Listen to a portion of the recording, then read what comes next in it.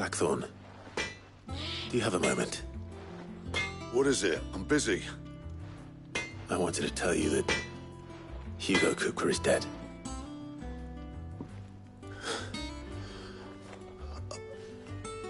I can't tell you how long I've been waiting to hear those words. This is it then.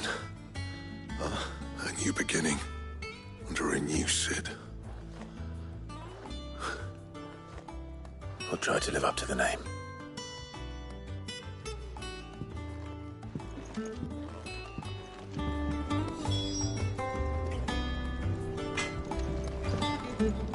What do you need? What do you want?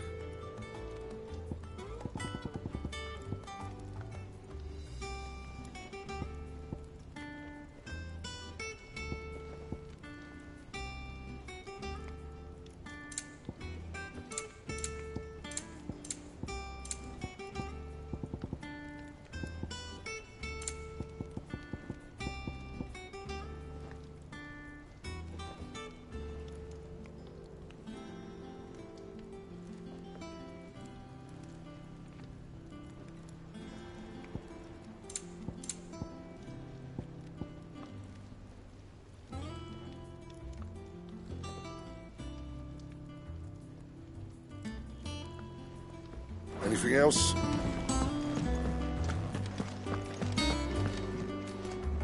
Well, someone looks pleased with himself. It's true what I'm hearing, then. Nothing escapes you, Lady Karen. It's true. Cooper is dead. No more looking over our shoulders, then. Good. I'm starting to get a crick in my neck. Don't let it go to your head, though. Well, don't just stand there, go.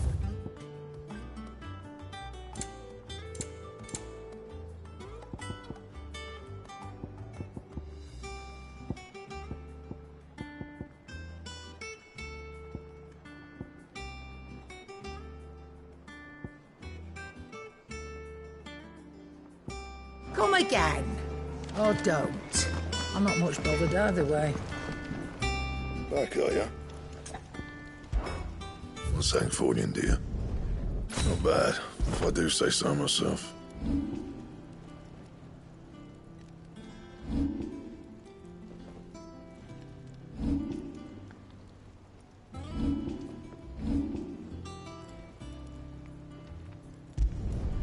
You can thank me later. That it? Fine.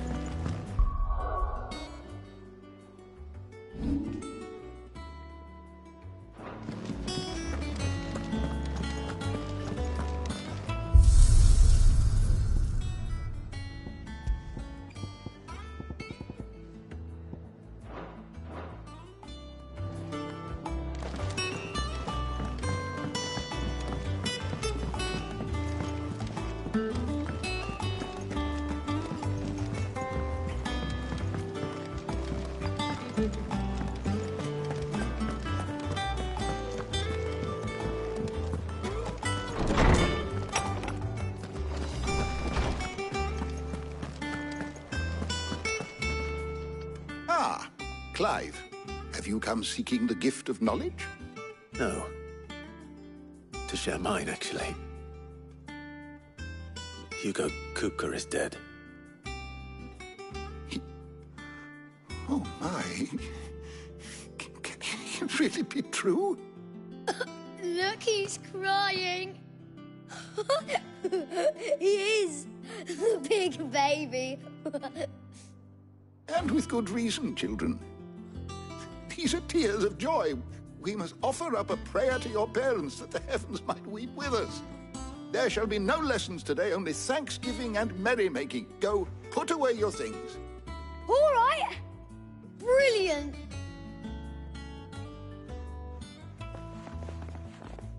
Finally, a new dawn has broken. It has. Thank you, Clive. I cannot wait to share the good news. Hippocrates. After Kuka fell, Ultima came to me. I need to know what he is. Have you learned anything? Alas, no. And not for want of trying. I have scoured nigh every historical tome in our collection and found nothing. Not even the sort of conspicuous absence that might suggest a concealment of fact. One is almost tempted to conclude that such a creature never existed. But I saw him. With my own eyes. I don't doubt that you did. Alas, it seems you are the only one who has. To others, he reveals naught. We see only that which he leaves in his wake, like some terrible force of nature beyond the ken of mortal man.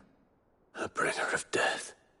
Whether the Ultima you met with was the being itself, or merely another projection of its power, I know not.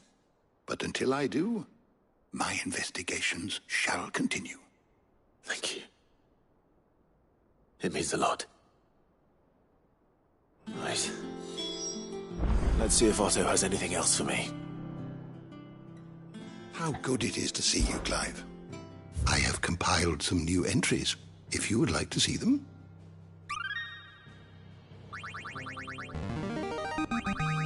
There is a rather fascinating excerpt I've been meaning to show you.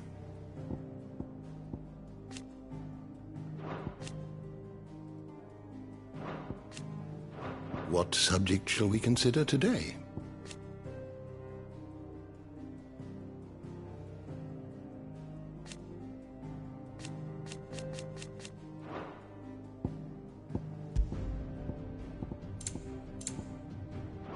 The door to the shelves shall ever be open.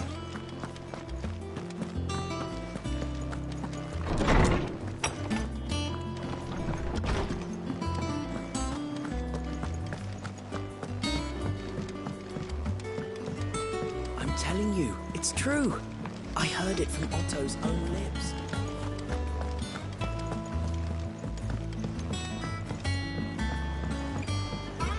We're seeing troops amassing at every border crossing.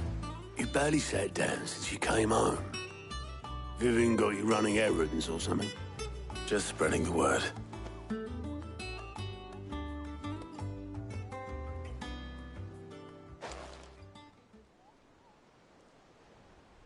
So, the Professor's got a soft side, has she? I'd never have guessed. No. She was right, though. Everyone was glad to hear the news. Ah, but you ain't told everyone. I can think of plenty of friends back at the old hideaway who'd sleep more peacefully for knowing. Not least of all Sid. You should tell him. You're right. I should. And I will. Well, when you do, be sure to take Mid with you. She's been going at it hammer and tong down in that workshop of hers, trying to do her father proud. I can't remember the last time she visited the old sod's grave. Very well. I'll suggest it.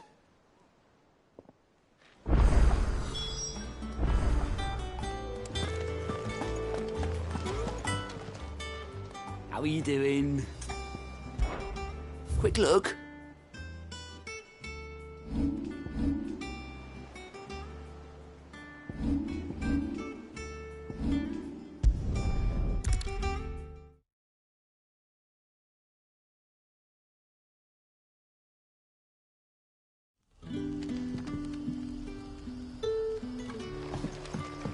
Good day to you.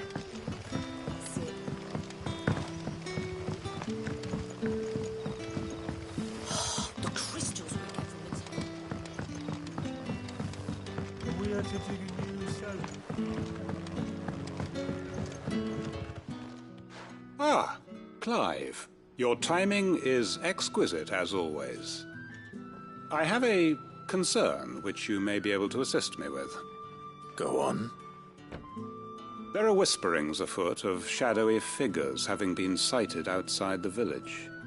Rustlings in the undergrowth, suspicious noises. My people fear that they are being watched. It may be no more than a surfeit of nerves, understandable in the current climate, or it may be the prelude to something altogether more dangerous. Given what I hope you'll forgive me calling your nose for trouble, I wondered if you might investigate. Of course. Excellent. You might begin by speaking with the good citizens of Lostwing. Listen to their tales, and make what you will of them. All right. I will.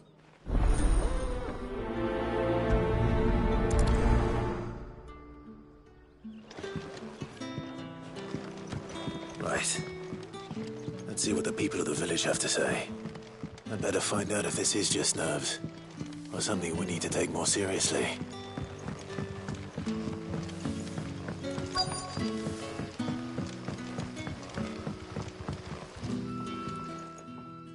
You all right, Sid? Something on your mind? There is, actually. Can I ask you something? Quentin tells me people have mentioned shadowy figures out in the woods. Have you noticed anything unusual? Oh, that. No, sorry, can't help you. I heard the rumours, mind, from the lads working over at the vineyard, but none of them has seen anything either. All right. Thanks anyway.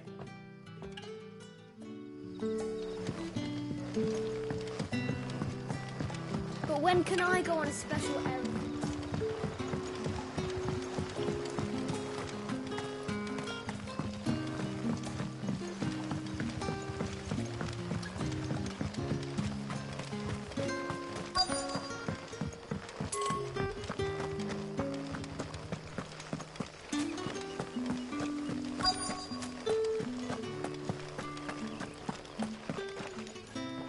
Do you have a moment? There's talk of suspicious figures in the woods. Have you seen anything out of the ordinary? No, but I've heard something. Sound of scraping metal, like someone sharpening a sword. Where was this? In Lorbert's Pass. Was out foraging for herbs when I heard it, screeching out from between the trees. Ran back here as quick as my legs would carry me, and I ain't been back since. I see. I'll look into it. Thank you.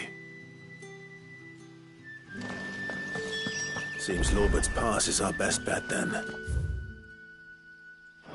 What do you say, Torgal? Shall we go and investigate?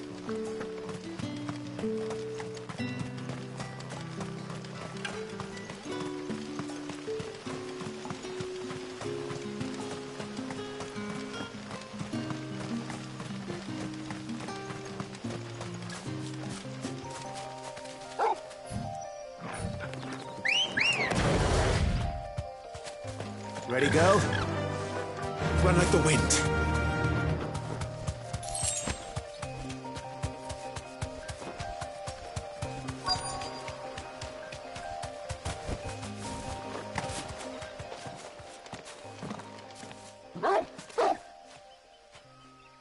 You there. Fuck! He's seen us. Get them before they escape. Black Shields. Here. What the hell are you doing here? What is it to you? Not that we give a damn. All that matters to us is that you don't leave here alive.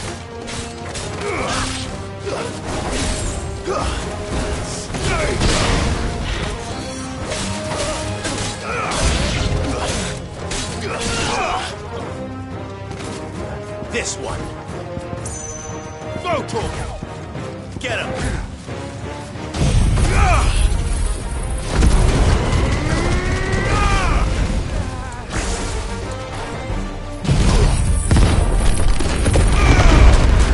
You're finished!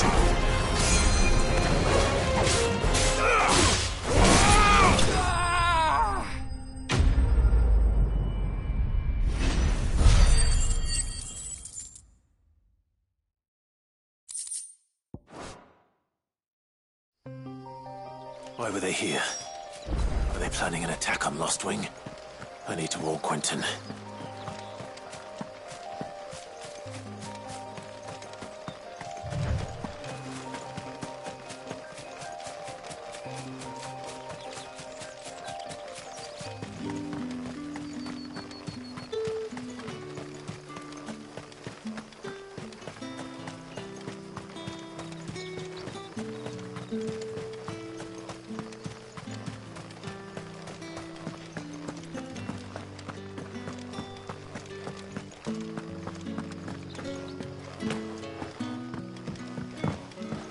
You're quite talented with that rod of yours. The crystals we get from the tailor will...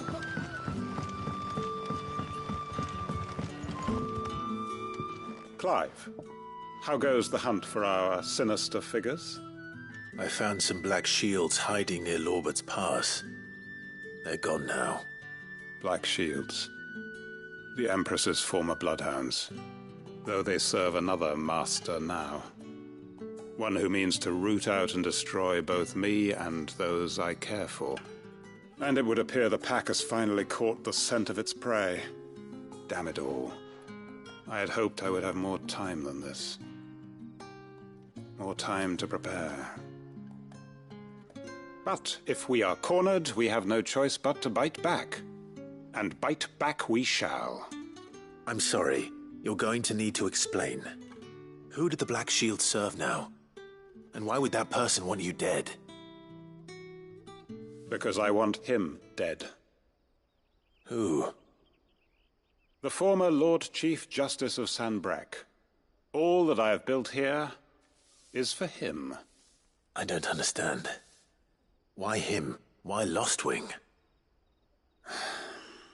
I suppose it is better that you know the truth.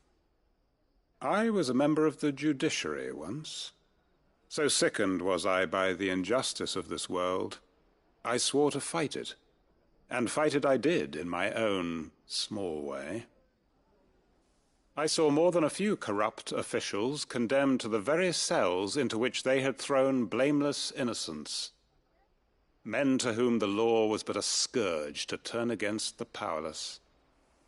And throughout, it was the Lord Chief Justice who backed me, who was my one true ally in the quest to see justice done. So what changed? I discovered that he hunted bearers for sport. I was a fool to think he shared my hatred of venality and vice. His support for me was no more than a facade, a means of ridding himself of his rivals, a mask to hide the rot beneath. I filed suit against him immediately. His response, however, was rather more visceral. He had my entire family slaughtered, and he faced no punishment whatsoever. I lost everything. My loved ones, my livelihood, my position, the faith I had once held that any modicum of justice might be achieved through the courts. So I set about enacting my own. I tracked down every soul who served him, and slit their throats myself. But the man himself proved an altogether more difficult target. With money and power come protection. And so I saw that I would need an army of my own. I came here to Lostwing and began recruiting like-minded individuals. And everyone here knows this is why you do what you do. Of course. They too have lost loved ones to the bearer hunts. Seen faultless friends sent to the gallows to spare the guilty. All under the watchful eye of the Lord Chief Justice. Our wounds are the same. And our cause is the same. We are comrades. And our revenge is already in motion.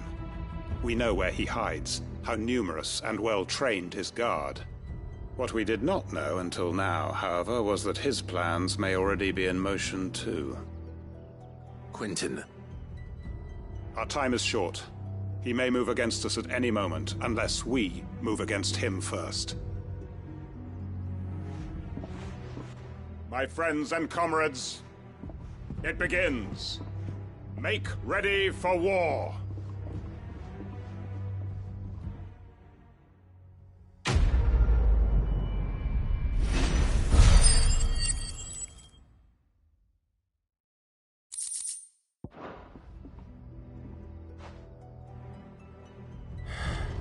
I'm not going to change his mind.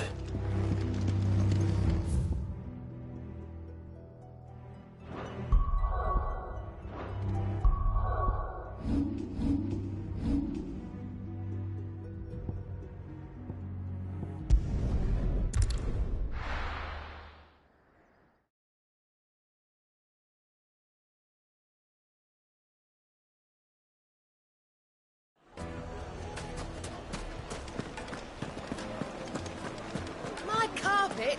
The most fragrant herbs and spices from the breadths of... Gone, just like that. And without so much as a by your leave. What's the matter? It's my apprentice. He up and vanished while my back was turned.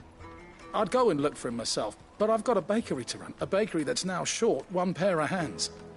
Loath though I am to rely on the kindness of strangers, I'm at a loss. Please, will you see if you can find him? I'll see what I can do. Do you know where he might have gone? I wouldn't be surprised if he was off somewhere mooning at Drake's Fang. He used to work there, you see. Poor fool left his heart in its hollow. All right. Then that's where I'll start.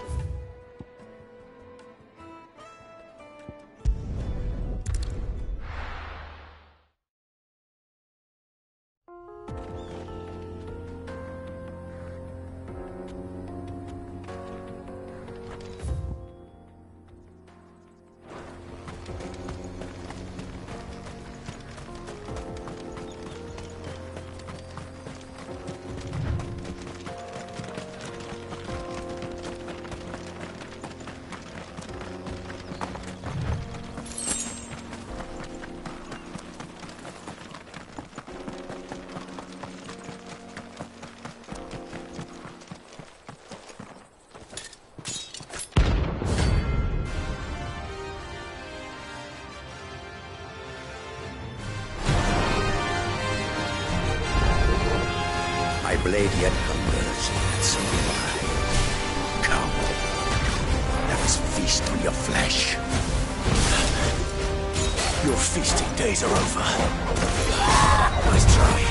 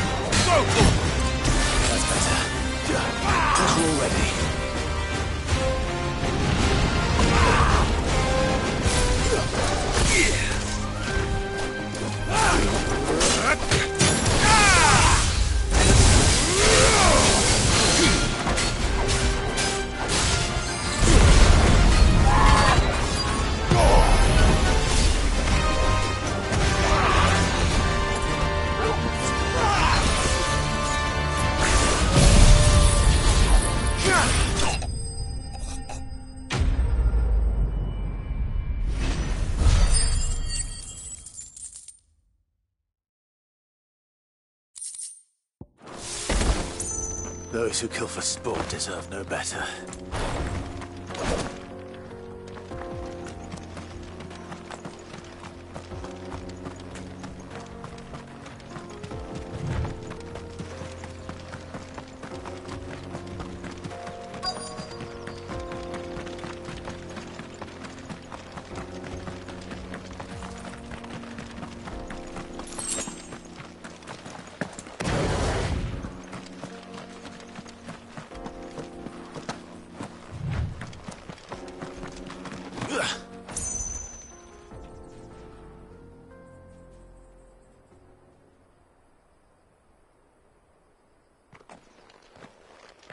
Excuse me. What do you want? The baker sent me to find you. I am a sorry, selfish sod, aren't I? Certainly not a baker. Master must rue the day he took me in.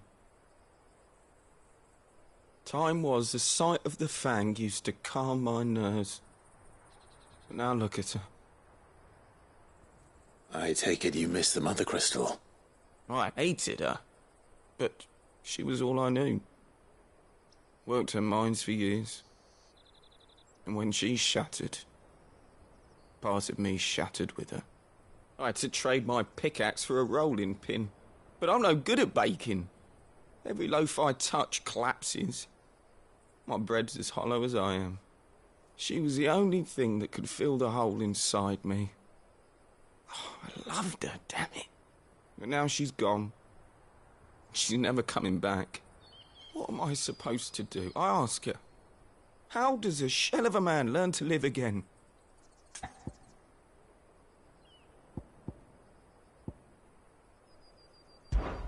Perhaps you could express yourself in your work. If you miss the Fang, maybe you could recapture it somehow. Recapture it? I'm a baker, not a...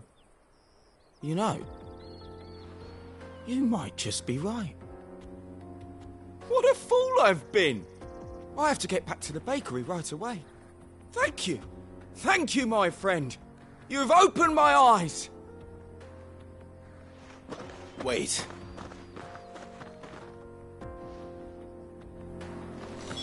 Suppose you won't be needing an escort then.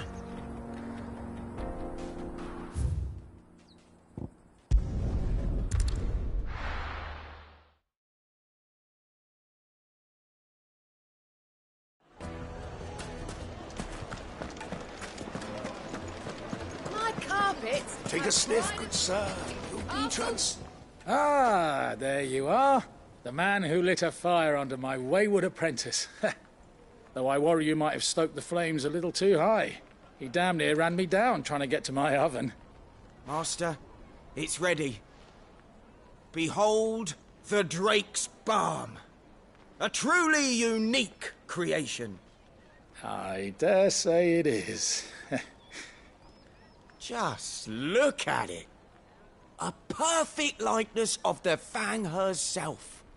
Her steepled peaks, her fulsome spurs, her inviting hollow. True, my loaves collapse more often than not, but what's the Fang without her crater? Why, no Fang at all. And look, inside. She's filled to bursting with a bounty of beautiful crystals. Salt crystals! Master, I have found my purpose. I must use my work here to preserve the memory of the Fang. Well, if it tastes half as unique as it looks, I'd certainly say you're onto something. Not only is my apprentice back, but he's finally pulling his weight. With any luck, I might even have a new delicacy on my hands. I don't know how you did it, but you have my thanks.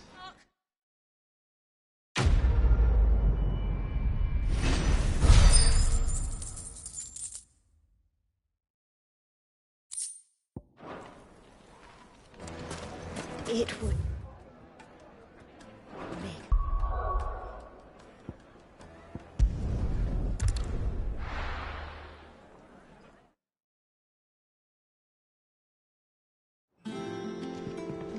I'm telling you, it's true.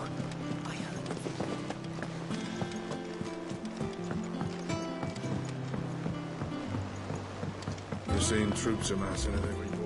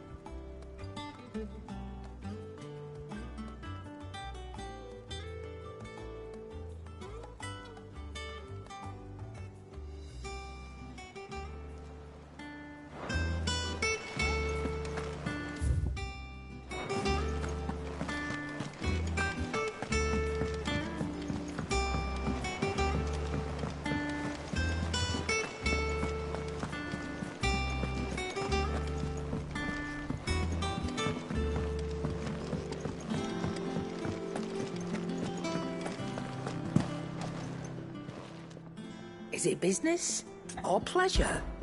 If you're gonna buy something, be quick about it. It'd better all be here. Come again. Or don't. I'm not much bothered.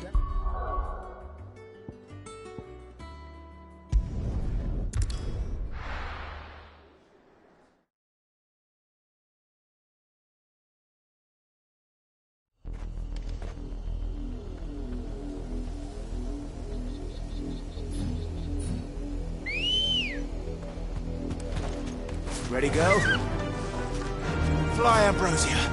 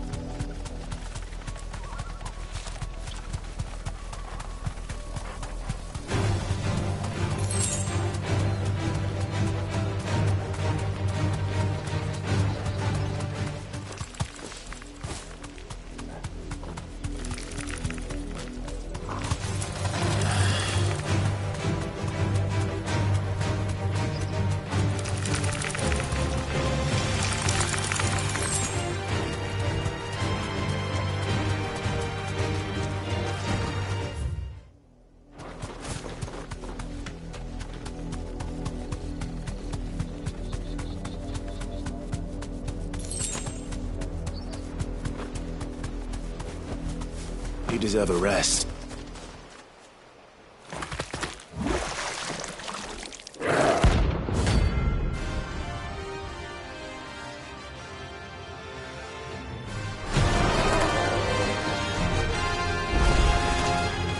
Take us unawares, did you?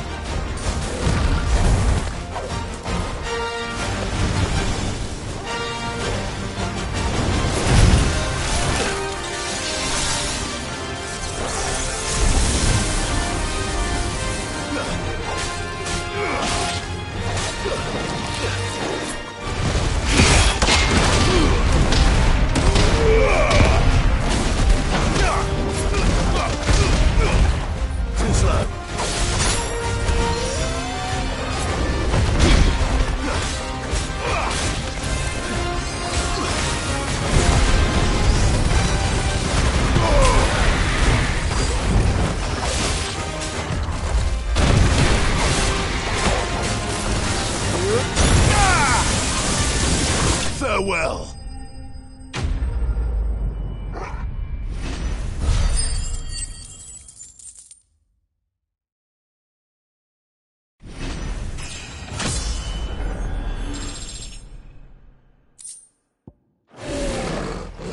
Well, it's dead now.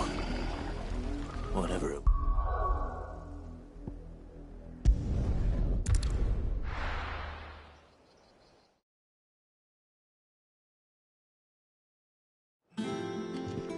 I'm telling you, it's true.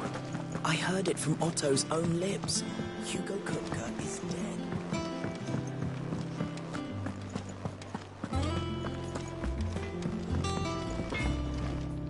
What do you need? Not saying fortune, do you? It'd last you a good while.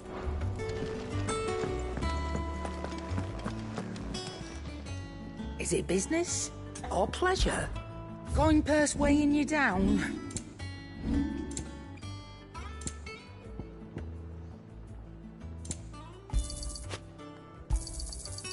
I reckon I can find a buyer.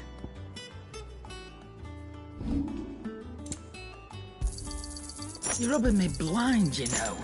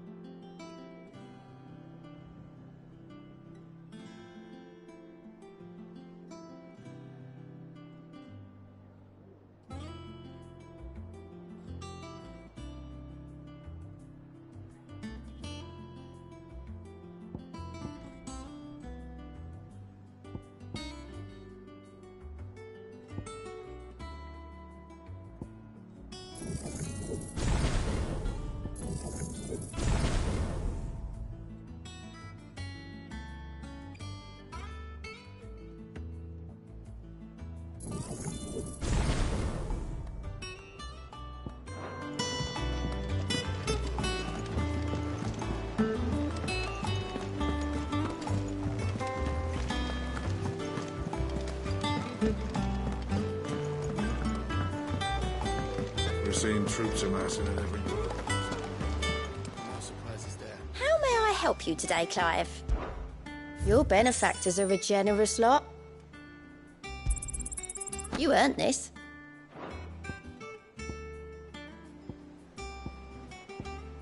Best of luck out there, Sid.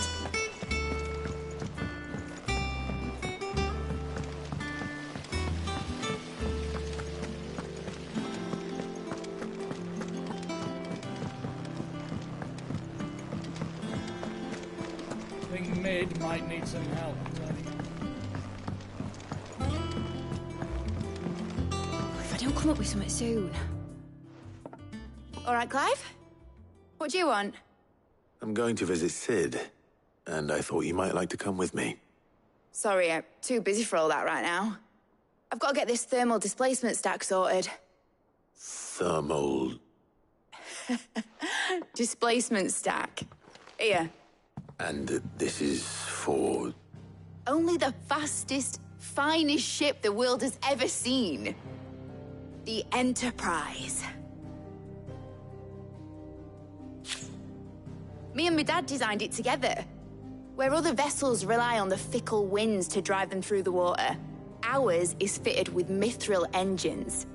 And those things have got more push than a behemoth in a bad mood, and more heat than all the hells put together. Which is where the stack comes in. I may have already talked some tight-lipped shipwrights into putting the hull together for me in a little dockyard in Canva. But the stack's a bit more involved, so I'm building it here. Thing is, it's so involved that I'm running behind and it's starting to hold things up over at the shipyard. I'll come and see my dad, though, when I'm done. Whenever that is. Is there anything I can do to help? Good old Clive. I were hoping you'd say that. First things first, I need some parts making. The stack will be made up of 3 major components. There's the plating, here, that channels hot vapours away from the engine. The helm over the top, that disperses all that heat into the air. And the shielding around the sides. That stops the rest of the ship from going up in flames. A full suit of armor, then. Probably best to take it one piece at a time. Then you'll need to start with the plating. Everything else fits onto it. I've got the designs and the list of materials here. Show these to Blackthorn. He'll know what to do. I can't make head nor tail of them. Luckily, you don't need to.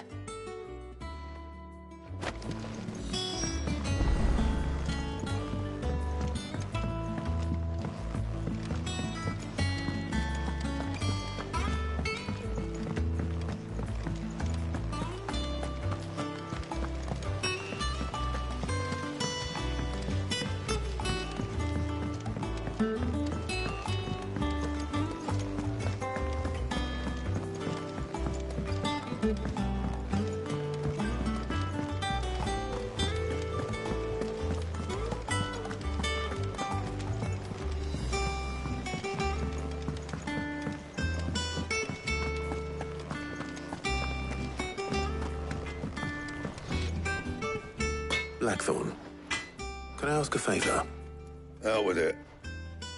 It's for Mid.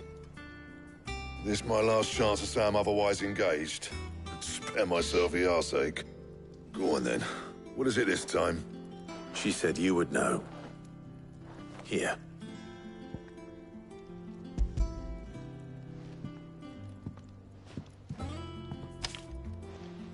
Krieger's teats. Well, I don't know what the hell you'd want this for, but I can make it. Won't be easy, though. And I'll need help. Get Gavin-Otto in here, will you? All right.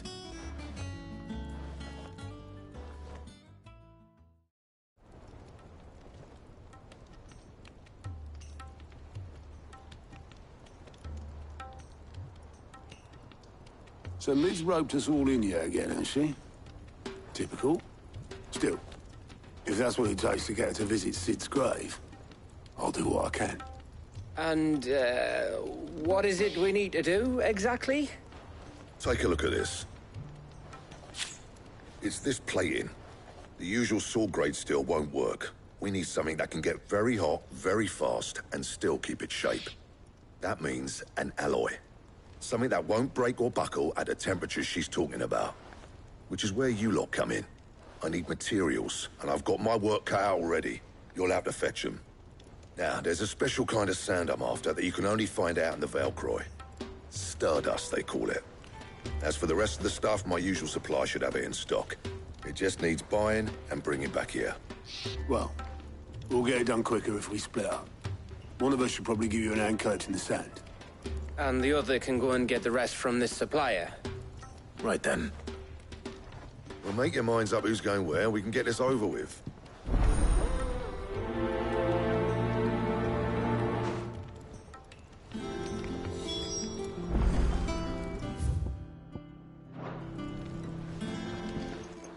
You going after the Stardust then, are you?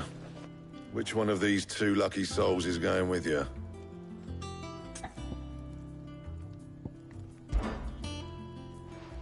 Gav, you're with me.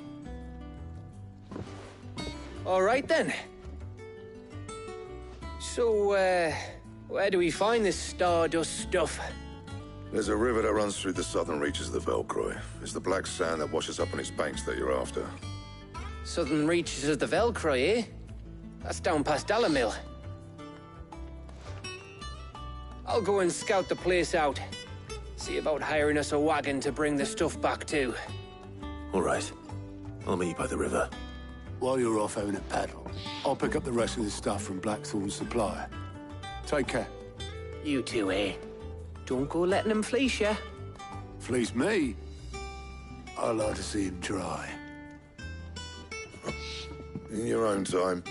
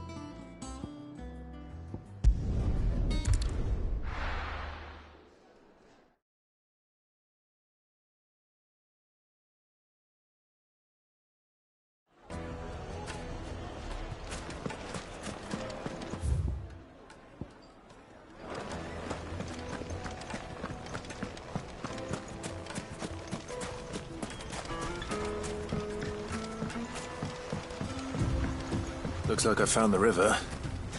Now where's Gav?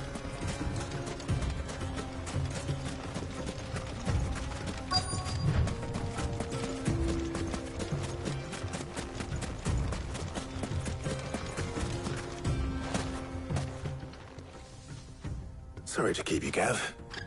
Better late than never. I've had a quick scout about, and I reckon round here's our best bet if we want to grab as much of this Stardust stuff as we can.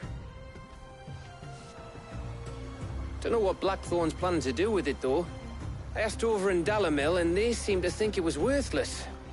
But if Stardust is what Blackthorn wants, Stardust is what he'll get. There's plenty of the stuff lying about, just begging to be bagged. Then let's get bagging, shall we? We shall. Race ya.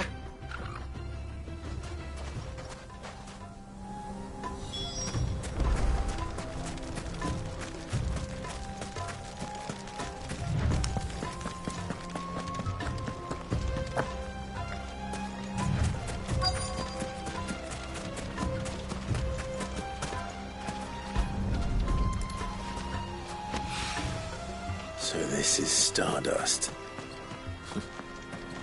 It just looks like black sand to me.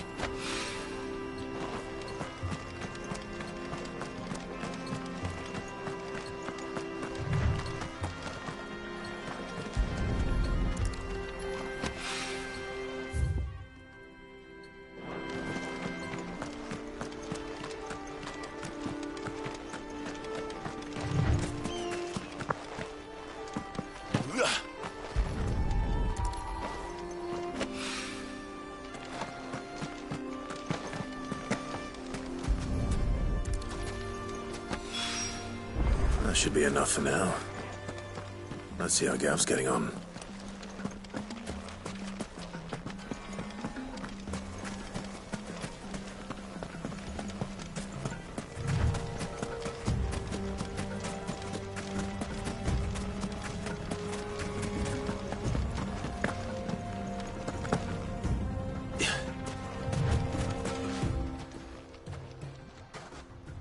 You finished? How much did you get? Enough. I hope.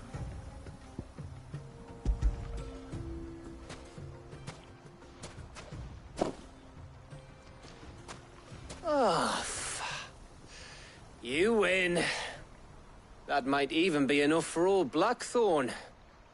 Hey, before we go, do you mind if we have a chat?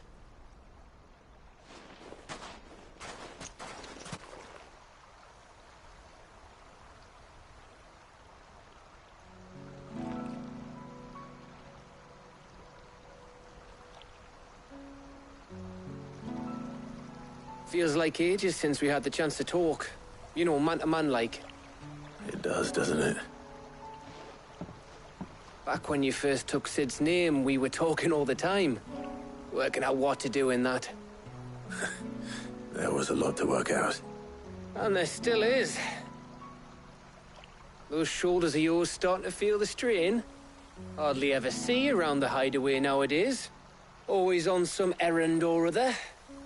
You can take a day off, you know. Says the man who spends most of his time behind enemy lines. Only 'cause you keep sending me there. I know I can count on you, Gav. Likewise.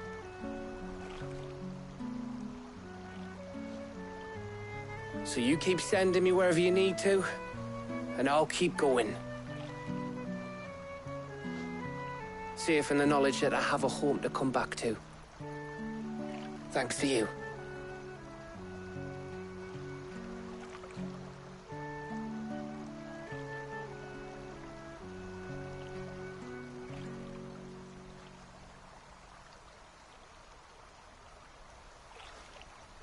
Right. That's enough soppy shite for one day. We'd better get this lot back to Blackthorn before he slings his hammer at someone. You go on ahead. And try to get some rest once you're there. Oh, I plan to. Believe you me. After Blackthorn gets what he needs, of course.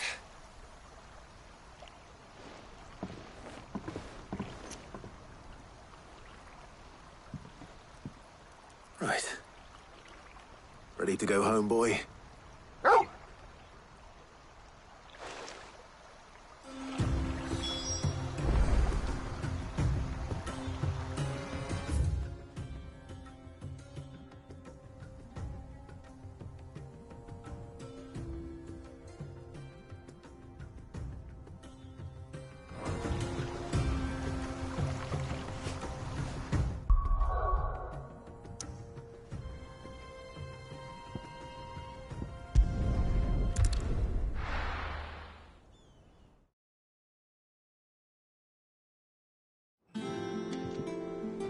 Let's hope this is all Blackthorn needs.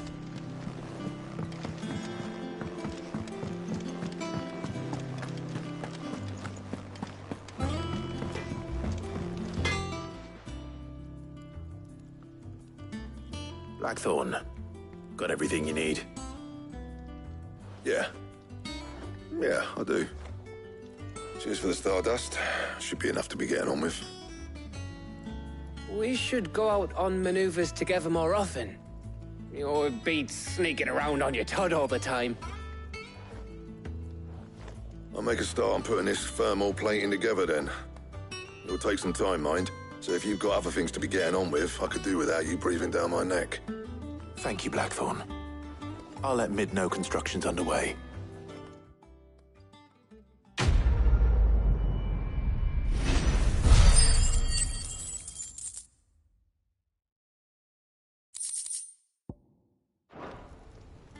Suppose we'd better be getting back to work too.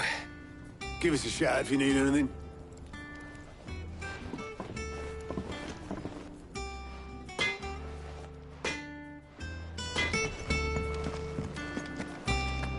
He cracked the crystal too. Joking. It's no joke.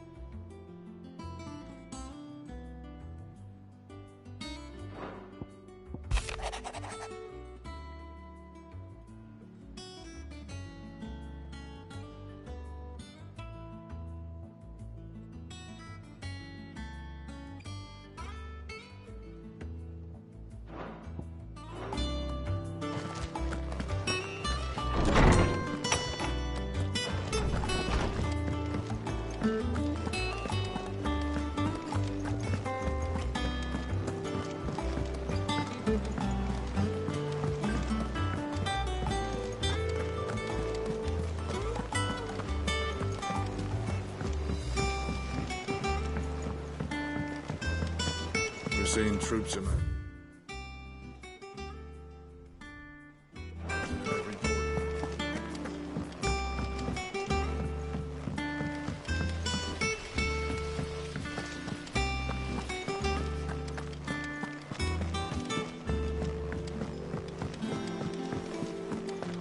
I think Mid might need some help tidying up.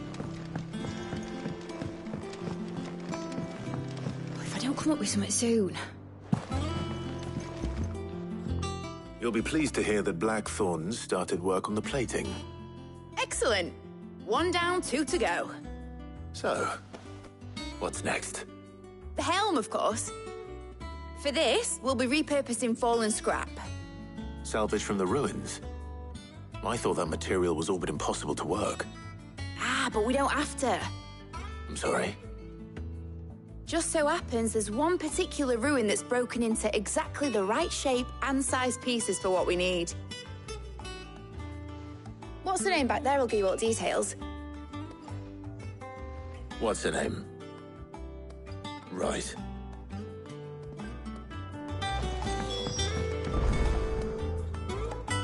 Oh, Sid, is this about the helm? Yes. Mid said I should speak with you. I'll show you the plans then. Here you see the mithril engine, in which mithril is burned to generate heat. That heat is then harnessed to produce motive force. Excess heat is dealt with by means of the thermal displacement stack, which disperses it into the surrounding air. Now, were we to rely on thermal plating alone to achieve this effect, the rate of excess heat buildup would far exceed the displacement coefficient of the plating. In other words, the reactor would overheat and eventually explode. This is where the helm comes in. It connects to the plating, you see, and serves as a sort of thermal sink to absorb all that excess energy. Our experiments have shown that fallen ceramics are remarkably thermophilic. They can withstand and absorb levels of heat far above anything we are able to make today. And not only that, they're also waterproof and immune to rust, making them the perfect material for our protective hood. Why, if sea or rainwater were to enter the reactor proper, it would vaporize instantly. The forces produced would tear the ship from stern to... You can stop there. I understand. Mid said we might be able to use parts of a fallen ruin. Where would I find it? Ah, yes. It's in Lorbert's Pass, near Lostwing. The thing is, well, I probably should have arranged to have the pieces we need brought here sooner. You see, a certain unwanted visitor has taken up residence there. It's no longer a matter of just walking in and taking them. It's, going to be considerably more dangerous than that. I see. Then I suppose I'd better deal with this unwanted visitor for you. Would that help? Oh, very much. Thank you, Sid. I'll gather my team and head there right away. We'll meet you outside the ruins.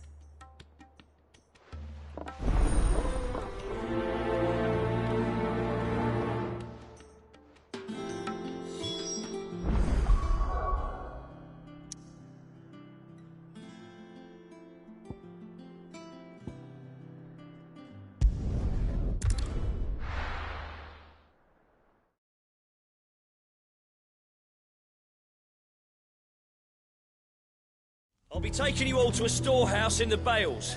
Leave anything you don't need behind.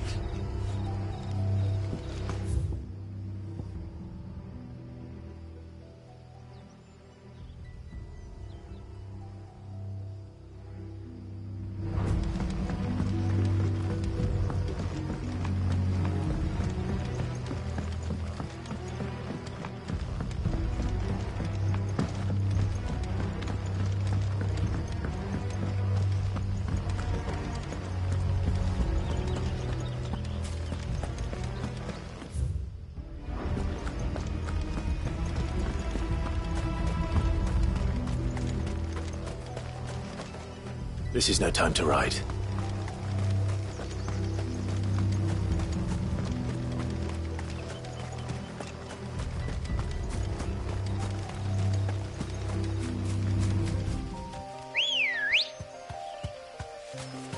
Come on.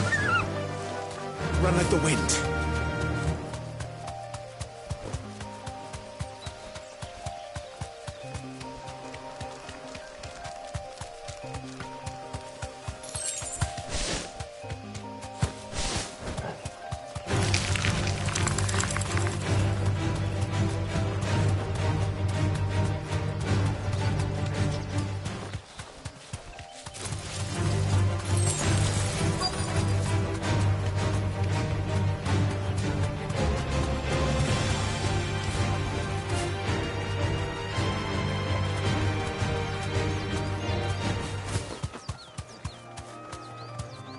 You deserve a rest.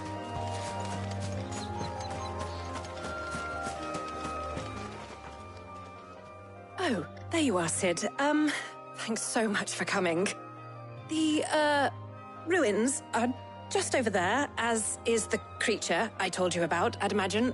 Would you mind? Of course. I'll be right back.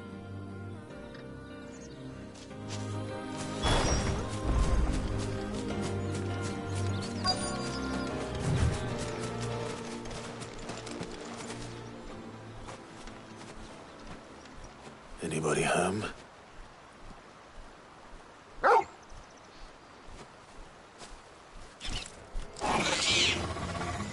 This must be our unwanted visitor. Time to go.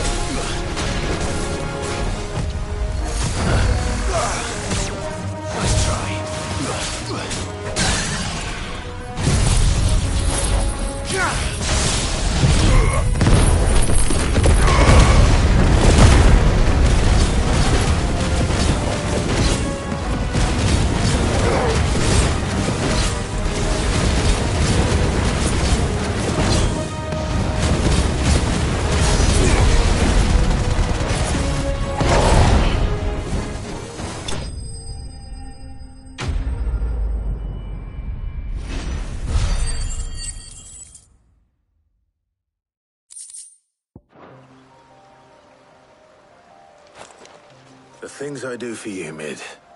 Sid! Oh, thank goodness you're safe. You shouldn't have any trouble now.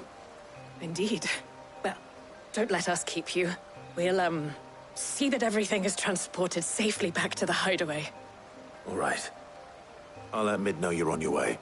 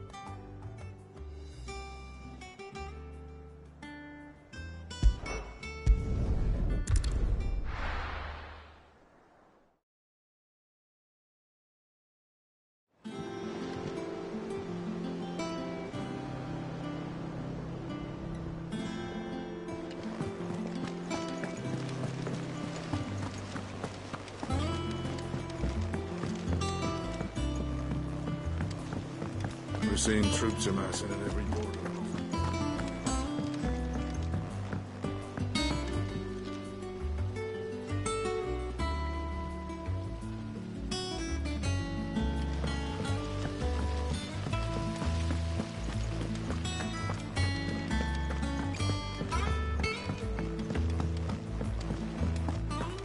I think Mid might need some help.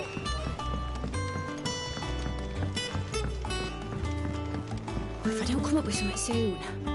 Mid. Helena has recovered the material for the helm. She'll be along shortly. Excellent. Another job well done. And just one remaining. Right. Right, the shielding. This one's a bit of a bugger. How so? The plating's enough to stop the engines going pop, but those things will still be spitting out enough fire to set the rest of the ship ablaze. Which is why you need proper shielding. A prism for the dragon's breath that's blazing away inside. I thought a triple thick layer of tempered steel might do it. Or more of the stuff that the Fallen use, but they'd both be too heavy. The helm and the plating are bulky enough as it is. Add any more weight and the whole ship would be at the bottom of the briny before we'd even started. I need something light. But I've racked my brains and I just can't think what would do it. Well, if I were in need of obscure knowledge, I know whose counsel I would seek. Harpocrates. Tomes? Yeah, well, I'd thought of that, obviously. I've got all the details written down here. Can you take this to him, see what he makes of it? Right away.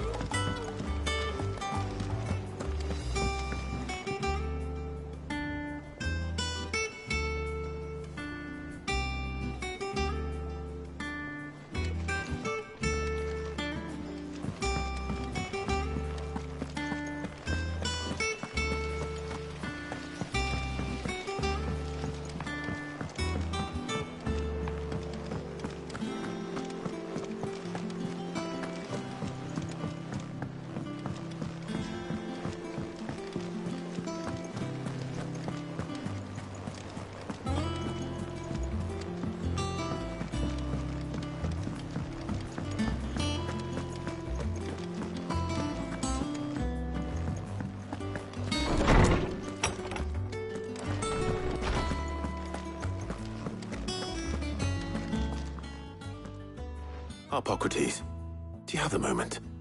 For you, Clive, always. Well, actually, it's for mid this time. Could you take a look at this?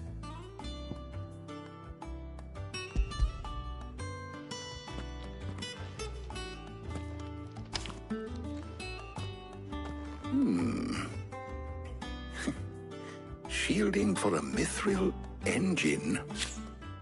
Whatever will that girl think of next? And what are these notes around the edges? She has some specific requirements for the materials. The shielding needs to be able to resist extreme heat on the inside, and yet remain cool enough on the outside not to set the ship alight, while also being light enough not to sink it. As you can imagine, she's struggling to find anything that meets her needs. I see. I wondered if you might know of a solution, or if you might be able to search the records for one. Perhaps it is not a different material she requires, but a different approach. What do you mean? Consider the lake we have made our home. Its blighted waters eat away far more quickly than fresh water or even brine, at timber and steel alike. And yet, we have made a home here from those very materials nonetheless. We have. But Bardolph must varnish every board twice over to keep it from rotting. And Obelus complains that without a constant supply of pitch. I see. Early Gregorian histories speak of a preparation known as moon dew. It is said to be able to resist even the most ferocious flames. Before the dragoons tamed the worms and wyverns of the realm, nobles would daub their castle walls with it in order to guard against dragonfire. So if we could recreate it... It might be applied to some material or other in order to provide the protection Mid requires. As to how best to apply it and to what material, perhaps Bardolph and Obelus might be of assistance. I shall speak to them and see what wisdom they might have to offer. If you would be so kind as to procure the necessary ingredients, I shall discuss the specifics of how it might be most effectively put to use with our two friends. The knowledge of the past may yet prove useful to we of the modern era. Thank you, Hippocrates. And since you're asking others to help you, perhaps I should too.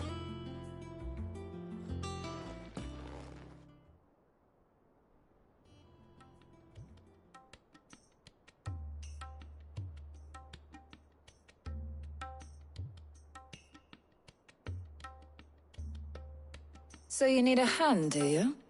We do. I'll be heading to market for the ingredients we need. I could do with some help. And some company, too. The other can assist me in researching how best to prepare the shielding itself. Can we count on your aid? Always. Well, if Jill's game. Thank you. I am sure either of these fine young minds would prove indispensable in my research. I leave the decision as to who will go with whom in your capable hands, Clive.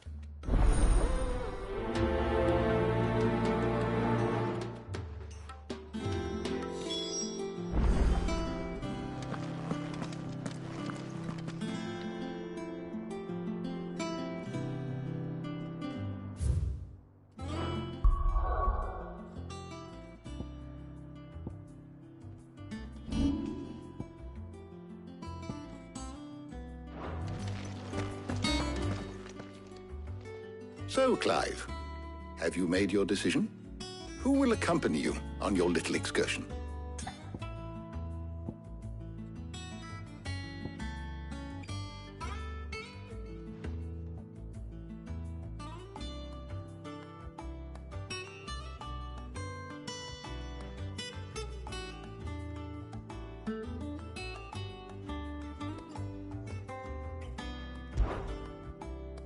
Very well. So then, what do we need to find? I have taken the liberty of preparing a list. Here. White chocobo eggs? Pepio nuts? Are you sure this list is right? Everything on here seems very edible. I would have thought the ingredients would be a little more exotic. Though these items may seem mundane, they have potent effects that are rarely exploited. effects for which they were once highly prized. So much so, in fact, that they were harvested almost to extinction, hence moon dews having fallen from favor. Now, of course, they can be obtained with ease. You should be able to find everything you need at the market in Northreach. Is that so? I've been meaning to visit Northreach anyway. I'll set out now. Join me there when you're ready. I will. Until then. You two enjoy yourselves. You too, Talia.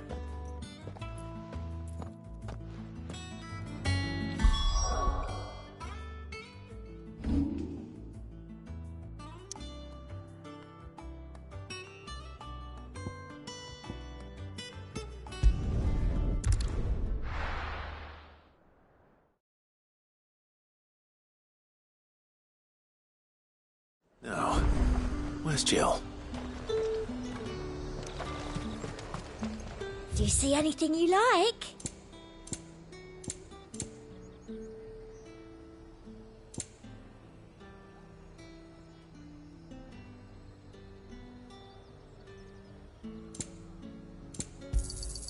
An excellent choice. I'll be here if you need me. There's talk at the glass gate. All anyone ever wants anymore. Come! You'll not find a... Are those Pepio nuts? I can never tell. How goes the hunt for ingredients? I've only just started. I'm sure everything we need is somewhere amongst all these stalls, though. Why don't we split up and see? We'll take a couple of ingredients each. All right. What am I looking for? How about you look for the Pepio nuts and some garlic? I'll find the other things we need. We can meet by the gate when we're finished.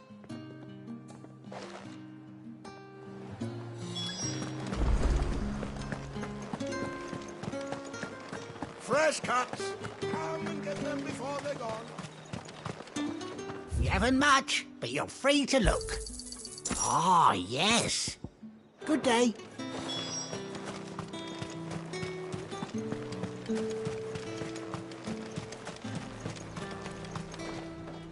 What do you want? If that's what you want.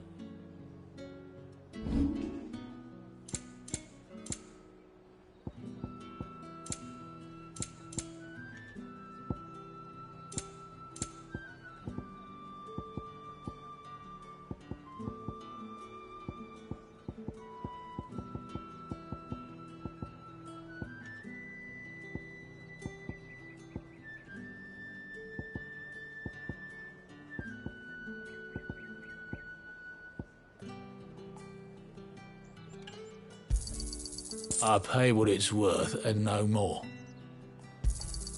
You're lucky to get that much.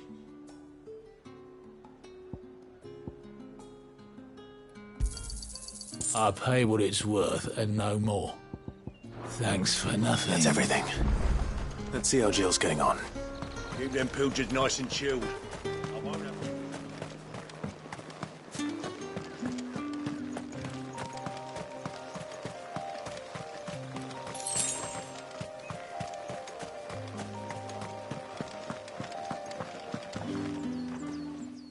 Did you find everything? I did. Here.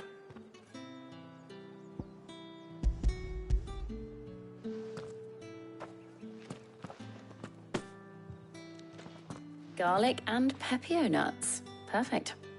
Now all that remains is for Harpocrates to somehow turn all this into what Mid needs to keep her engine cool.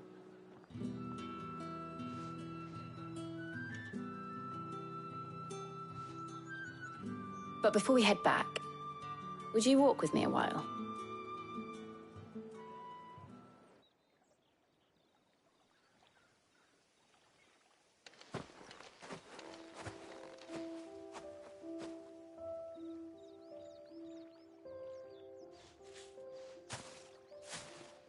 Thank you for asking me to help you today. It makes a nice change. It does. It's good to get away from all the battle and bloodshed for once. Just being here reminds me of when we were children. Do you remember? Walking down Market Street in Rosalith, taking in the sights and smells. How could I forget? What with Torgal's antics. Remember how his nose would prick up at the scent of sausages? He'd go racing away and we'd have to go running after him. We wouldn't catch you now, would we, boy? Was there anything you wanted to buy for yourself while we're here? There was, yes. Well, sort of.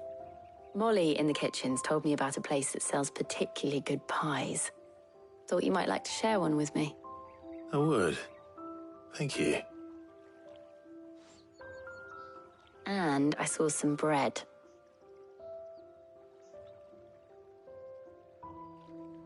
Big white cobs like the baker back in Rosalith used to make. What do you think? I thought we might get some soup to dip it in. But then I tried a slice of the butcher's dry-cured ham and it was just... oh! You all right? Sorry. It's just... you're right. I really do feel like a child again being here with you.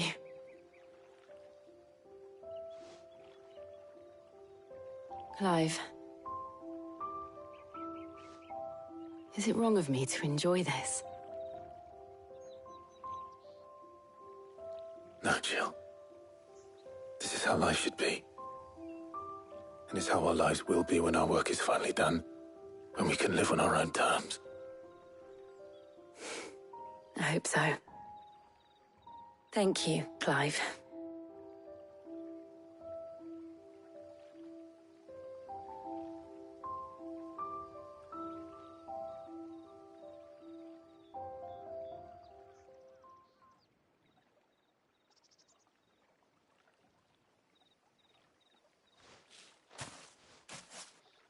Well, I suppose we better be getting back.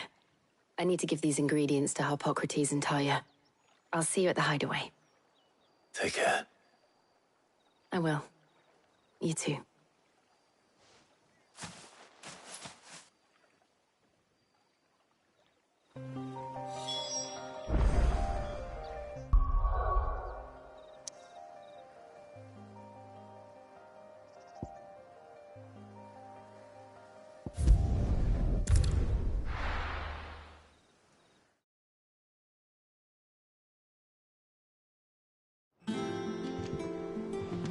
I wonder how Harpocrates is getting on with the moon dew.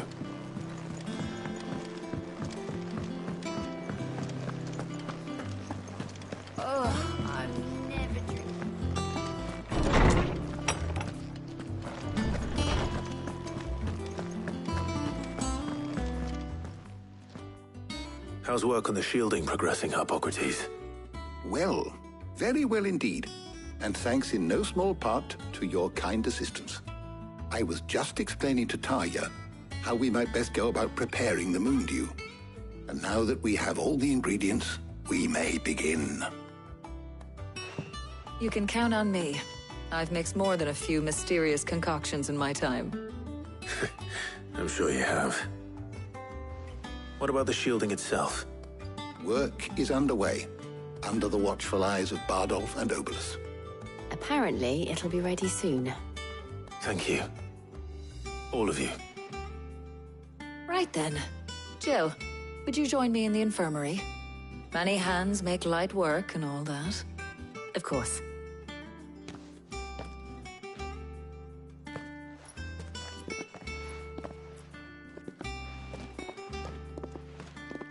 Oh, and Clive, thank you.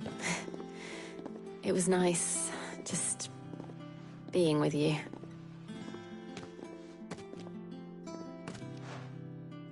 It appears our work here is almost at an end. A shame. I was enjoying playing the man of action for once. When both the shielding and the moon dew are ready, it will merely be a matter of applying the one to the other. Followed by a rigorous process of testing and retesting, of course. Perhaps someone ought to warn young Mid of that. Leave it to me. Thank you, Harpocrates.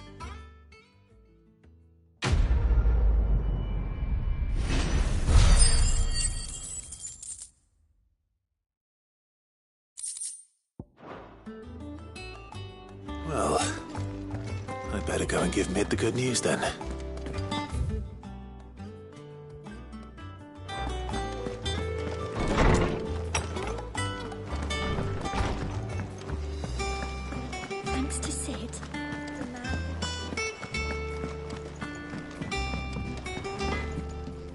What do you need? So, what'll it be? That it? Fine. I went up to give some greens to the chopper.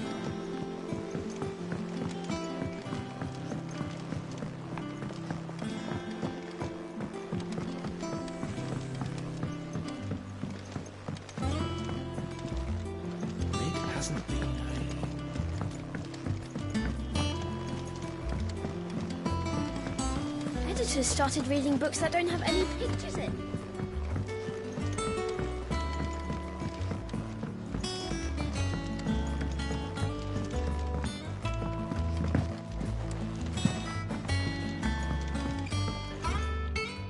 Sorry to keep you waiting, Mid.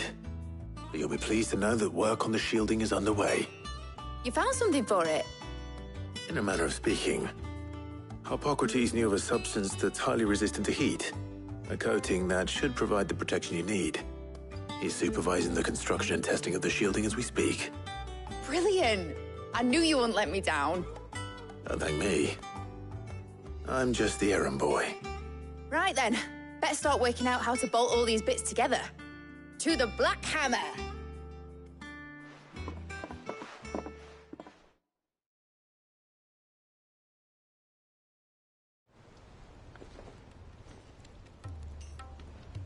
You know, when I got into the smithing game, I thought I'd be making swords and shields, not thermal bleeding didgeridoo-dahs. Displacement stacks. Same difference. Whatever you call it, I ain't putting it together in here. It's cramped enough as it is. Let's take this outside. Mid, you get all the parts lined up on the deck. I'll take care of the rest. On my way! Oh, and bring me the biggest hammer you can find. This is gonna require some precision walloping.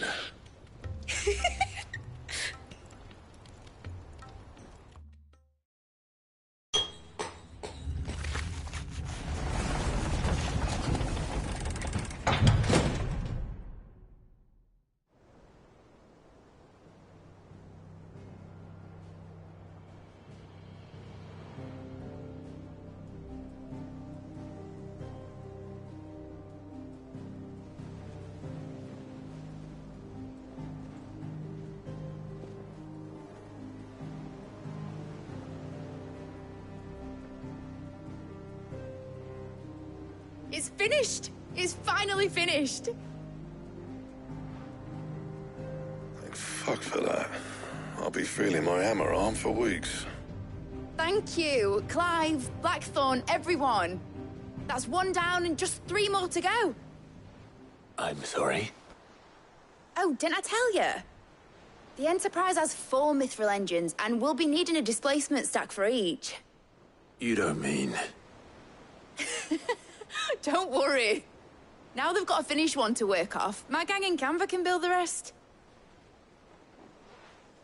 Good luck to them, I say. Right, I'm off to get a sling for this elbow. Any other work comes in, keep it to yourselves, eh?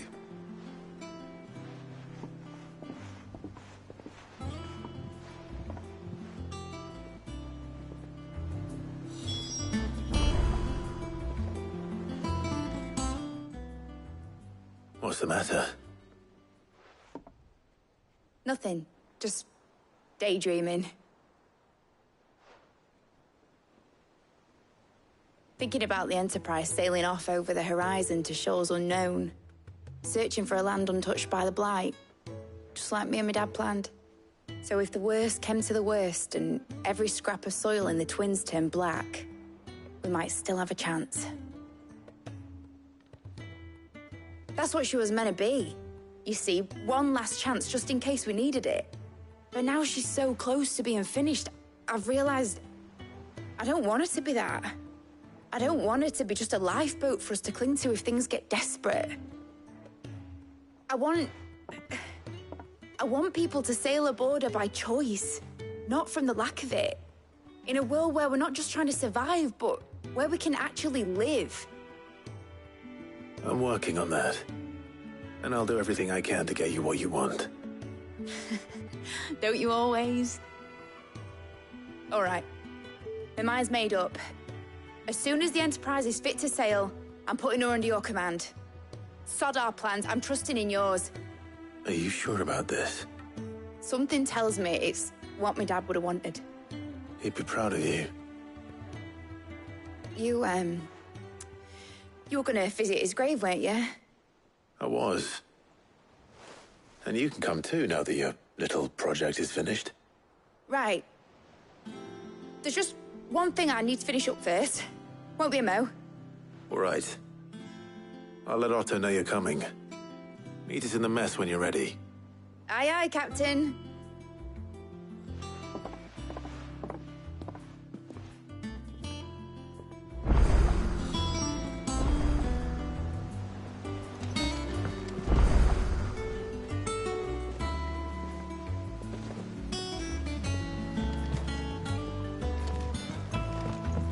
Mid told me she was building a ship.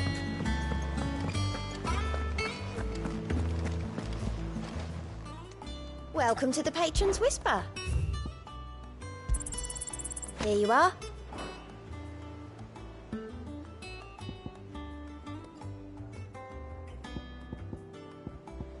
Best of luck out there, Sid.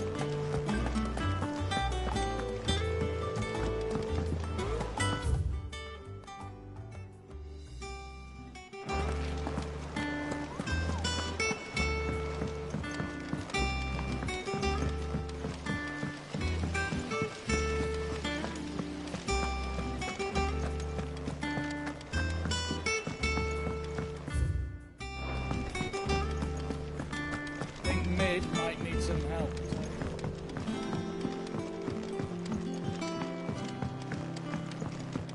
Well. Here, Sid. Reckon you might be just the man to help me out of a bit of bother, if you've a mind to. Let's hear it. Well, it's about this alembic the Chief's got me making. Lovely bit of kit it is.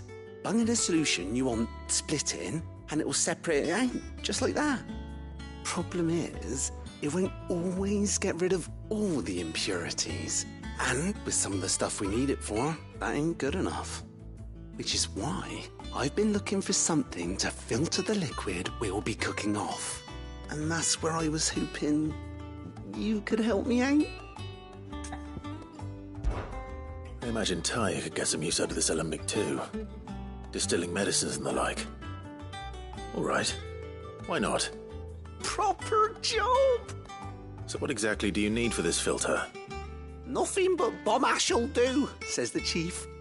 Gave me a sample she'd obtained from the university stores. Couldn't believe my eyes. You pour the blackest blight water through it, and it comes out clear as a mountain stream. So, I did a bit of reading about where I might be able to get hold of some. And do you know what I found out? It's only the blimmin' bones of a bomb king. They leave them behind when they die, see? I take it that's where I come in. If you wouldn't mind. I saw a billet on the hunt board for one just the other day. Would have gone myself, but, well, fighting dirty great balls of flame isn't exactly my forte. You, on the other hand... All right. I'll see what I can do. Thank you kindly. And a good hunting, eh?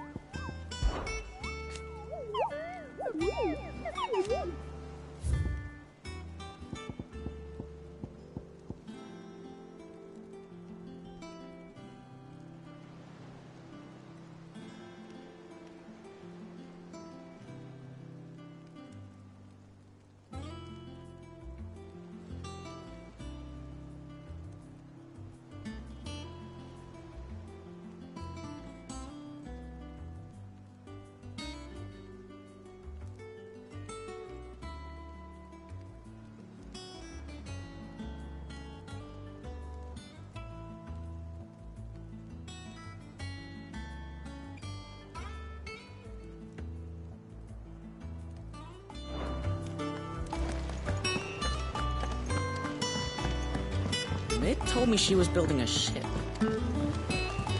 Is that the thing Toes helped?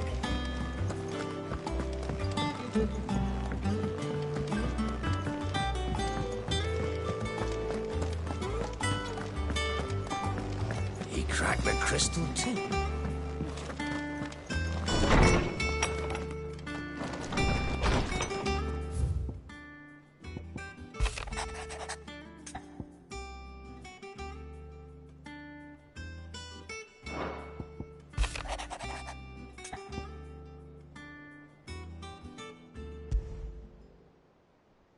What could be wrong with Torgor? He seemed well enough when I last saw him.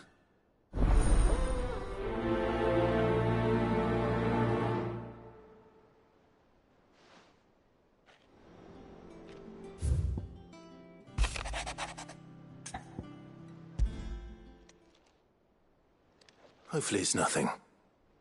But I should speak to Blackthorn just in case.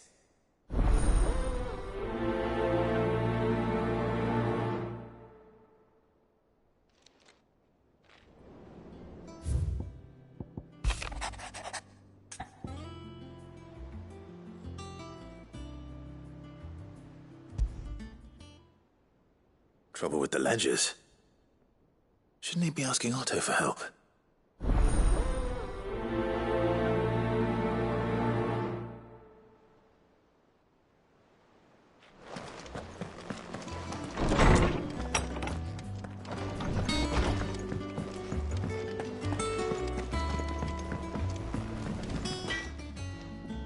Blackthorn, do you have a moment? Not really, no. This won't take long. I just wanted to ask how you're getting on. August was worried about you, and you might still be doubting your craft, even after learning the trick of that cuirass. Is there something else weighing on your mind? Perhaps sharing your thoughts might help. That bastard's like a dog with a bone. Still, you've got a keen eye, I'll give him that. He's just, well, Karen showed me something. Something I've never seen before. And that was? A sword.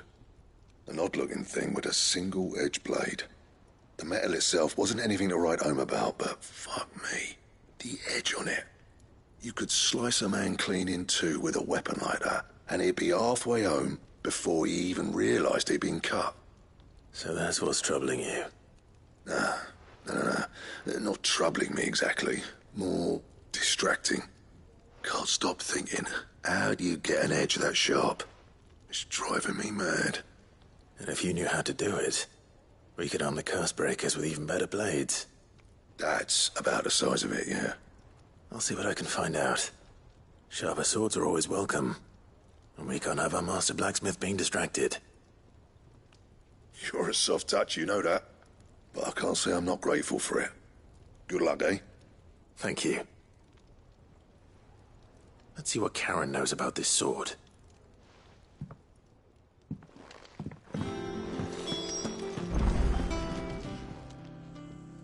I got your note. You think something's wrong with Torgor? So you can read. Congratulations. But I didn't say how we're wrong with him. I said something weren't right. He's not been eating me treats. He used to love cracking the bones from Molly's boiled brown, but now he won't so much as look at them.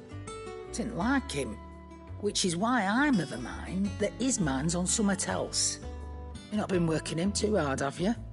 No harder than usual. Is that it, boy? Do you need a rest? What was it you said he was? A frost wolf? That's what the lawsman seems to think. Then maybe this all has something to do with whatever it is that's woken inside him. I suppose things have been different since Rosalith. Perhaps Hippocrates knows something. Instead of everything, you mean? Perhaps. You're looking well, Karen. What do you want? Out with it. I want to know about the sword you showed Blackthorn. Single-edged and extremely sharp. Running around after him again, are you? I suppose I am, yes. but I need to help him find out how to work an edge like that. It's driving him to distraction. Little wonder, I suppose. There's not many like that make it as far as the twins, and those that do go straight into private collections. Which made it nice and easy finding a buyer. Can you tell me who bought it? Where is it now? You think I tell people who my clients are? Suppose you're not likely to go nicking him off me, are you now? Fine. If you stop mooning at me like that. Lord Ignac's the man you want. Dalmekian bloke. Collects weapons and the like. And he's got more money than sense, which is why he's one of my favourite clients. Reckon he'll still be at the inn in Dalamil, where I left him. Thank you, Karen. Oh, and he's a touch eccentric, if you take my meaning. I appreciate the warning.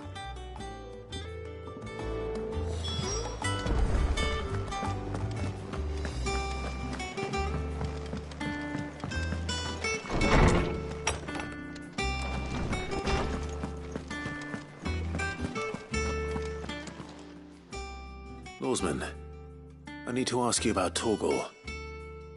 Something's not right with him. He isn't ill, is he? I don't think so. But according to Lady Karen, he seems to have lost his appetite, which is certainly a new development. She says he's hardly been touching his bones of late, and she believes it may have something to do with what happened at Rosalith Castle. I rather think she might be right, though not about his appetite. All canids are instinctively inclined to crack open bones for the rich marrow that resides within, and I see no reason why a frostwolf should be any different. Accordingly, I suspect it is not a lack of appetite that afflicts Torgal, but a surfeit of it. If we assume that his newfound magics require additional nourishment to sustain, it may well be that the bones Lady Karen is accustomed to providing are no longer sufficient.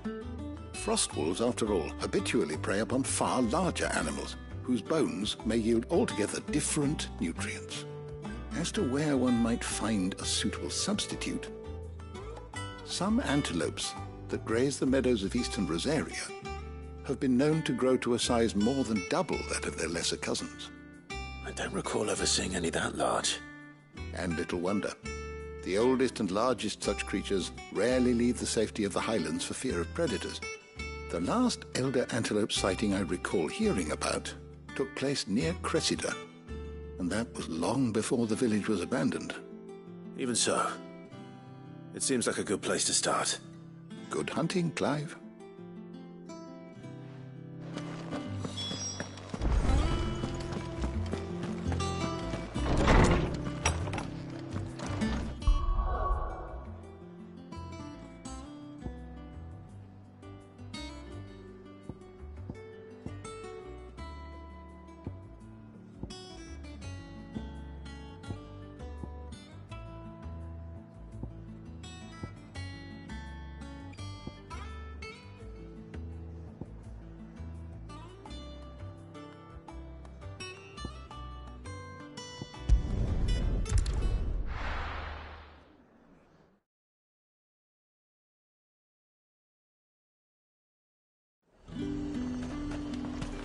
Liz. At the glass gate. How the hell is anyone supposed to...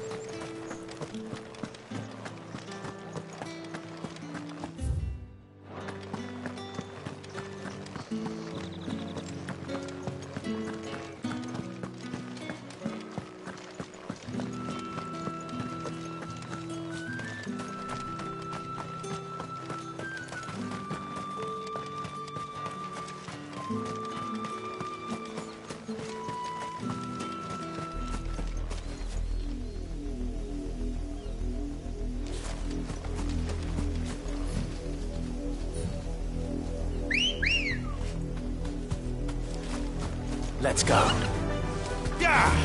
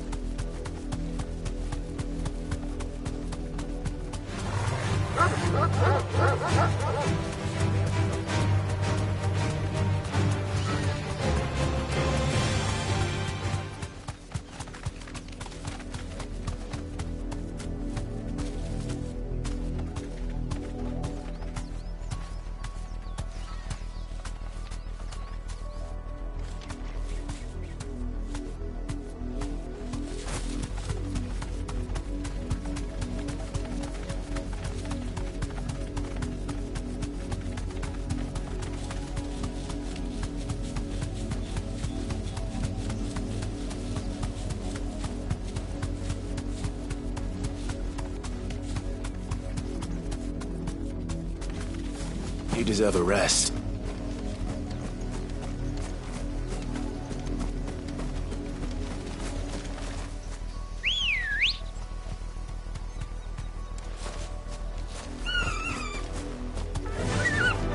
Fly, Ambrosia. Time to fight.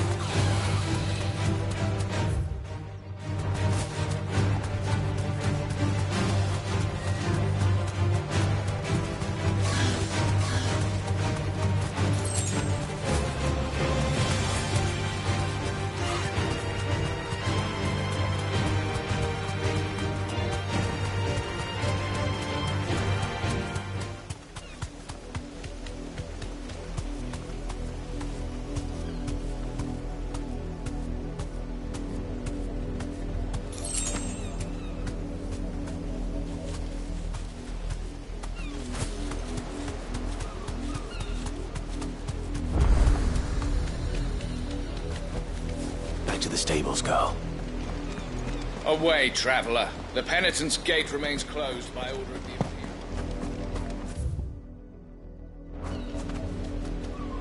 Imperial. Come on.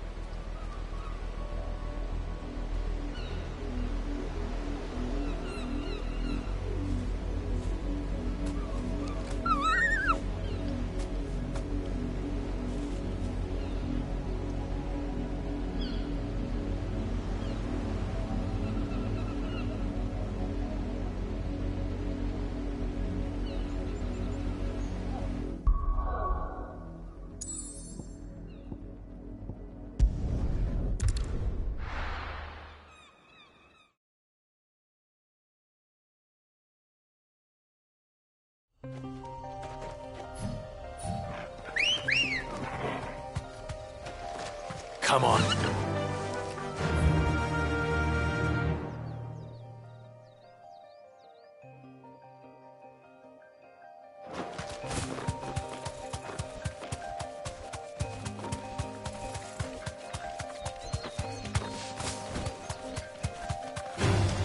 Time to fight.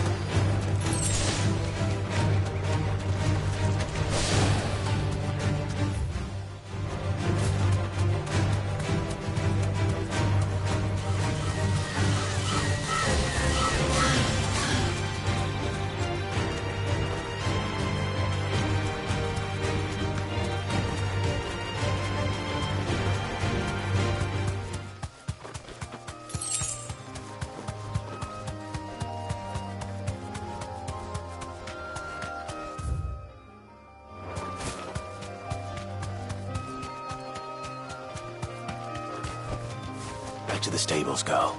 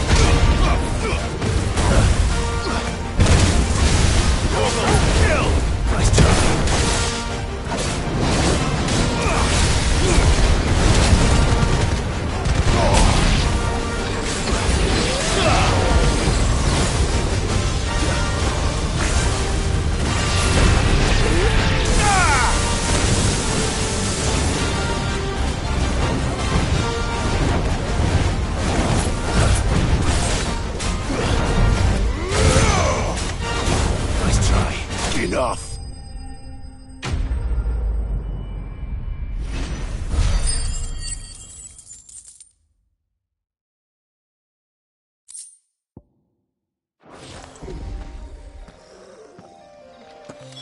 Your reign is over. This looks like the stuff. Let's see if there's any more.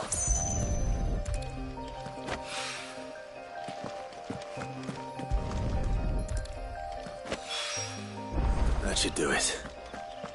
If Hawaii needs more than this, he can fetch it himself.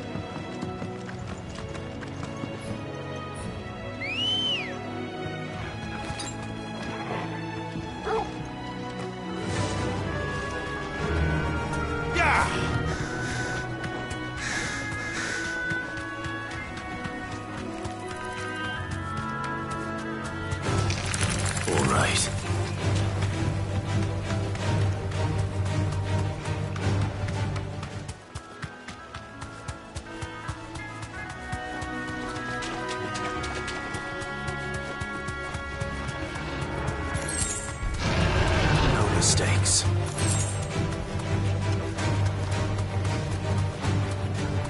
Well, it's certainly quiet. If I were a giant antelope, it would seem like just the place.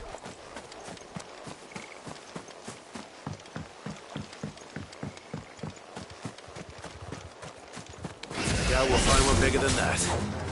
You hungry, Torgal?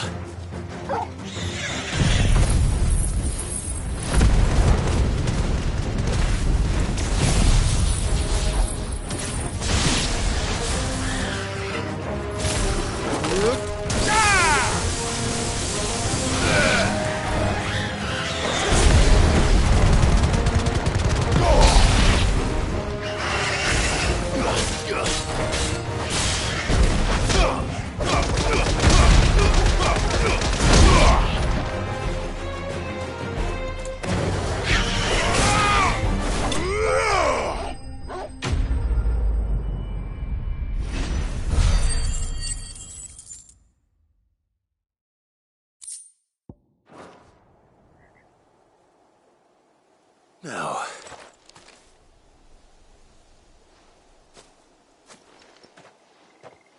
will it be enough, I wonder?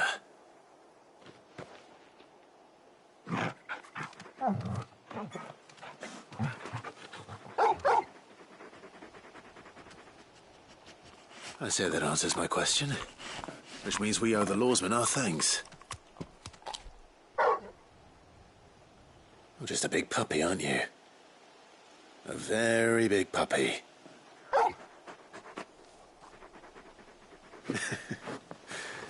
You do know you can take that with you, Torgal.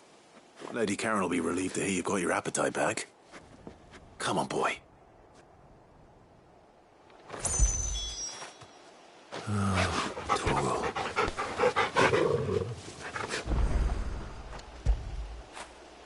After it.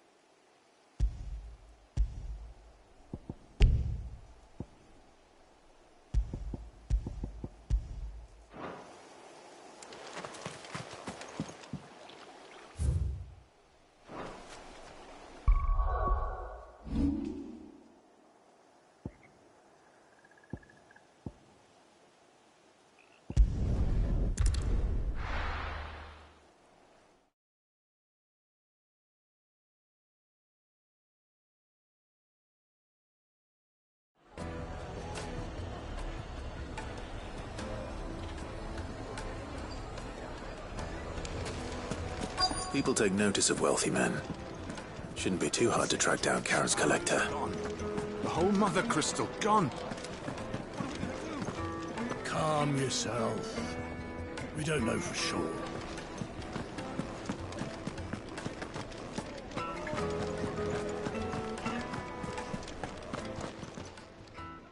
My reputation will be ruined! Ruined!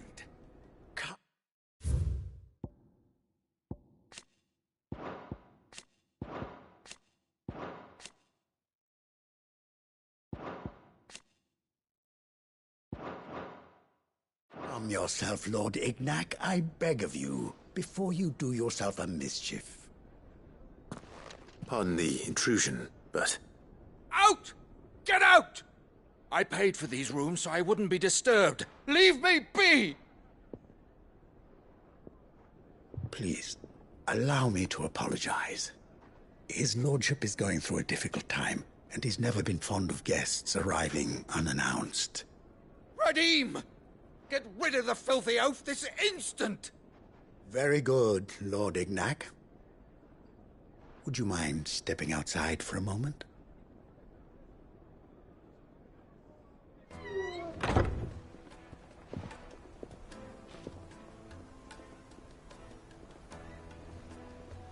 I'm sorry if I've caused you any trouble. That? Oh, no. That's just how his lordship is. Though the morning's events have left him somewhat fractious. He has been dispossessed of his luggage, you see. The thieves also made away with a considerable amount of coin. Coin the innkeeper will soon be keen to collect. I don't suppose a certain blade was among the stolen items. A single-edged sword. It was purchased from a merchant friend of mine. Ah, you know Lady Karen. Yes, I'm afraid it was. Then I'll retrieve Lord Ignac's luggage. But I have one condition. You have but to state it. You are welcome to anything that is within my power to grant. I want an audience with Lord Ignac. A few minutes should be enough. Then I'll be on my way. A condition I would be a fool to refuse. Of course, you shall have your audience.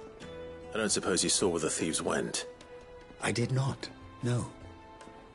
Though some discreet inquiries made on his lordship's behalf mean that I know where you might find them. The bandit's bed. Every ill-gotten coin in Dalamil is said to pass through that disreputable corner of the Valcroy. Then that's where I'm heading. I shall speak to Lord Ignac in your absence, and arrange for an audience upon your triumphant return. That will be very kind of you. Farewell, and best of luck.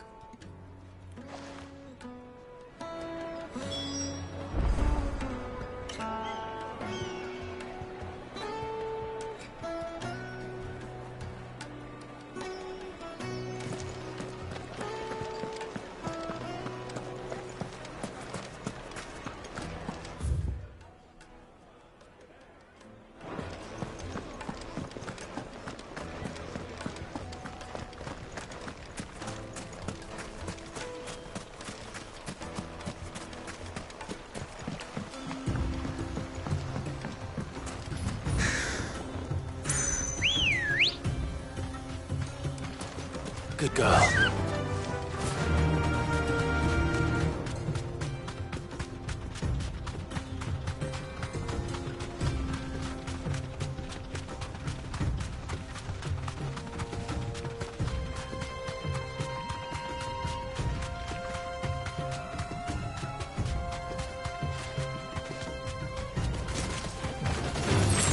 All right.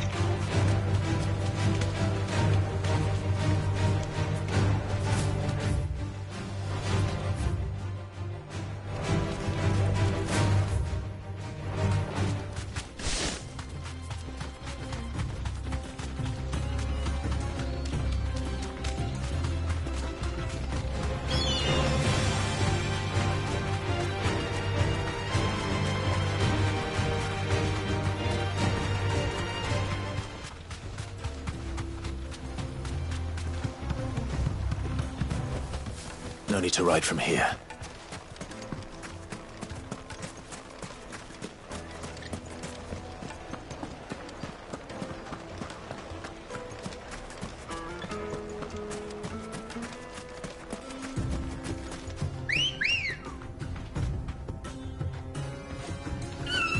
Let's go.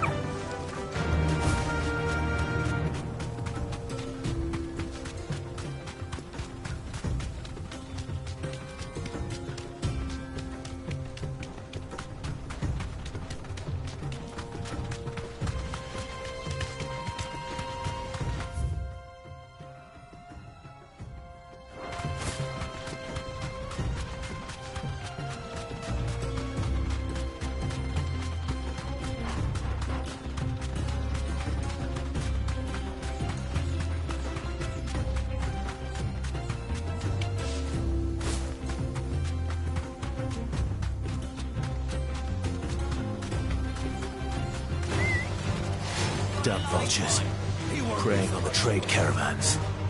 You've picked the wrong target. Stray home now.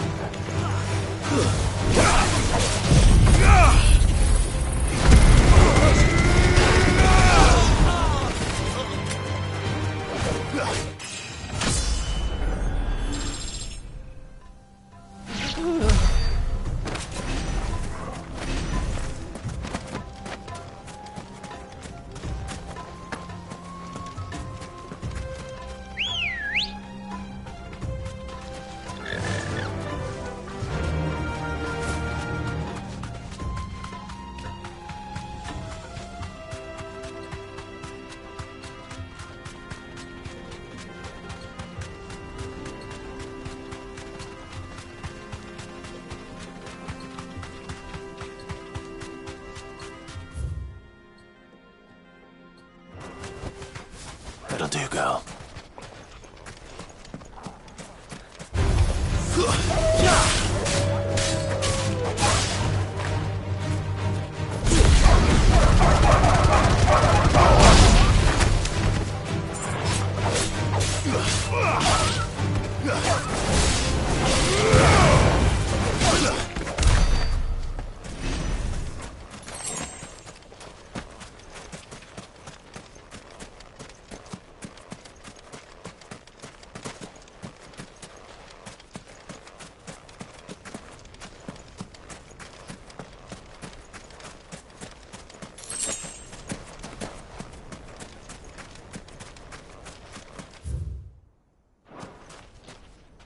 This is no time to ride.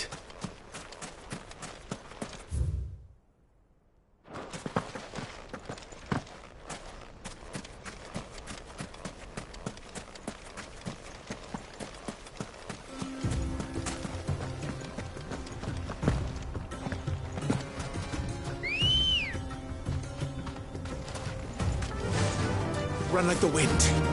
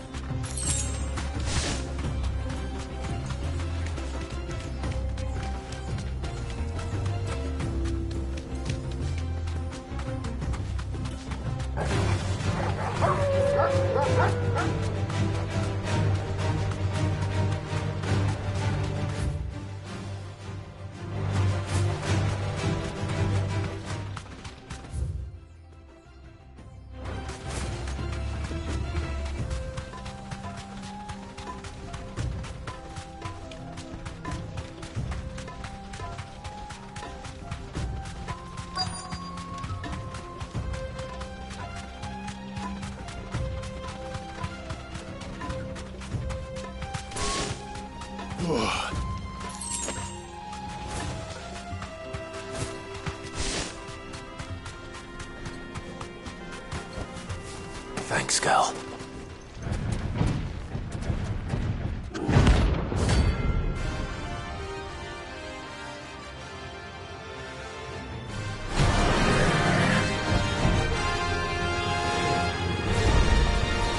Well, Clive, it looks like Freddy will be a bigger sword.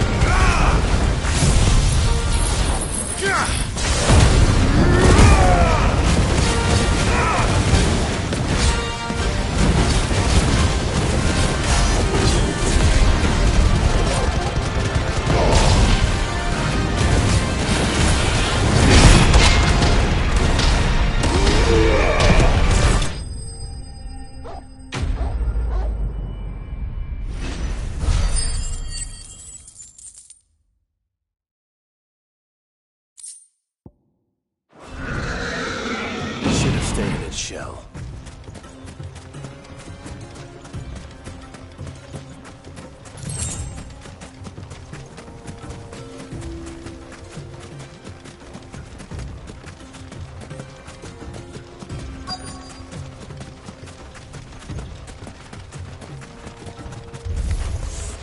We've got company! Come on, lads, let's tear the bastard's head off!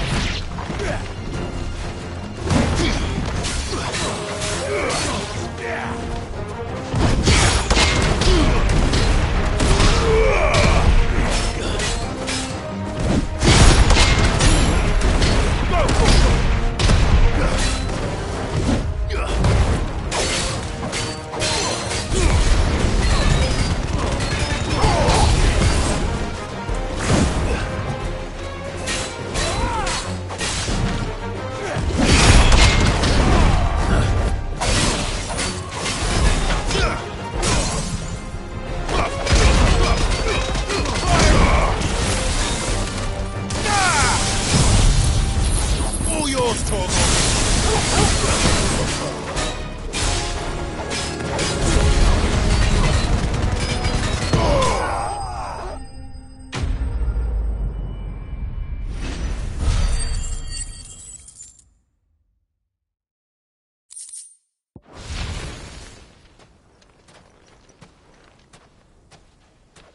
This must be Ignac's luggage.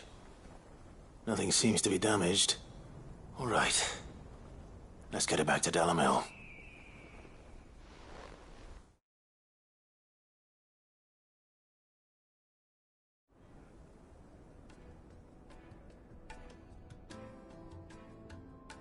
I hear I have you to thank for the return of my effects. What should I call you, my good man? Wyvern. Glad to make your acquaintance. A formidable name indeed. Well, Wyvern, I appear to be in your debt. Redeem here tells me you wished for an audience. Is that all? A few moments of your time should suffice, yes. You're a peculiar fellow, Wyvern. All right, speak. Master Wyvern was wondering if you could tell him about a certain single-edged sword you recently acquired. Oh, a true work of art, that one. Karen drove me hard on the price, but I would have sold her Radim here to get my hands on that sword. It was made in the Outer Isles, far beyond the Twins, and is used exclusively by the practitioners of a unique school of swordsmanship. They believe no combat should ever exceed a single strike, and hone their blades to such perfection that none ever does. Each sword is made for that one perfect stroke, and for that stroke only. They crack upon a second blow. There's a brutal sort of beauty to it, really. But how do they hone such an edge? Fine question. Why, they use a whetstone, of course. Whetstones, rather. A whole array of them, ranging from the coarse to the fine. 10,000 licks with the sharpening stone, then 10,000 more. But it is the final stone which lends the blade its legendary sharpness. A mineral quite foreign to this great realm of ours. And that is the key. The secret ingredient. Wyvern, it occurs to me that my little lecture is hardly equal to services rendered. Take this, together with my regards. The very stone of which I spoke, far rarer among collectors than even the blade itself, and a far more fitting payment. Thank you. Pardon the intrusion, my lordship. However, it is long past time we prepared ourselves to depart. So it is. I am locked in bitter competition with a rival collector of curiosities. I am one step ahead of the unscrupulous scoundrel, but he is hard at my heels. Are there many other collectors out there? Too many to count, but only one do I consider my nemesis. Lord Byron Rosfield. and is a perennial thorn in my side. I can imagine. Farewell, Wyvern. May our paths cross again. Radim, we mustn't dawdle.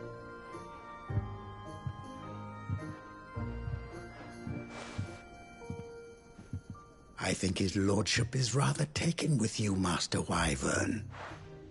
Thank you again for your assistance. Coming, my lordship. I'll be right there.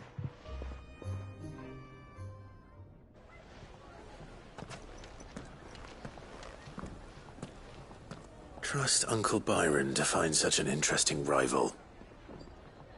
Now, let's see what Blackthorn makes of this whetstone, shall we?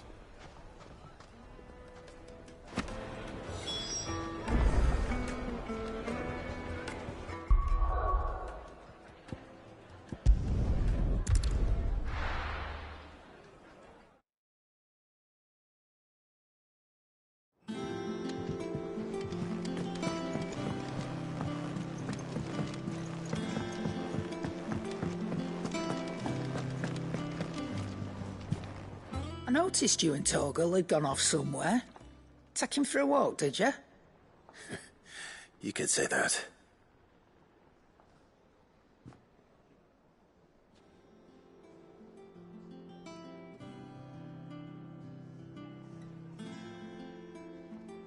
So, Molly's leftovers weren't good enough, eh? That'll teach me for treating you like you're still a pup. All right, no need to shout. Now we know what you're after, I can see about getting some in. Speaking of which, I brought one for later. Can I leave it with you?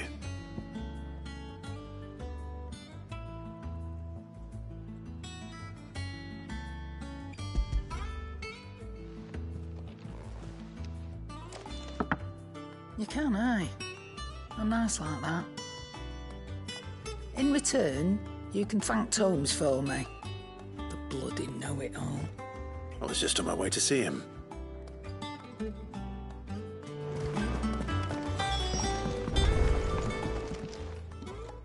Sorry for the wait, but hopefully you'll agree it was worth it. You learned something about that sword, then? I did better than that.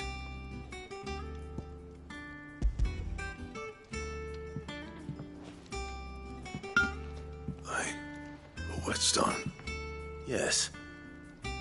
But not one you'll find anywhere in Valisthea.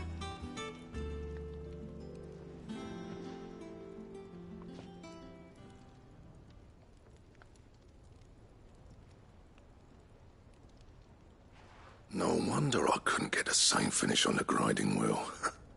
One hit and all done, eh? Might not be so bad if all you ever fought were duels. Good luck on the battlefield. Your second opponent would be your last, no matter how good you were. Even so, is there some way it could be used to give the Curse Breakers an edge? I think so, yeah. With this whetstone and the right kind of steel, I could probably even make a twin of the blade that rattled me. But there'd be no replacing this little rock once I worn it down to a sliver. I reckon we get a dozen swords from it, if that. Swords that the Curse Breakers wouldn't know how to wield properly, and that would see them through a single fire piece. Nah, no point trying to copy that thing. Be about as much use as a wax anvil. But finishing our blades with a whetstone this fine, now that's something to consider. And what's finer than fallen masonry, eh? Or more hard-wearing, for that matter. Just imagine it. Good Valisthean steel with an edge as sharp as any found in the Outer Isles. I won't make a copy, nah. I'll make something much better. I'm sure the Curse Breakers will be delighted. Just don't push yourself too hard. Don't you worry about me, sunshine. I've been working day and night since I was half your age, and I'll still be here when you're long gone. Hey, thanks, Clive. I mean it. I owe you one, August too. It's good to know someone's looking out for me. He'll be happy to hear you said that. And I'll see that my debt to you's paid. First new blade I make's got your name on it. You come and find me when you've got the materials. All right. I will.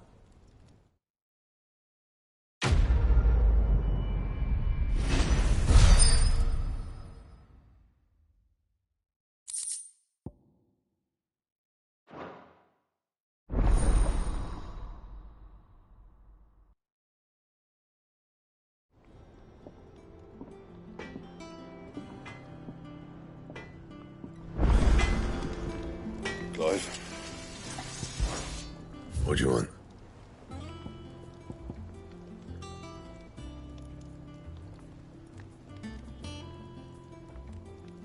And?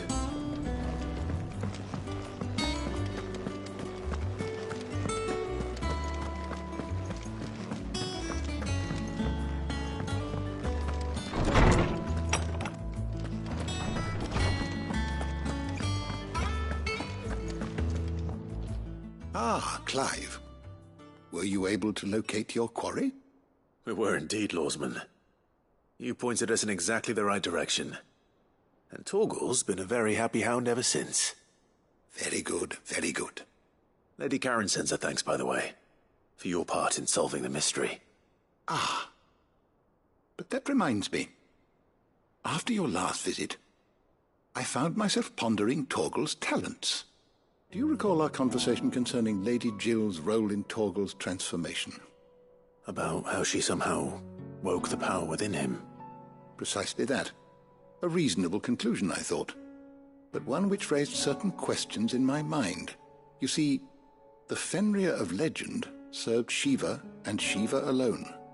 And while the powers attributed to him are certainly impressive, the records imply they are somewhat different in nature to those you described Torgal as having used. What are you suggesting? That Torgal may be the beneficiary of more than one icon's power. Consider that in addition to Lady Jill, he has served as a loyal companion to you, your brother, and even the late Cid.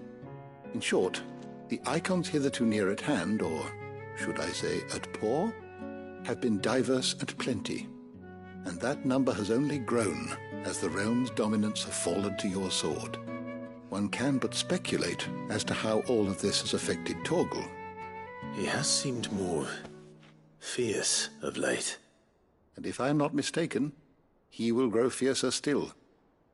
We are fortunate indeed to be able to count him amongst our allies and not our adversaries. Oh, he's more than an ally. He's a friend.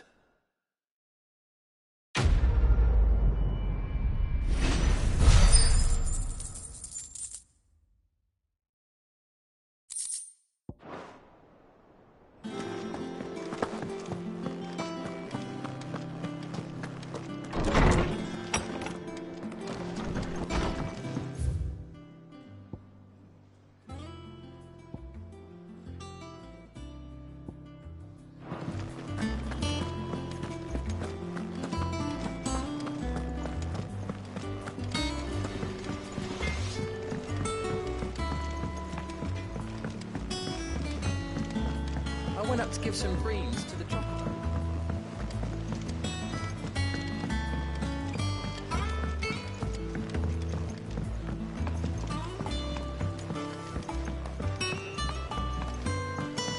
Wish I could take one of them.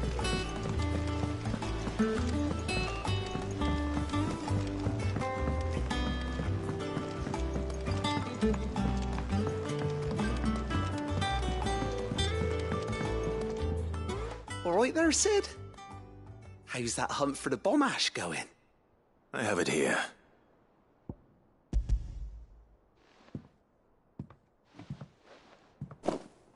That's the stuff. And plenty of it, too. Enough to keep the Olympic bubbling away for a good old while. You're a gent, Cid. Let nothing say otherwise. Right then, let's get this contraption up and running.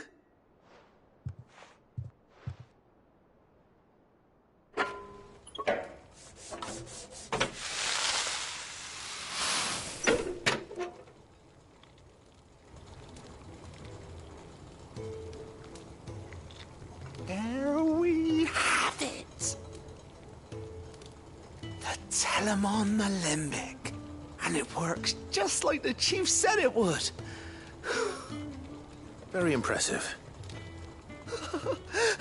Says the man who cut down a burning boulder. Speaking of which, I still haven't returned the favor. There's no need. Don't be silly. Why don't you let me take a look at that bag of yours? The one you keep your potions in. Reckon I could work some magic on that. What kind of magic? Well, we happen to have isolated a substance in our test run of the Alembic that I reckon will make even the toughest leather supple as anything. Thought we might use it to breathe new life into old boots and the like. Save the hideaway a few gil. Ah, I reckon if we slap a bit on your bag, it'll loosen it up enough for you to squeeze in a bottle or two more. Well, it can't hurt to try, I suppose. That's the spirit. Leave it with me. I'll only be a mo.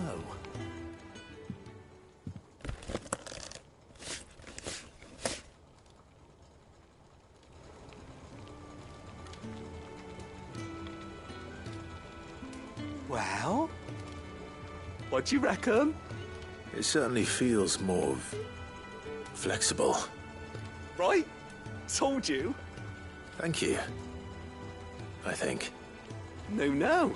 Thank you for supporting Mid and the rest of us in our endeavours. Without you, we'd never have been able to discover wonders like that stuff I rubbed on your bag. And I'm telling you, there's plenty more where that came from.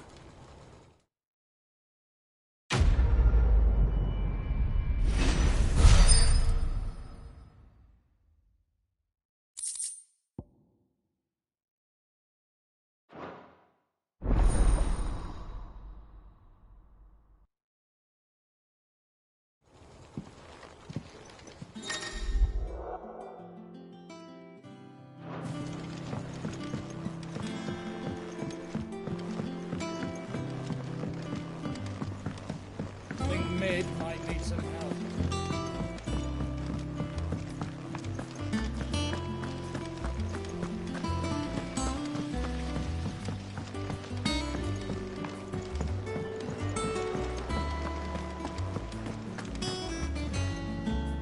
Clive, did you get my letter? That's why I'm here. Shh. Otto might be listening. Is this better? A little. Listen, I've some bad news. It turns out the hideaway may be slightly behind in its payment to certain lenders, and it may be my fault. But I swear to the goddess, I thought I had the numbers square.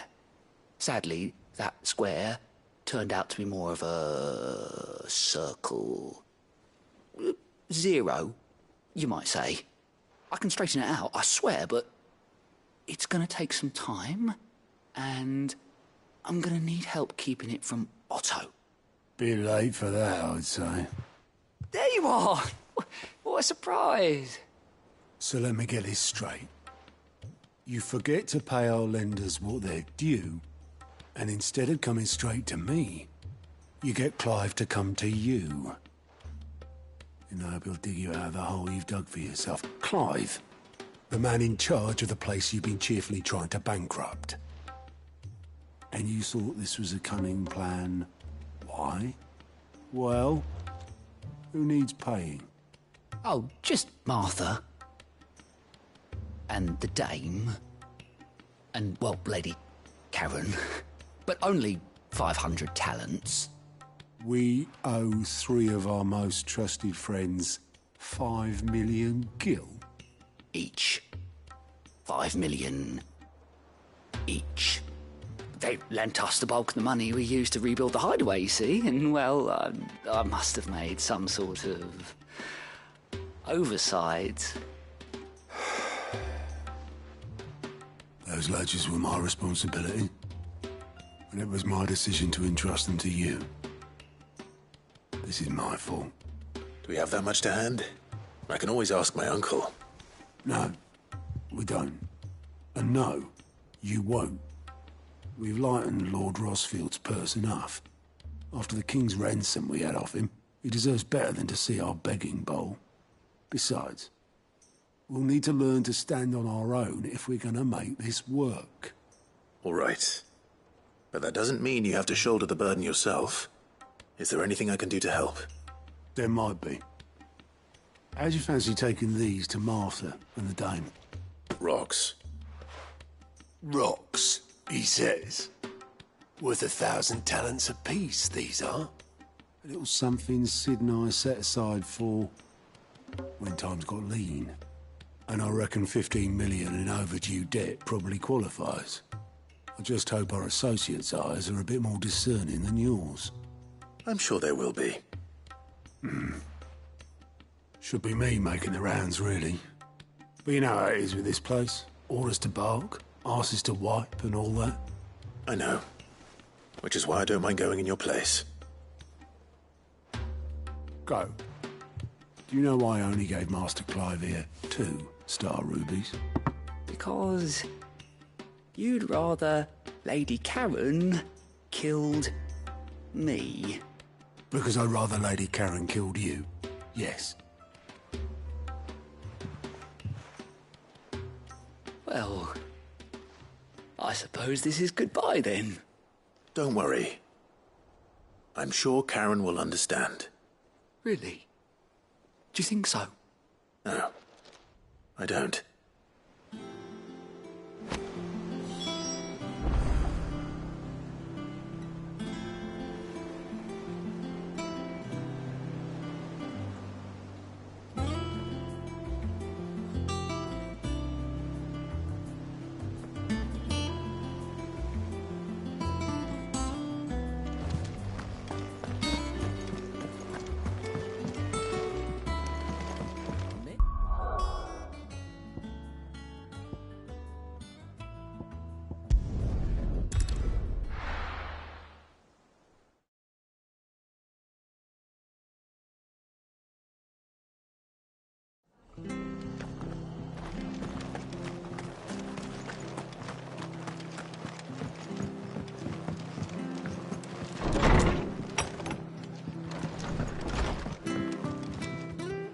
Clive, we weren't expecting you. I wasn't expecting to be here, but it seems we still owe you a considerable amount of coin for your help with our rebuilding efforts. And though I doubt it's what you were expecting, we were hoping you'd take this as payment.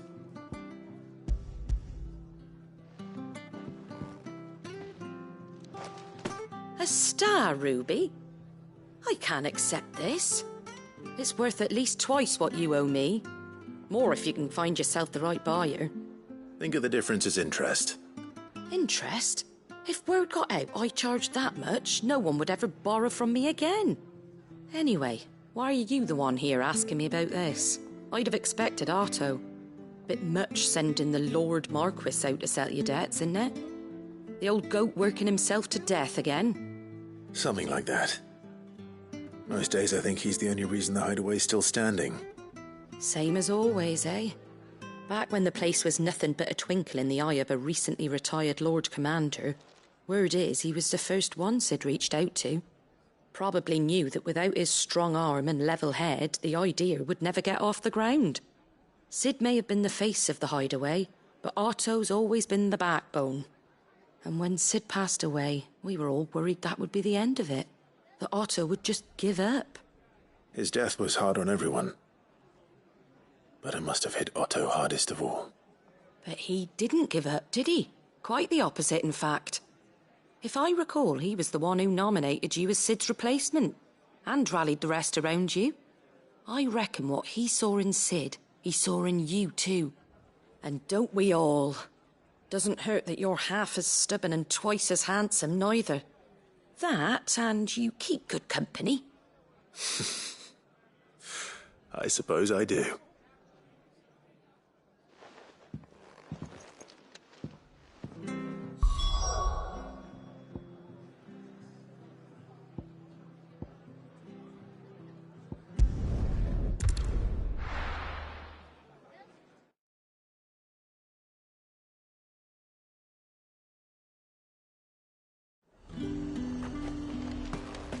There's talk at the glass case.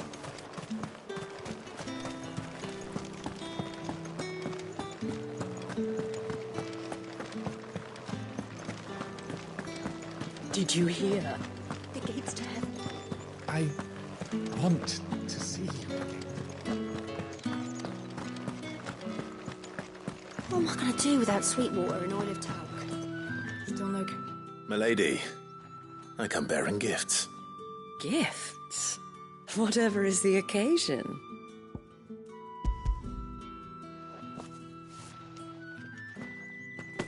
Oh my. Clive, you really have outdone yourself. Otto asked me to give it to you. To settle the Hideaway's debt with the Veil. And to compensate you for the time it took us to do so. Oh, you disappoint me, Clive. I thought you might finally be warming to me. Tell Otto he can keep his baubles. I tried to tell him as much the first time around. The man owes me nothing, nor does the Hideaway. My contribution to the restoration effort was made freely and willingly. It was the least I could do. You once told me Sid did you a kindness. I'd like to do the same. Please, accept it. For my sake. And for Otto's. For all of us. For all you've done. It is rather fetching, isn't it? Very well. Otto is lucky to have you, Clive. I doubt anything could ever replace his son. But you and the others at the Hideaway are the closest thing he has to family. Otto had a son. Long ago, yes. Sid told me Otto lost him when he was just a boy, and blamed himself for not being able to stop it. I don't know how it happened, whether there was anything he could have done, but it was clear that it weighed heavily on him. I didn't know. How could you have? I doubt anyone did. Besides Sid, I've never met a man more keen to bear his sorrows in stoic silence. An ill habit, given that both have always been surrounded by friends desperate to help them. I'm beginning to see that.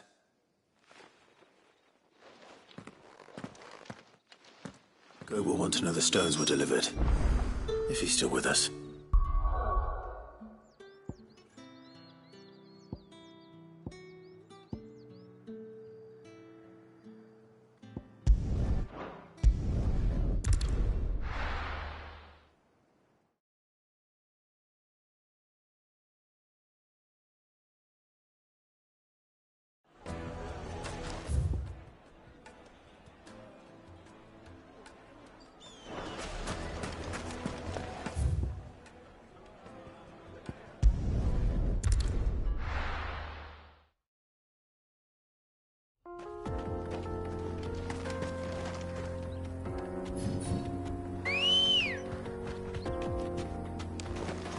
Let's go.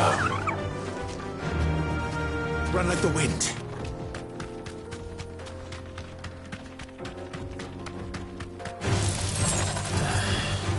Straight home now.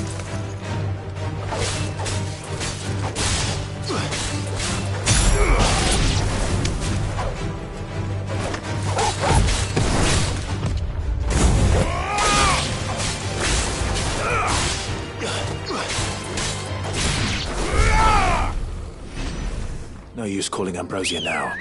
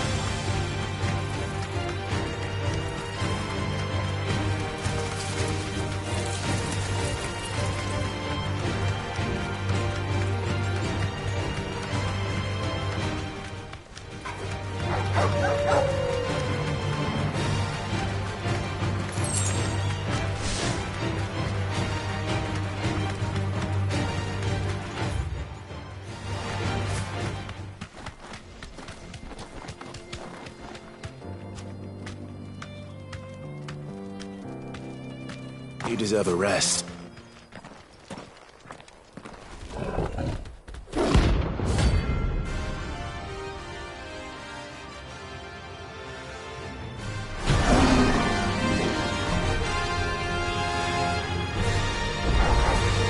Playtime for the pack, is it? Let me introduce you to mine.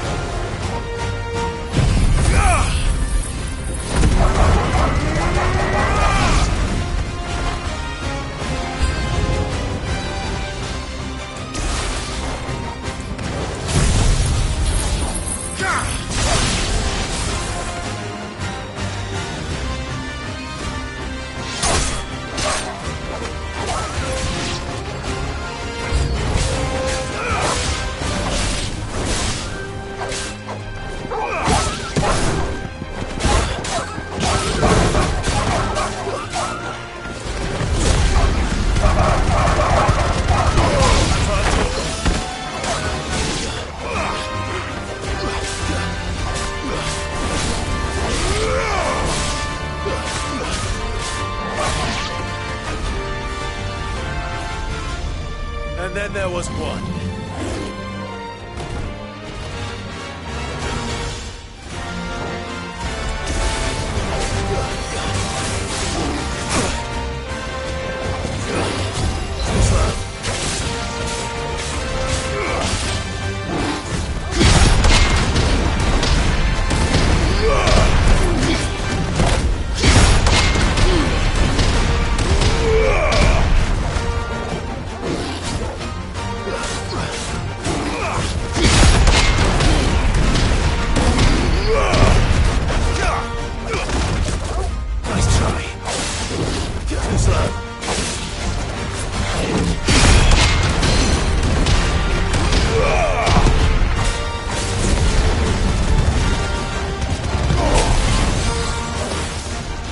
This one.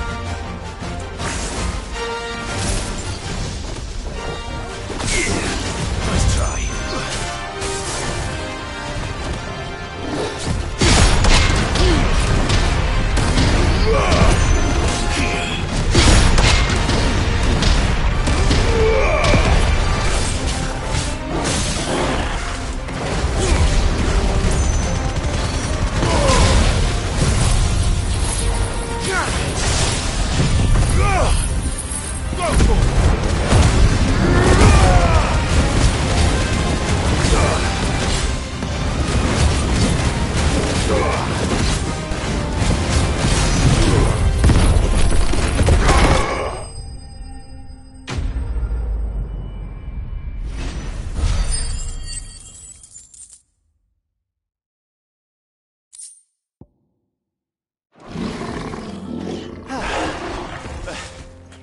That wasn't too bad, was it, Torgal?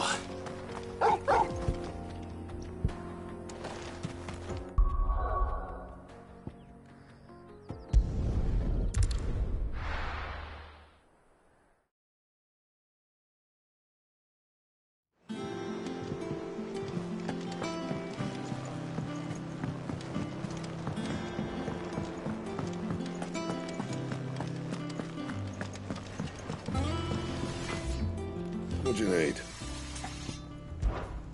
What do you want? No scratches, all right? That it? Fine.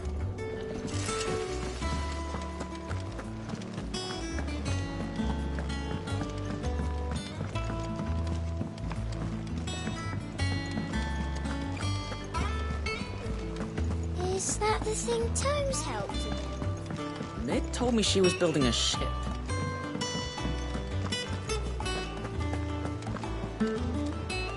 Goat. Still alive, I see. So Lady Karen accepted the ruby. Ah, about that. I tried my best, but she was just too stubborn to take it. She threw it right back in my face, in fact, and told me I could stick my stupid stone where the sun don't shine. Karen refused payment. I hope it wasn't something I said. I'm sure you were as tactful as ever. Let me see what I can do. Oh, wonderful. I hope you have better luck than I did.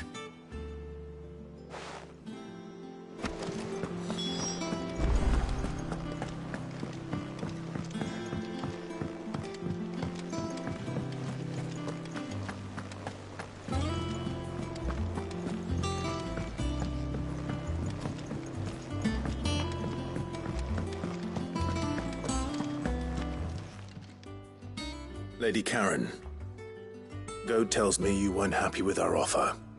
Would you prefer the debt was repaid in coin? What debt? I don't recall lending any of you lot me hard-earned gil. I may have tossed a talent or two in the Hideaway's coffers, but those were donations, and you can hardly call it charity if you go asking for it back. Of course not. But one good turn deserves another. And our circumstances have changed. Surely you wouldn't shun the gratitude of a pauper who happened to have become a prince. Oh, so you're a prince now, are you? Fine. But I'm selling it and taking what I'm owed, then you're getting the rest whether you like it or not.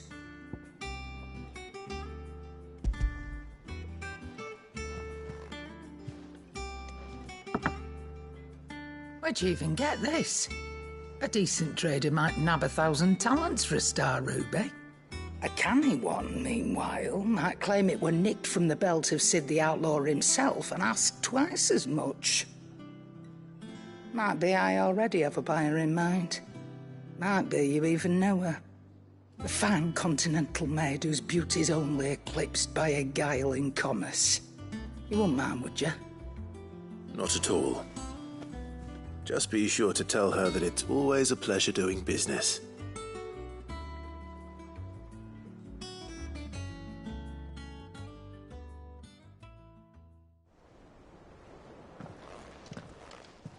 I hear you ended up delivering all 3 stones.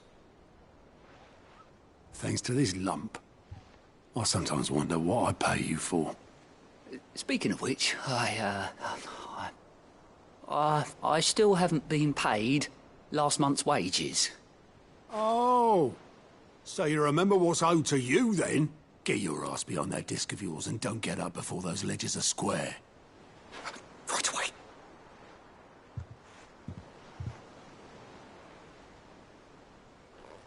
I've seen that before. You have, yeah. Plenty of times. It was the only goblet Sid ever used. Either out of habit, or because the filthy sod couldn't be bothered to find a clean one. I knew so little about him. Like most people. Martha and the Dame both seem to have fond memories of him. Huh. I bet they do. How long did you know Sid before he... Before he died. 20 summers, give or take. Back in the day, I was a purser on a trade ship, which is where I met him. He bought passage to... I forget where.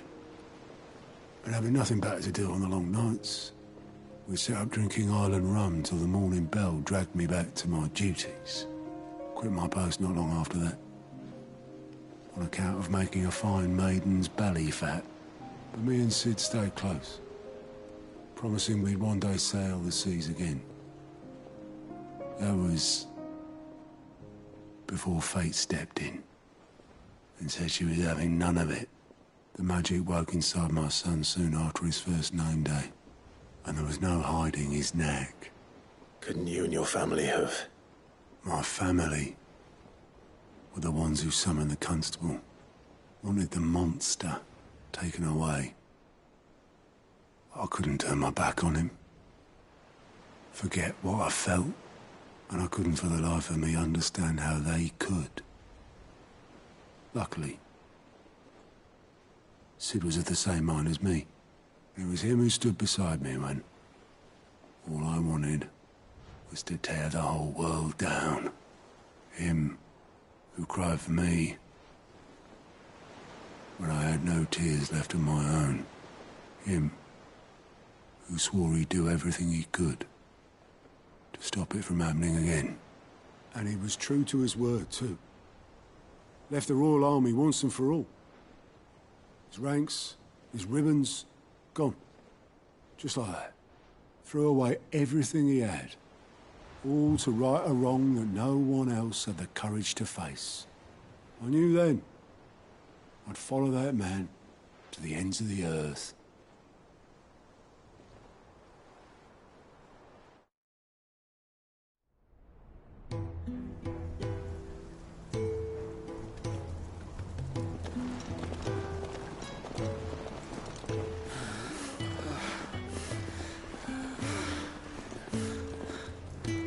He was always too clever for his own good, was Sid. Saw the world for what it really was, while the rest of us were content to go along with the lie we were shown. And it can't have been easy, bearing that burden alone.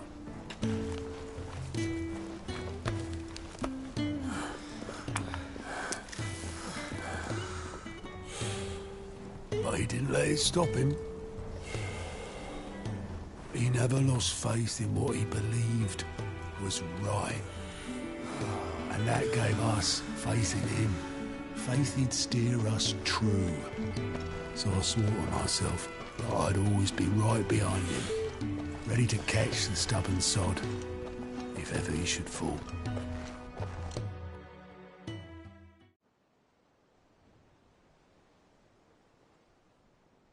But I couldn't even do that.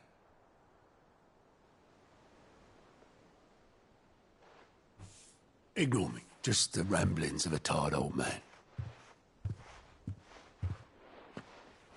Leave that lot. I'll tidy it up in a bit.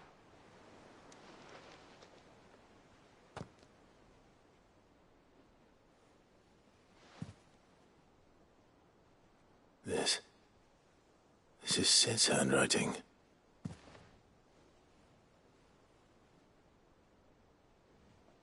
Dear Otto. I may be drunk, but I wanted you to know this place would be fucked without you. Love you, you grumpy old sod.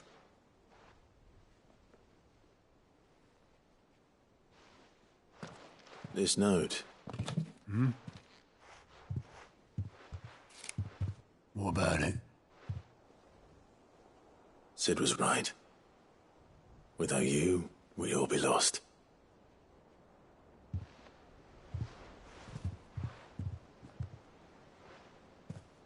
He should have bloody well said so then. Just once.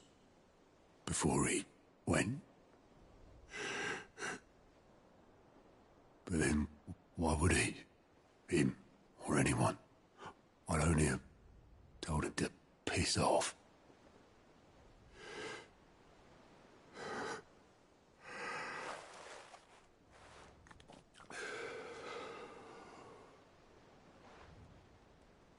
You're wrong, though.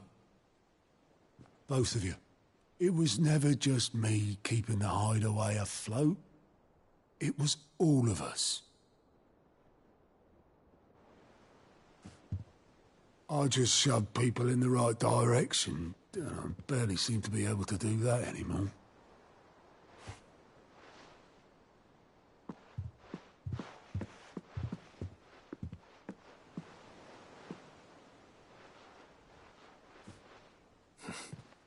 Would you rather goat were at the helm? Well, maybe I've got a few more years left in me. I'm going to hold you to that, Otto. Before you go, Sid would have wanted you to have this. But that's... This'll do me just fine.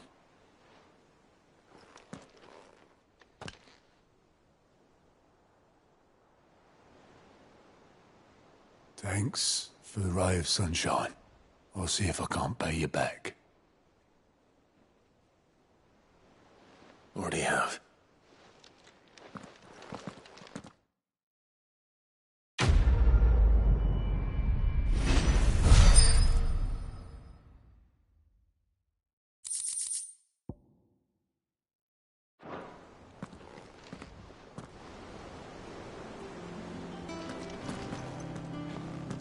All right, Clive. Asterix. We'd finished sending half the hideaway traipsing across the twins, has she? I swear, that girl'd do anything to put off visiting her old dad's grave. No excuses now, though, eh? Not quite. She said there was one final thing she had to take care of. I'm sure she'll be finished soon enough. She said that? In those words? She did, yes. Clive? Were you born yesterday or something? There is no thing. She'll probably be halfway to Canva by now. Mid. I might still be able to catch her.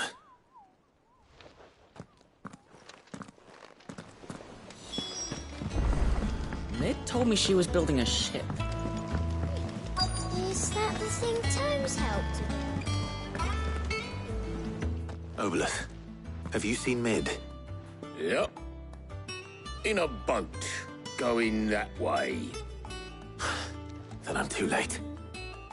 You in a hurry at all, are you? I offered to take her across, but she wouldn't wait.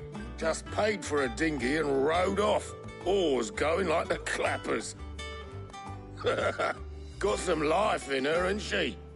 But anyway, I was on my way up to see you, as it happens. Got a letter for you. Urgent, by the sound of it. One of your uncle's men said I was to hand it to you in person, post-bleeding haste. And you're here now. Thank you, Obolus. Don't mention it. What tidings, Uncle?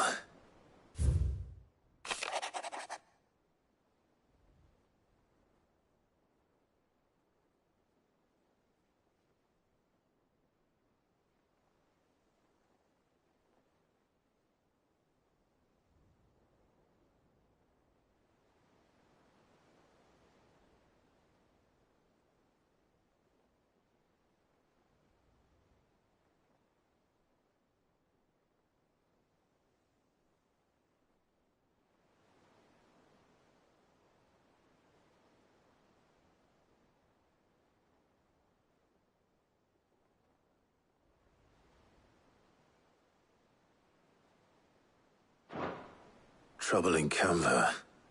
Well, I'll need someone to keep an eye on Mid.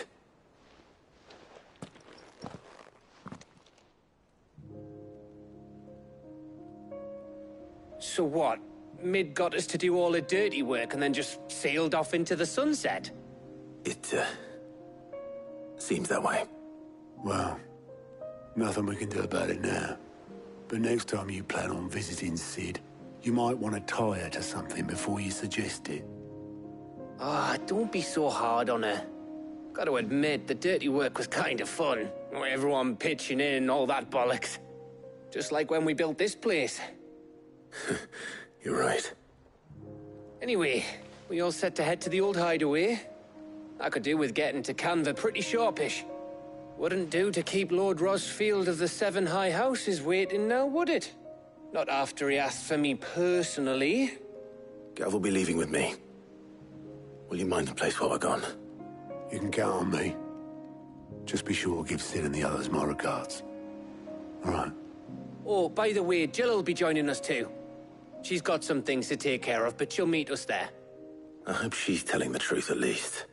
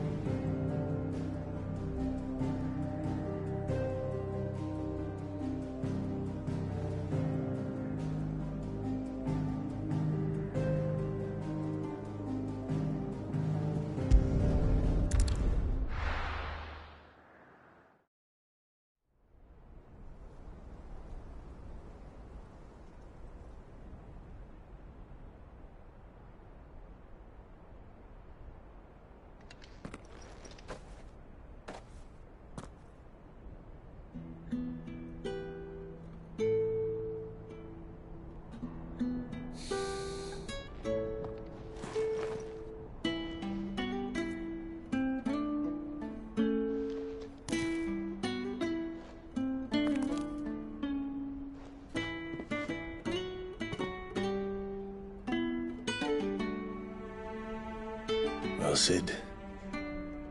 I remember what you told me. But if no one is listening to what you have to say, you may as well not say it.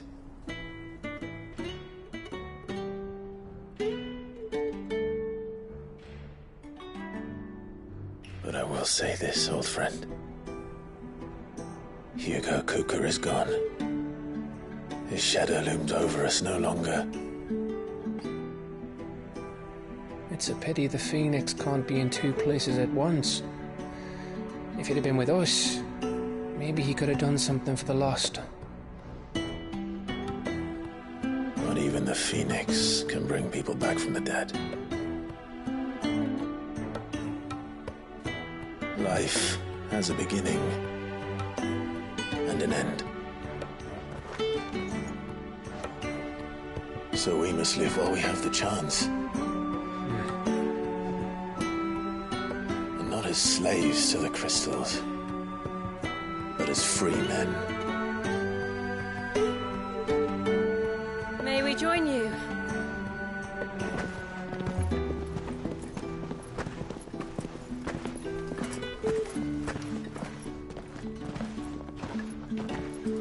Lady Karen, what a pleasant surprise.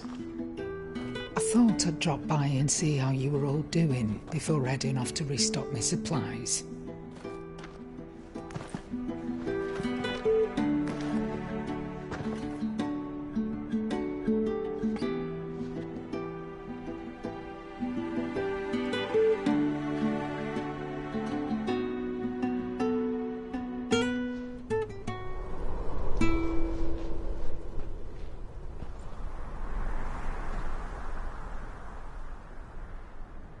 It wasn't the most scenic view back then, but it were never as bad as this.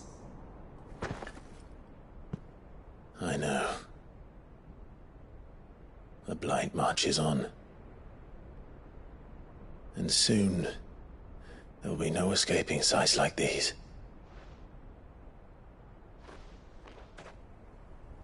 So our mission remains unchanged. We cannot stop until every Mother Crystal is gone, and their thirst for ether with them. The only one that remains in Storm is Drake's Tail in the Crystalline Dominion. Our next target. We're going to Twinside. It's the capital of the Empire these days. I wouldn't like to think how tightly guarded they've got the place. Not that that'll stop you, but we'd do well to scout it out before you go charging in. We would indeed. If you're off to the Dominion, you can take this great lump with you. Goods. Oh, I am sorry. Have you forgotten you're the most wanted man in the Twins? I thought you might like to disguise yourselves as the attendants of a travelling trader, assuming you've no better ideas. You wanted to buy yourself some tools, didn't you? Well, now's your chance. You're letting me go? With them? Oh, thanks, Nan! Stop that! You'll break me bones, you great galoot!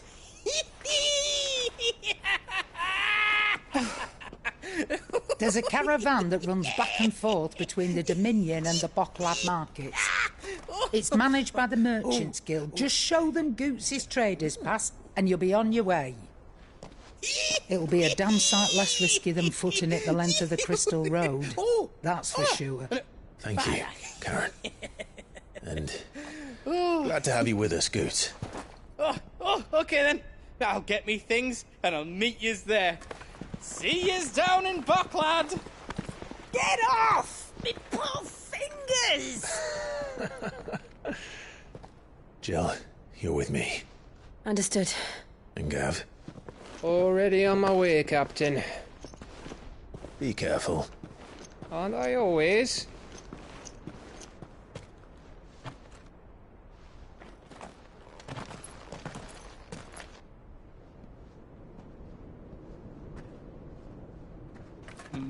Do you see that, Sid? Your protégé's making a proper little outlaw of himself.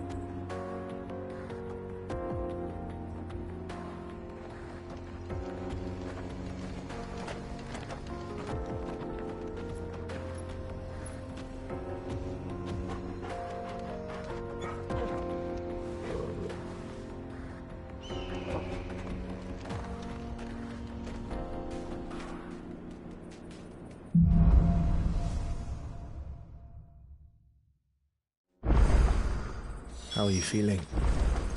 Better. Thanks to Taya. I'm glad to hear it. And Torgal helped too. Didn't you, boy?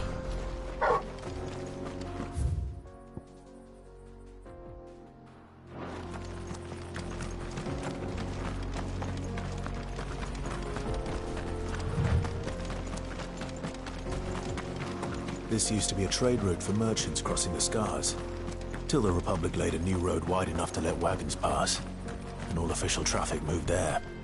Leaving this one for those living outside the law. Indeed. I doubt we'll be the only outlaws on the trail today.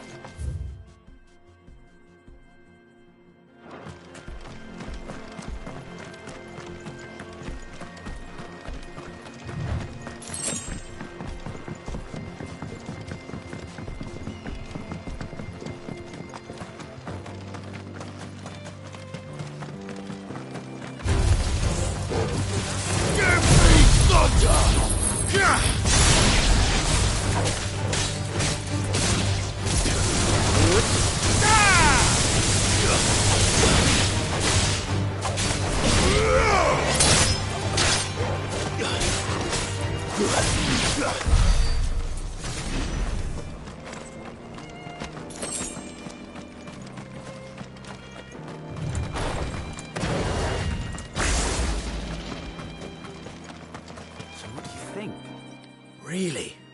It's as bad as that? Oh, aye. There's trouble up ahead. And too much of it for us to handle. I take it there's danger on the road. Oh, what about this fearsome-looking fellow?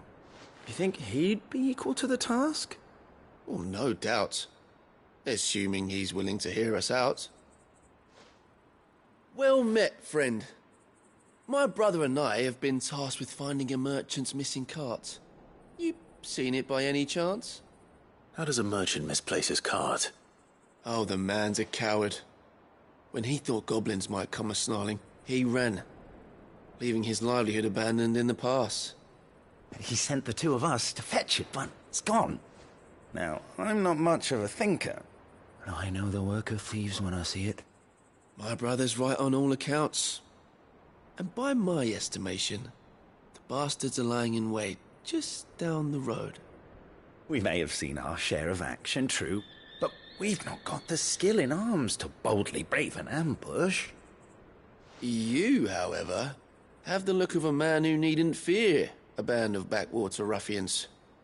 What do you say? Will you help us out? Chances are they'll come for you either way. But if you promise to lend us a hand, at least you'll pocket a reward for your troubles. Well, if I'm going to have to deal with them anyway. You've clearly got a fine head on those broad shoulders. We're lucky you came along. Now, hoping to make a heavy purse in Bocklad, our merchant friend loaded his cart with as much as it would carry. Reckon he won't be forking over the rest of our fee if we don't find those goods. So, while you're seeing to those bandits, you keep your eyes open. All right. Just don't expect me to drag the cart out of there myself. No. You can leave the cart to us. You just put an end to those bandits and point us in the right direction. You do that, we'll take care of the rest.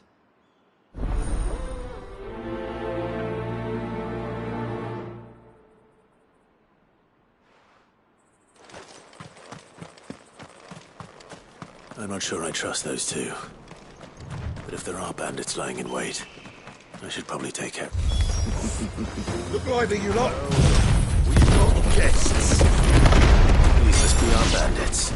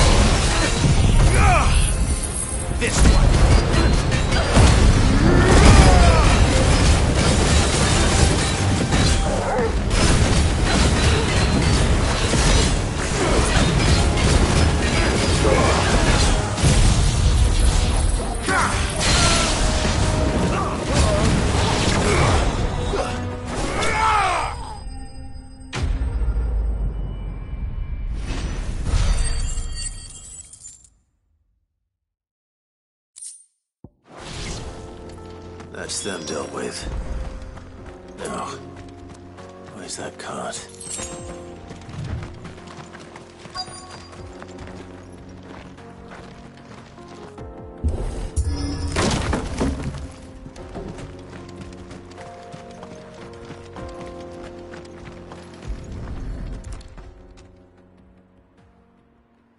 Getting all of this out of here will be a nightmare. Seems we've found ourselves the right man for the job, wouldn't you say? Found the cart and didn't leave a single bastard breathing. Our merchant friend will be delighted. And how exactly will he be getting his goods out of here? You leave that to us. After all, it'd be wrong to make such a fine warrior haul cabbages to market. You've done your part. And that's all you need to worry about. Here.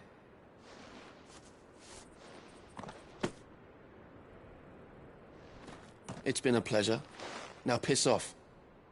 There's no need to be so rude, brother.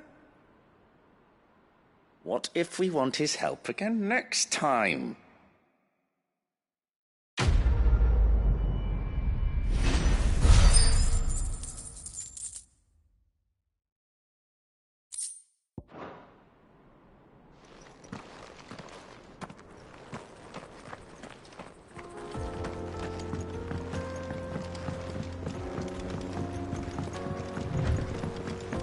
I see the Dalmex lag behind Rosaria when it comes to bridge building. The fallen ruin should hold, at least. The path continues on the other side.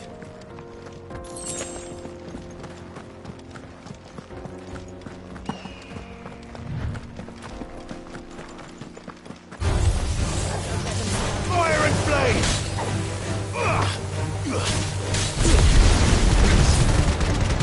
To me, boy!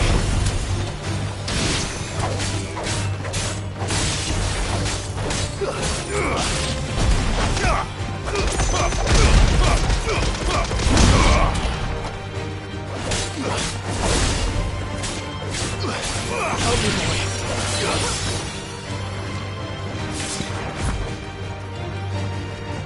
To me!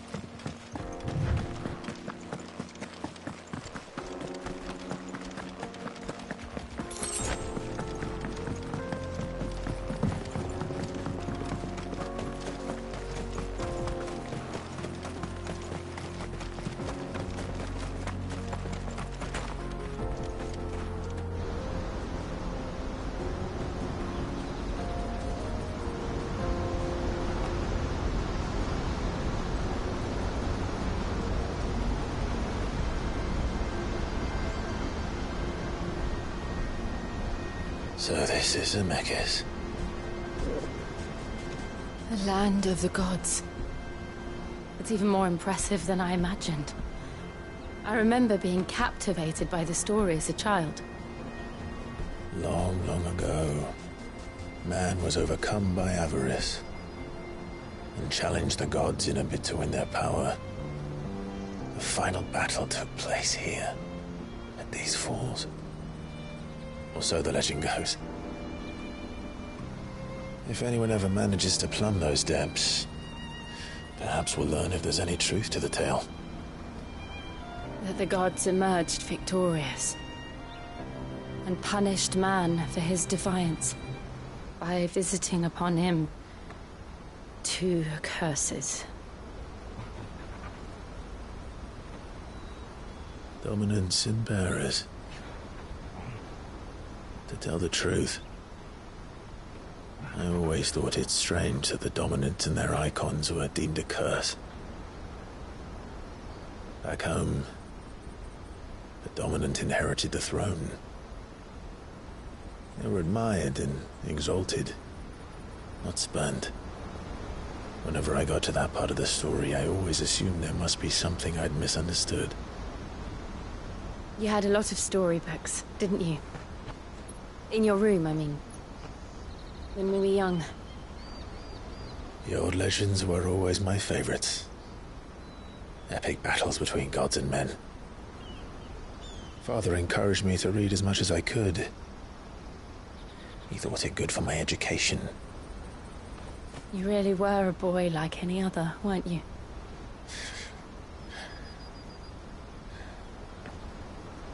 Just look at this place. It's enough to make you believe the legends are true. I know.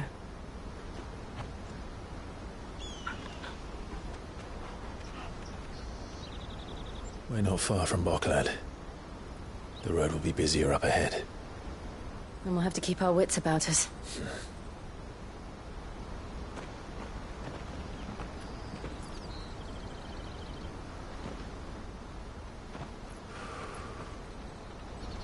Clive? Something wrong? Nothing. It's nothing.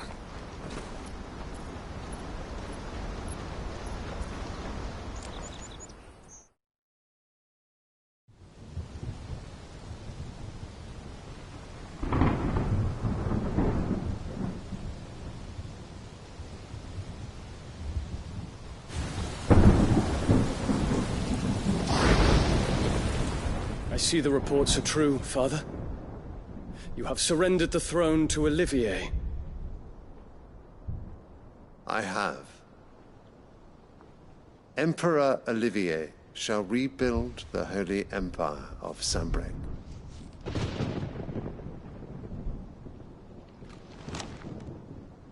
How is he to rule an empire? He is but a boy. I shall advise him until he comes of age. Father, please. Or for as long as I am able. The empire we seek to build needs young blood to rule it, and I can think of none better suited to the task.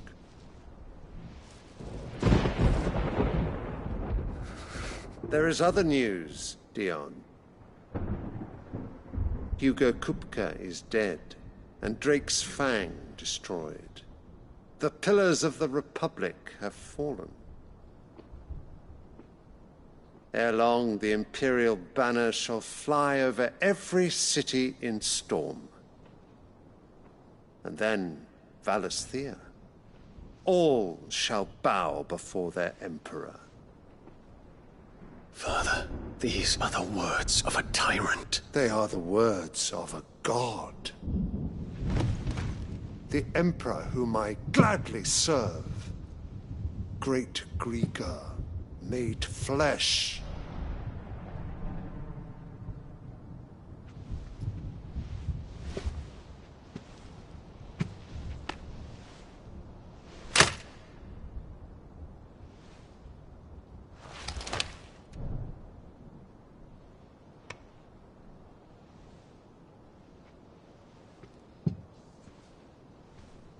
Return to your camp, Dion, and ready your forces. It is time to show the world the true power of Sanbreque. Father. I find you much changed. Is this truly the path you wish to tread? Or are these the ambitions of another? Of Ultima, perhaps? What nonsense is this? I speak my mind, and my mind only. Though I do owe Annabella thanks for reminding me of certain truths regarding the nature of nations, of rulers, and of the divine. You would trust the words of this traitress? She betrayed her country. She slew her husband. You have ever been an invaluable servant to Sambrek, Prince Dion. I trust you will continue to serve your Emperor in the wars to come. The canker! Silence! Insolent wretch! You will bend the knee. All else is heresy. Sire, forgive me. This audience is over. Come, your Radiance. The Rowena Syndicate awaits your pleasure. Oh, not another meeting with silly old men. They're so boring. I'm hungry, Father. Can't we have luncheon instead?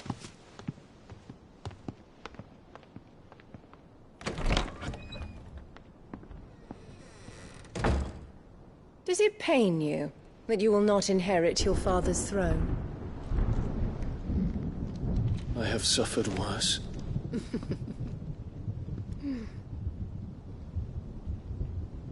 Count your blessings, Dion. For a base-born child to be chosen by Bahamut is miracle enough. You have risen high on his wings, but you shall rise no higher, lest your impure blood stain the throne. What do you know of my blood?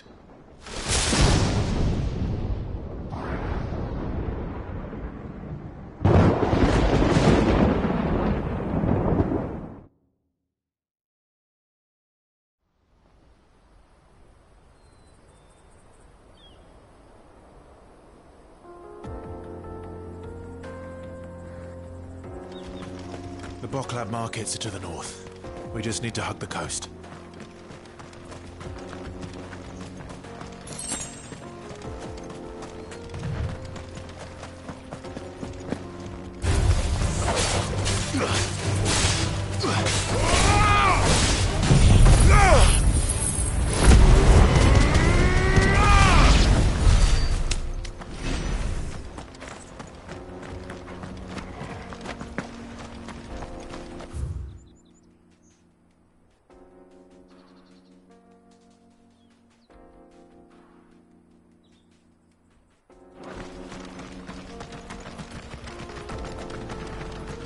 Infiltrating the Dominion won't be easy with the Imperials on high alert.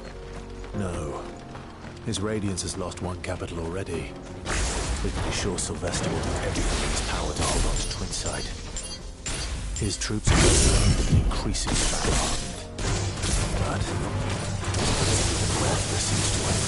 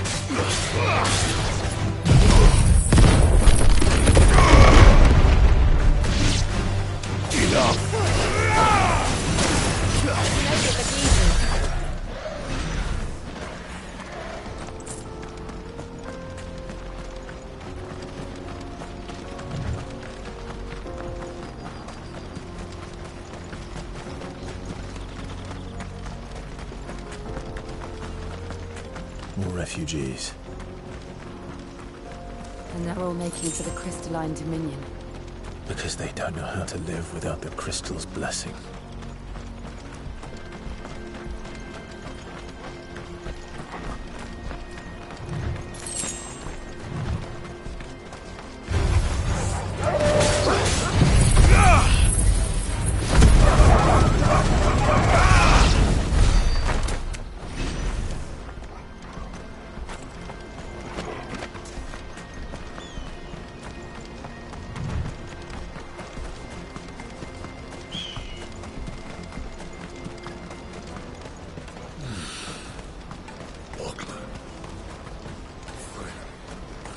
no crystals here. This is where we're supposed to meet Goots, isn't it? That's right. He said he'd wait for us here after replenishing his supplies. I dare say he'll have finished by now.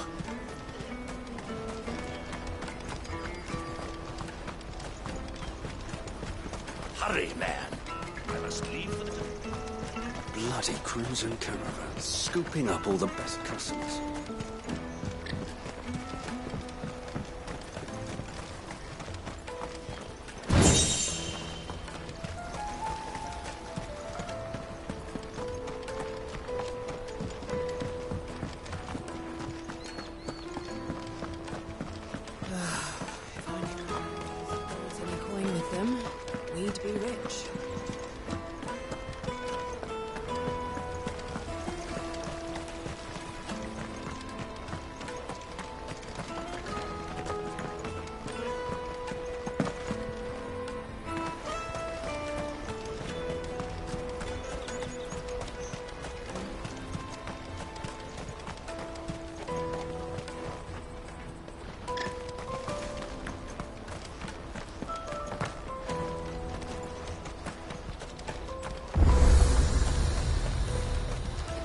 What are you looking for?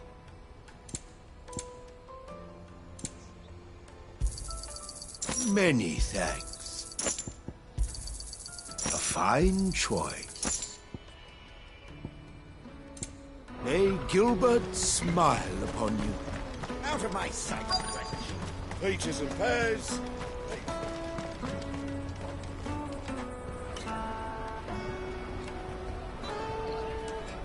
Wonders from across the water. Come one, come all. Feast your eyes. Good sir, can I interest you in...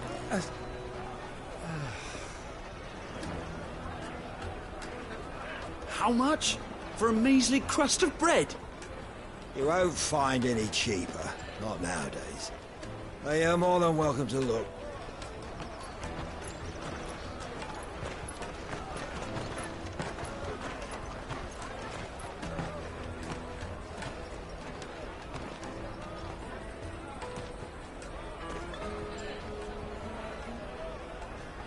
The Empire's unlawful and illegitimate occupation of the crystalline dominion is still in effect. Only those whose business in Twinside has been officially approved by the Republican Army will be permitted to cross the border. All who seek entry are to form a line and ready their documents for inspection. It looks like we aren't the only ones who are eager to leave. And they're checking everyone. Can't you make an exception? Not for the likes of you. We won't get through without that pass. Let's go in and find Good, shall we?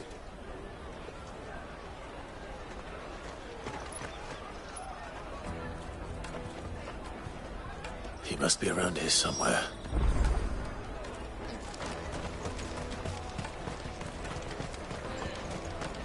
I'll take the large one. Ah, Good. There you are. Clive, I'm so sorry. Don't tell Nan, will you? Slow down, Goots. Just tell us what happened. It's me trader's pass. It's gone. We cannot ride the caravan without it. We won't even be able to get through the flipping checkpoint. Do you remember when you last saw it? It was in my pocket a minute ago. Then a bairn bumped into me and... Yeah. You don't think that they might have nicked it, do you? It wouldn't surprise me. A busy market like this is prime territory for pickpockets. So, to get the pass back, we need to find this child. Where would we even start? I know where! I've got a pal in Bock lad who might be able to help us. No one knows more about what goes on round here than she does. Where do we find her? She's the owner of the Crimson Caravans, up that way. Sign's got a red chocobo on it. No time like the present. You two go on ahead. I'm gonna check the rest of my stuff, make sure naught else is missing. All right. We'll meet you there. Let's keep an eye out for this red chocobo, then. And the other on our purses. Next to the checkpoint.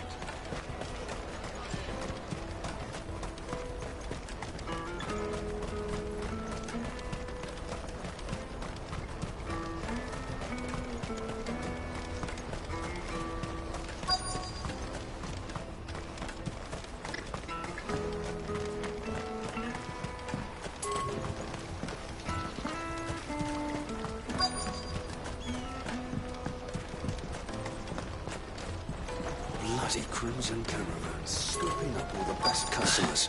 Leave some for the rest of us.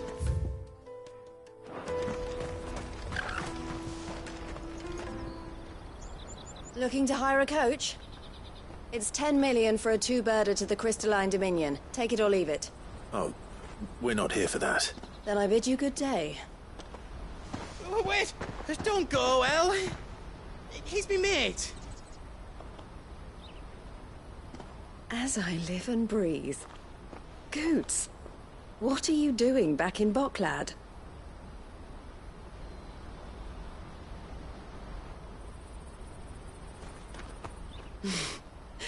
I gather Lady Karen didn't send you.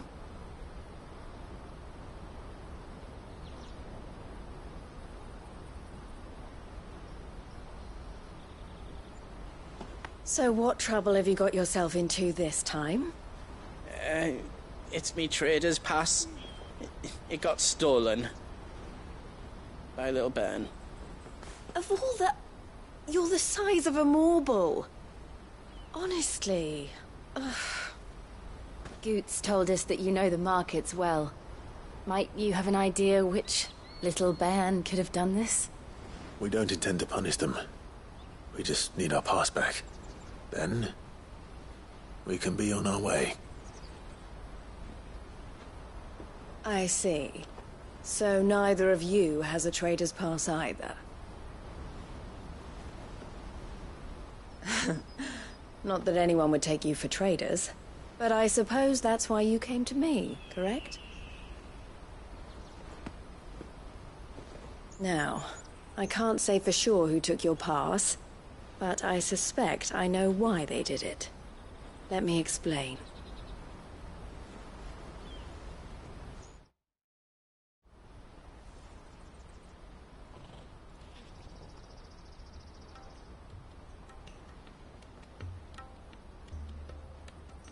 Ever since the Fist marched on the Dominion, the Republic has been clamping down on any commerce that might aid the Empire more than it does us.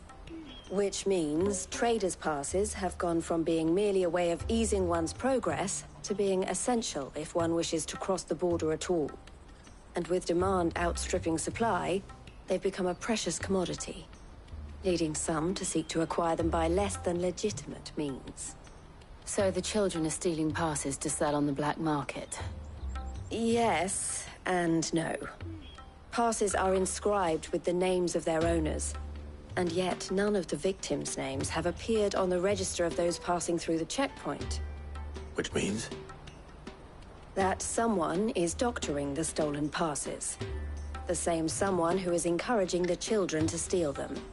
And the same someone who has Goots' pass, no doubt.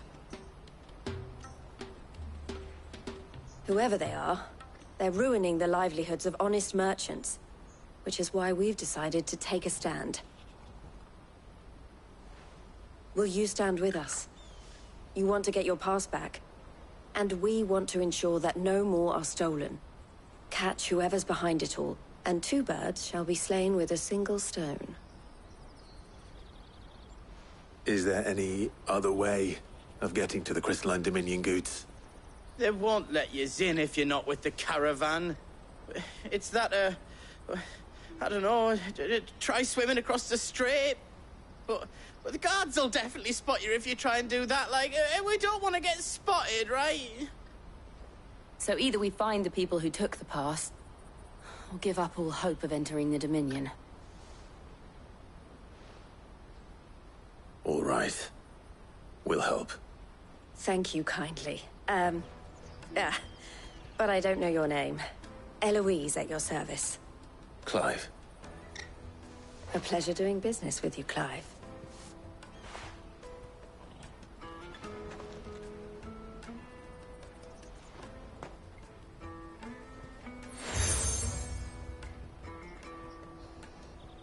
The proprietor of the furniture makers by the coach stop is spearheading the search.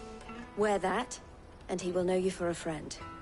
I suggest that you speak with him first. The furniture makers. Understood.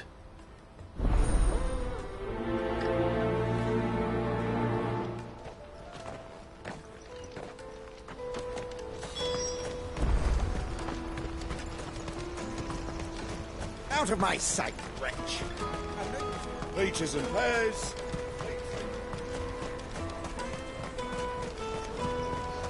Come on! Jug of snake spit for the road?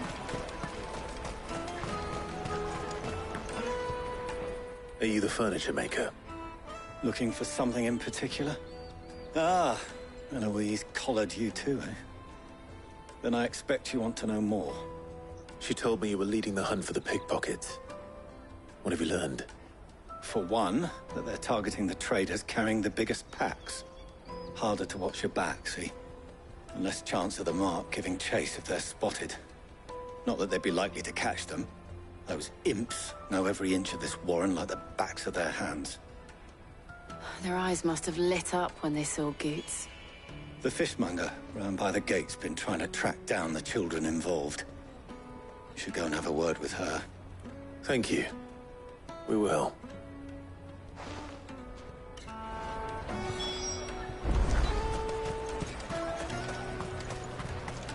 You won't find anything of this quality in Twinside. You should come with me to the Dominion. Fish for sale! Fresh sorted and smoked! Can I interest you? Ah, sorry. Message from Eloise, is it? She's asked me to help her. To help you find the pickpockets. Is that so? Suppose I better tell you what I know, then. For one, this isn't a family operation. All the traders say the children who stole their passes were dirty, dressed in rags. Street urchins, by the sound of it. We get a lot around here. Orphans from the wars. A few, perhaps. You saw the refugees gathered by the entranceway? They're all looking for a new start in the Dominion and beyond. Some of them take it as an opportunity to rid themselves of unwanted baggage. The shame of it. Whoever's behind this would have to have made themselves known to the children at some point. And so should we. You should start with the children around here, then. I doubt they're the ones involved, but they might have heard something. It's worth a try. All right, then. Questioning children. How hard can that be? You should come with me to the Dominion. Life will be different. Come, taste my peaches! They're sweet as nectar.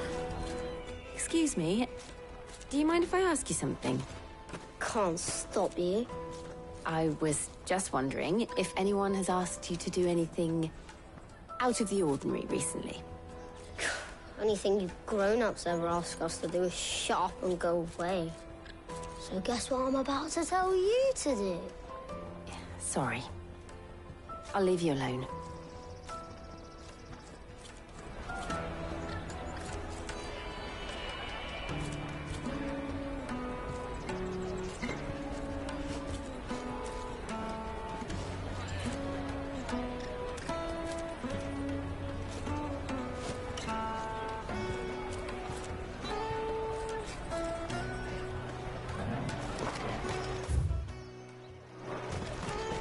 I'll take the large one.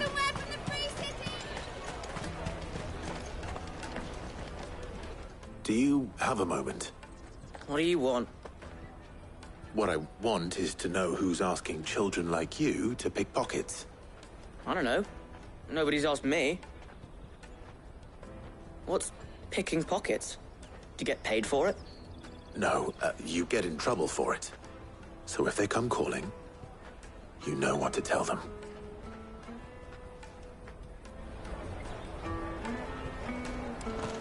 The caravan stops next to the checkpoint.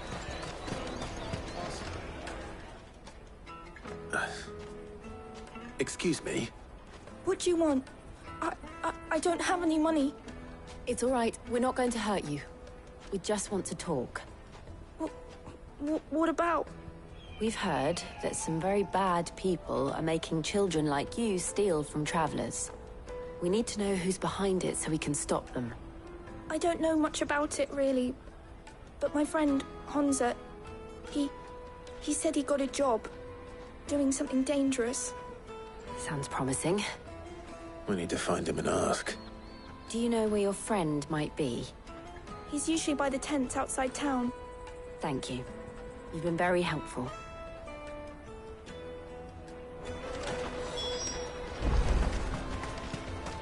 Come on, come on!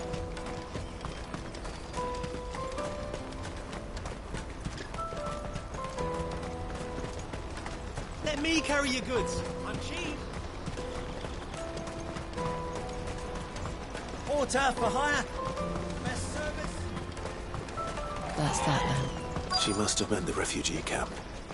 Let's hope he's still nearby.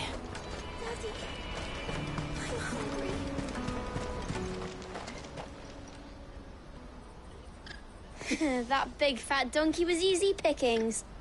He wouldn't have noticed if we'd robbed his boots off him. Yeah. Wish we hadn't handed over the pass, though. Could use one of those things to get out of this dump. Chance would be a fine thing. The moment they found out, they'd string us up by our guts. Would they now? Perhaps you'd like to introduce us to these charming characters. Shit, we're in trouble now. What do we do? You two get caught if you want. I'm off.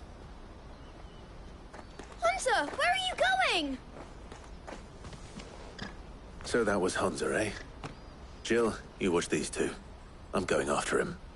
All right.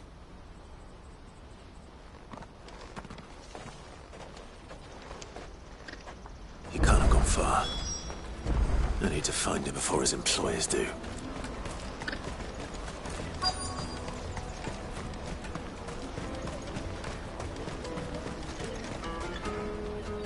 Did you see a boy run past? He stole something from a friend of mine. There was a boy ran back there towards the Chocobo pen, but... Thank you.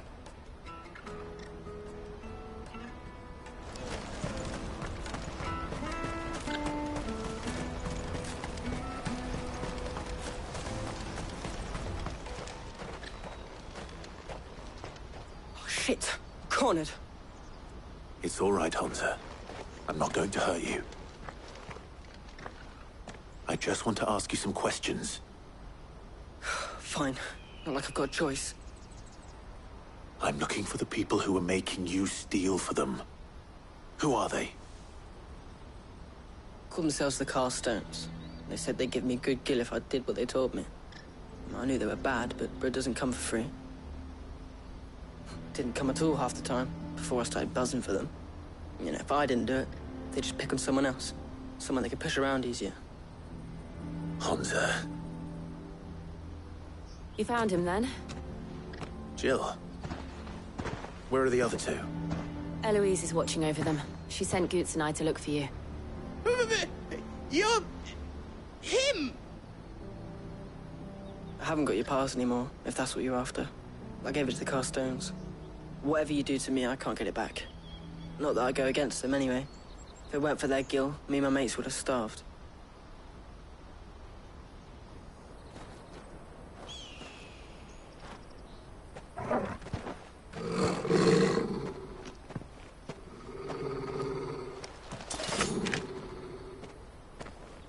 Cowards. You will not force another child to do your bidding. Wait, we're not... Don't hurt him.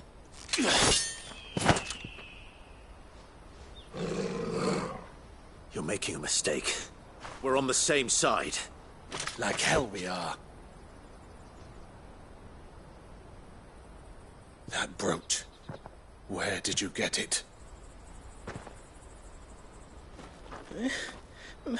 Master Theo?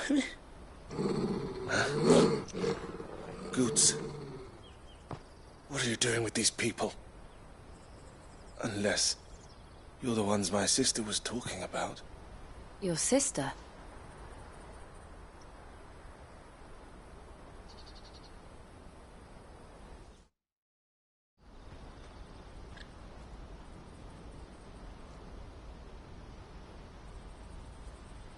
Eloise didn't tell us she had a brother.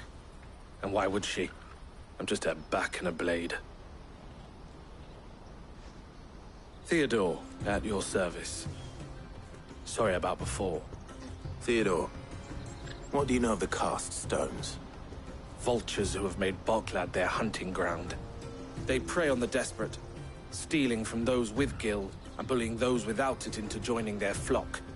I'd been looking into their activities in hope of sparing the refugees any further hardship.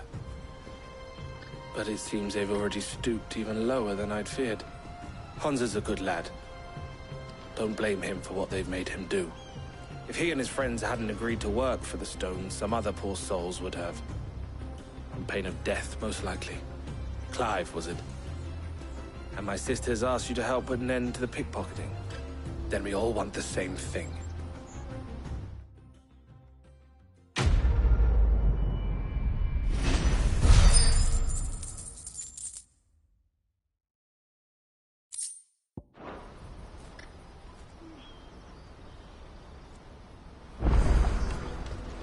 Oh? So, what's the plan? What else?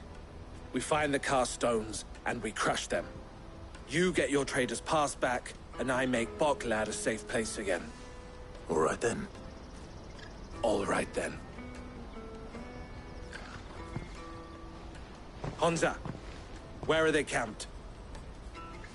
Don't worry. They'll never know you told us. Couldn't if I wanted to. They always come to town to collect the passes. Meet us outside the gate. I tried following them once, but they spotted me halfway down the trail. Said they'd string me up. We'll try it this time. Which way were they going? Back down the road towards Leitney's Cleft. To Leitney's Cleft, then.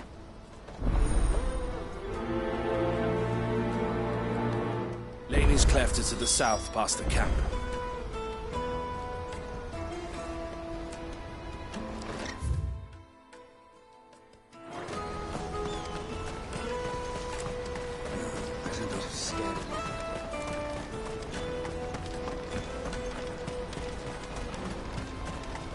That's that, then. Daddy! There are no crystals here.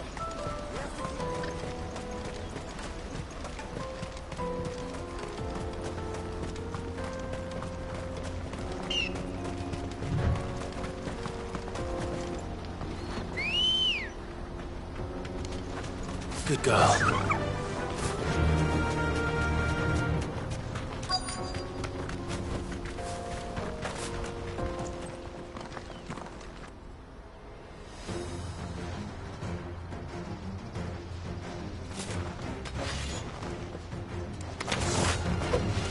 The one who's been sticking his nose in our business.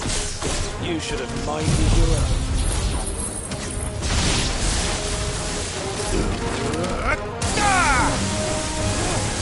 You're finished.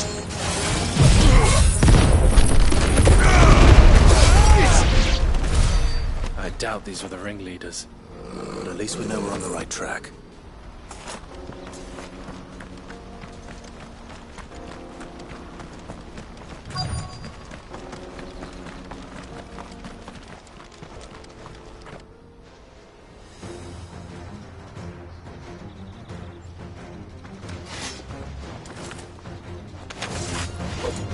We got company!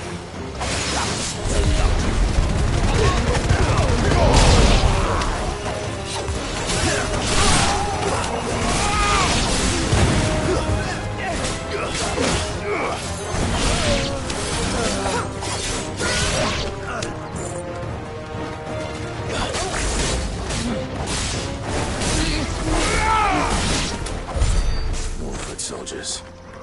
Fewer now.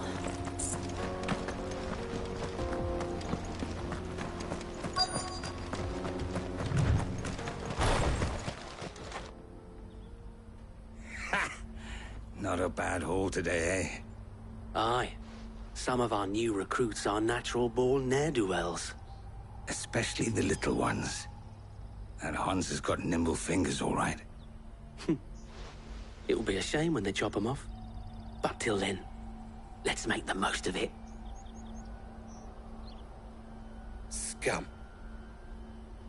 The leaders of the cast stones, I take it. They don't deserve any mercy, Clive. I wasn't planning on showing them any. We're ready when you are, Theodore. Oh, I'm ready.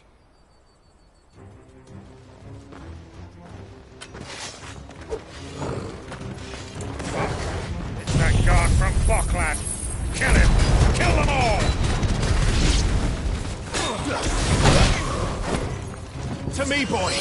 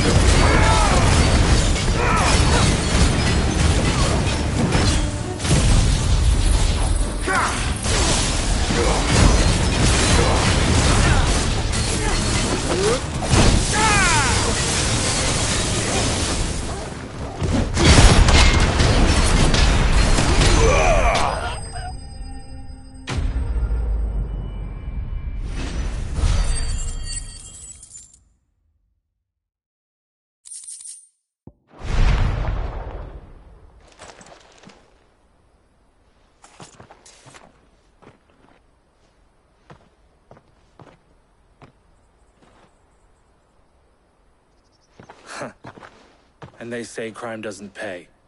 Gold chains, rings, purses. And traders' passes.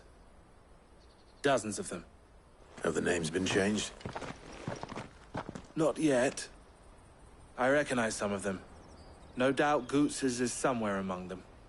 Now I just need to sort through it all and return everything to the people it was taken from. We should go and give Eloise the good news. Can we leave things here in your hands, Theodore? Of course. Oh, and, be sure to tell her of the part I played, won't you? We'll be glad to.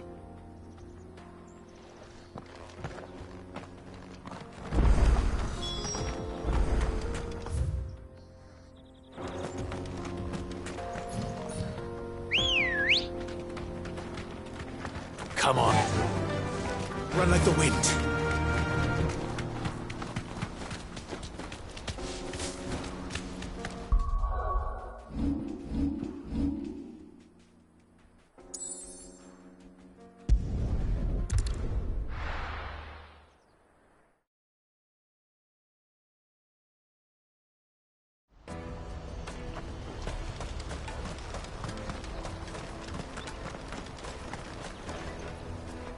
Ah, Clive.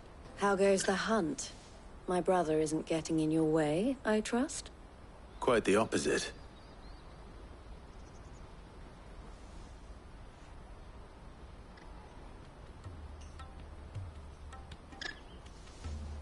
So it was the cast stones who were behind it all.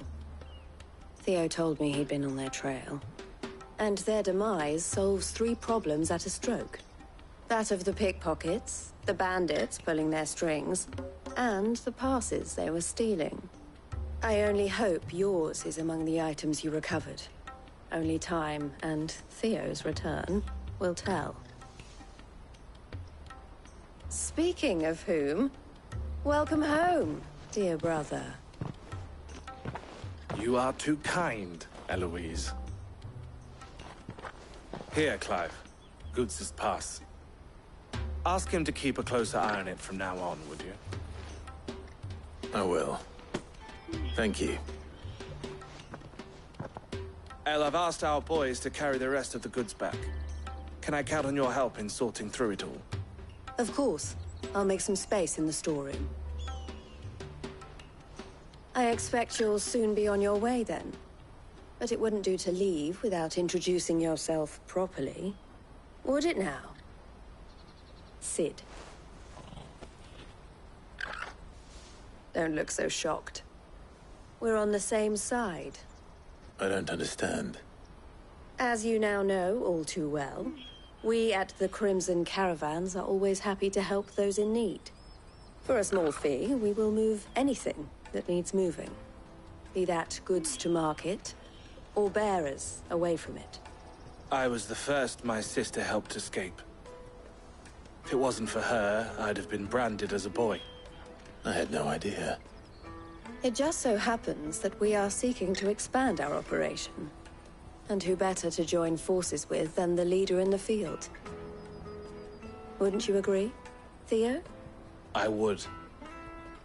It seems our purpose is the same in more ways than one. So what would you say to working together again? It would be our pleasure. And our honor. The honor is ours. Here, Clive. This is for you.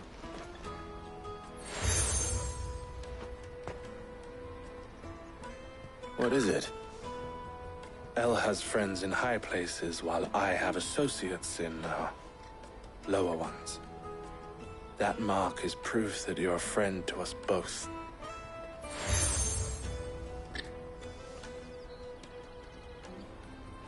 I shall bear it with pride. Well, all that remains is to wish you a safe onward journey. Goots's pass should secure you a place on the caravan, but if you encounter any difficulties, we would be delighted to provide you with a coach of our own. For a discounted price, of course. Say, 9 million? We'll try the caravan.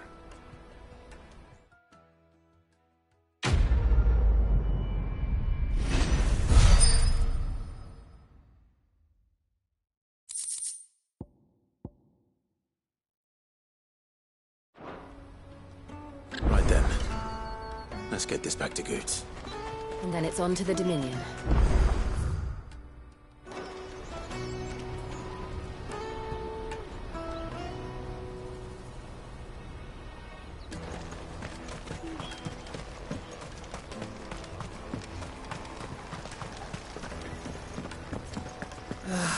If only you were right. Now I just need to see about getting the... I want to know right away. Bad news. Good, actually. Something worth celebrating for a change. Only trouble is, the serving girl's still new to the job, so I can't leave her while I go and invite those I'd like to celebrate with. What exactly are you celebrating, if you don't mind me asking? I've come by a particularly fine bottle of red. A Gotan 66, no less. Gotan Rouge is the only good thing to have ever come out of the Empire. And most wouldn't part with a 66 if you held a knife to their throats. So I've heard. Oh. So you know of it, then? Clearly you're a gentleman of taste. A gentleman who might sympathize with my predicament, perhaps? Would you pass the good news to a few friends of mine? I'll give you a little something for your time, of course. Sounds simple enough. So you'll do it? Marvelous. Thank you. You won't need to go far. All three of them should be right here in the market. There's Aldrich, the porter, Milan, the butcher, and Bolek, a guard over at the north gate. Three of the finest fellows in Boklad, if you ask me. Tell them to come to the tavern when they finish for the day. Stop by again when you let them know, and I'll give you your little something. I'll be right back.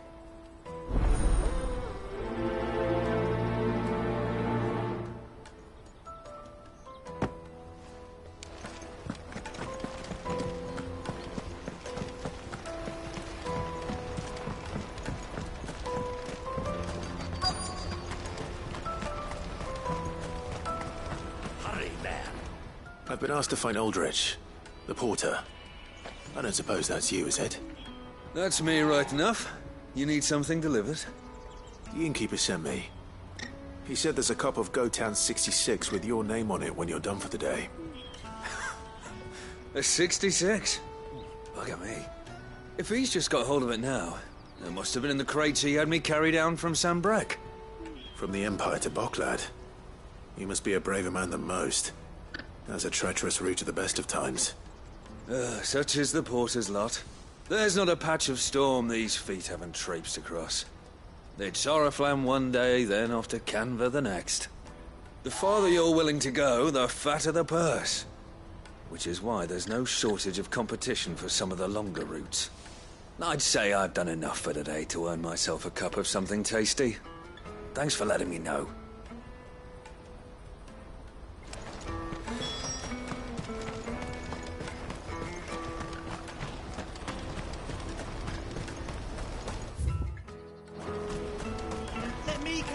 Pardon me, but would you happen... That well-notched steel and impressive physique. I have need of a sword for hire, and yours looks to be a weapon well worth the coin. Might you be convinced to offer me the use of those formidable arms? How exactly do you intend to use them? Well, being something of a scholar of Zemeckis history, I wish to investigate the ruins near the city. And I require a rugged companion, lest I find myself waylaid by ne'er-do-wells or the beasts said to roam the area. Should you accept, you will not only earn yourself material wealth, but partake of the true treasure that awaits us there. The rich and storied history of Zemeckis. Well, were you ever party to a finer proposition? My arms are yours. Wonderful! Then come. We must away. But where are we going? Along the old Zemeckis Road, and from there, onward to discovery. Quickly! There is not a moment to lose. Wait. Good luck with your ne'er-do-wells.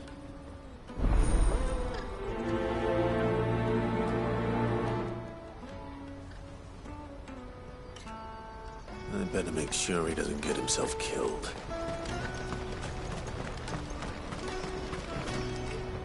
I see you've been of some assistance to Eloise. Perhaps you can extend me the same kindness?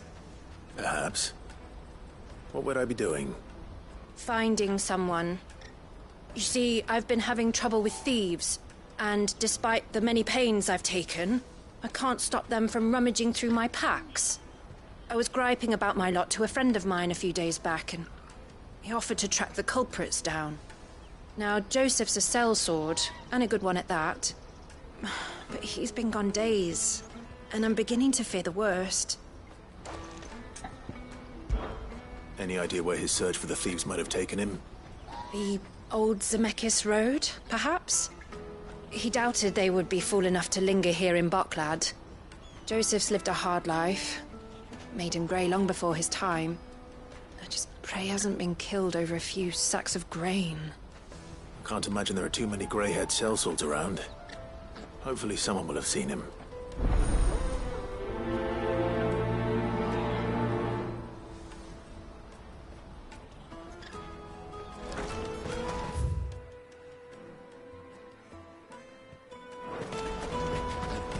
That's that.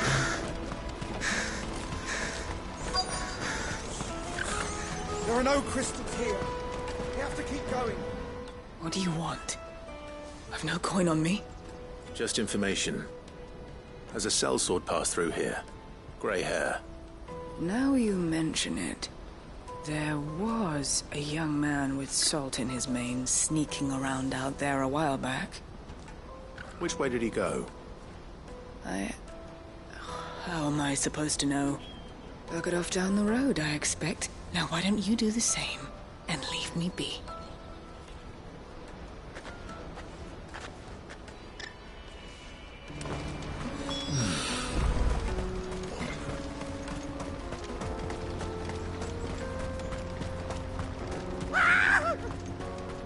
Why am I not surprised? You'll hand over your coin if you know what's good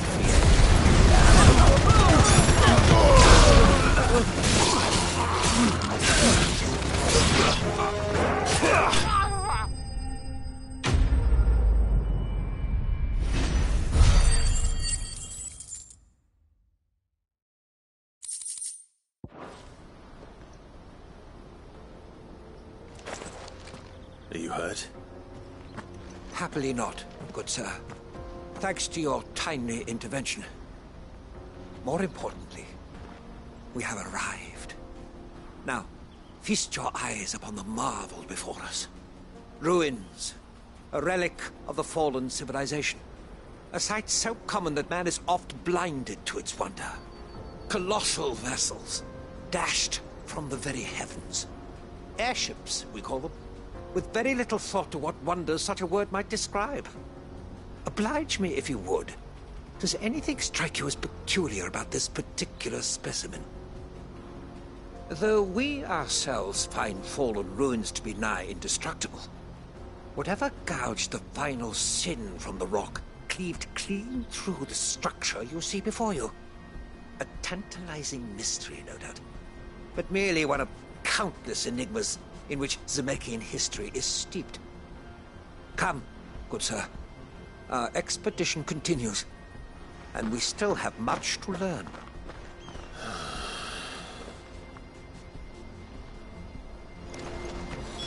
He's passionate. I'll give him that.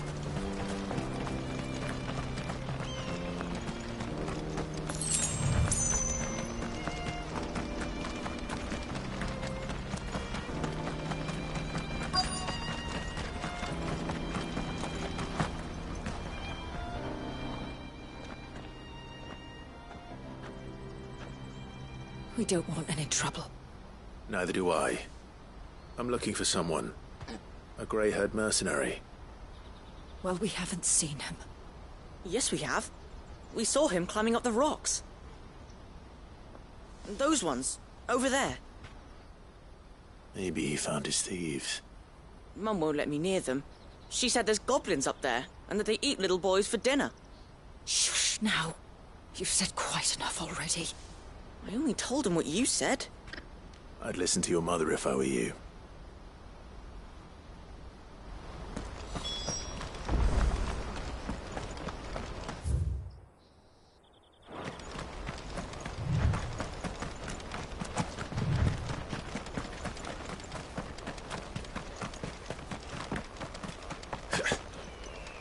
Did Joseph's thieves really lug their stolen wares all the way out here?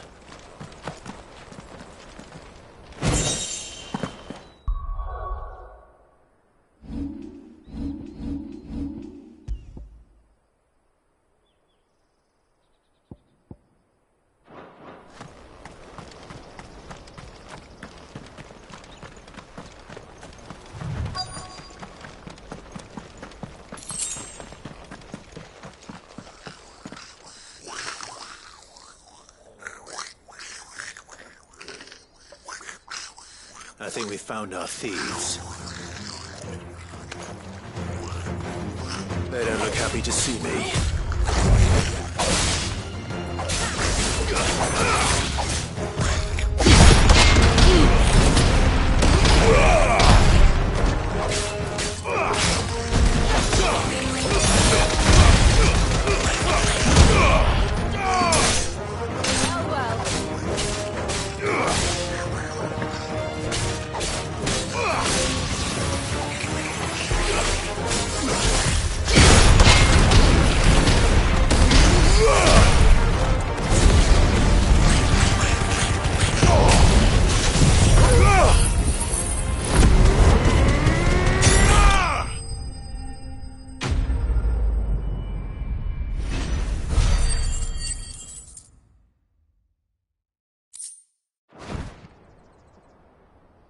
Let's get this over with. Stop! Don't kill him, he's just protecting his home. Joseph? So the boy was right. I don't know you. Your porter friend sent me to find you. She was worried you might have got yourself killed. Have I been gone that long? It wasn't hard finding the thieves. The problem was knowing what to do with them when I did. I take it things are more complicated than they appear.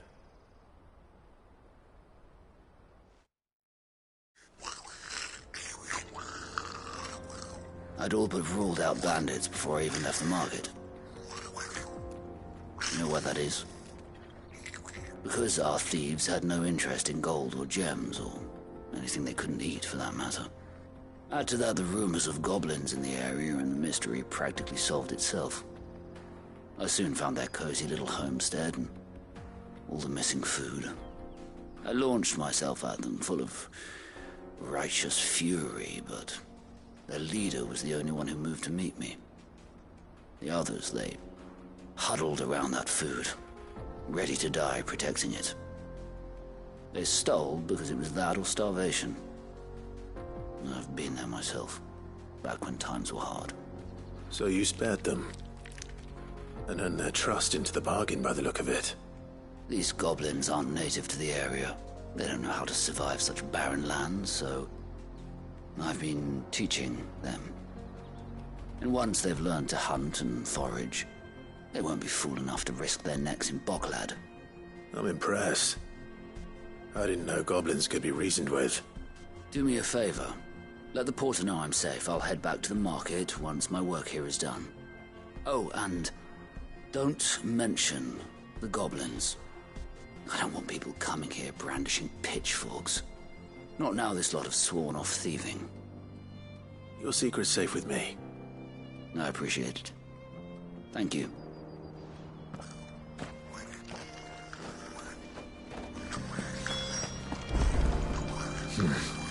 Not here.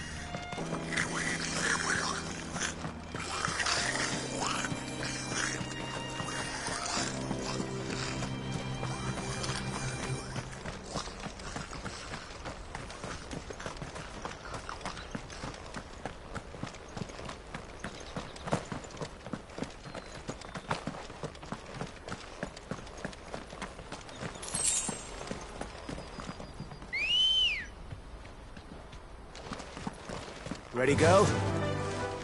Yeah!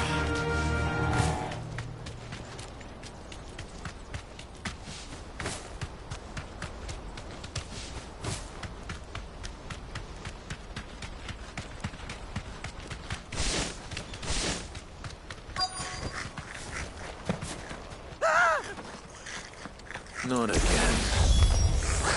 All right then. Who's first?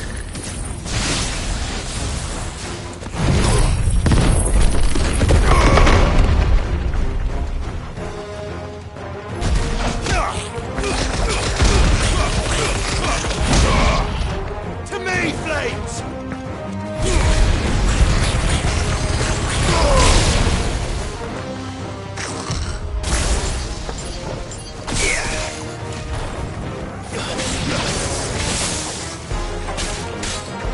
Enough!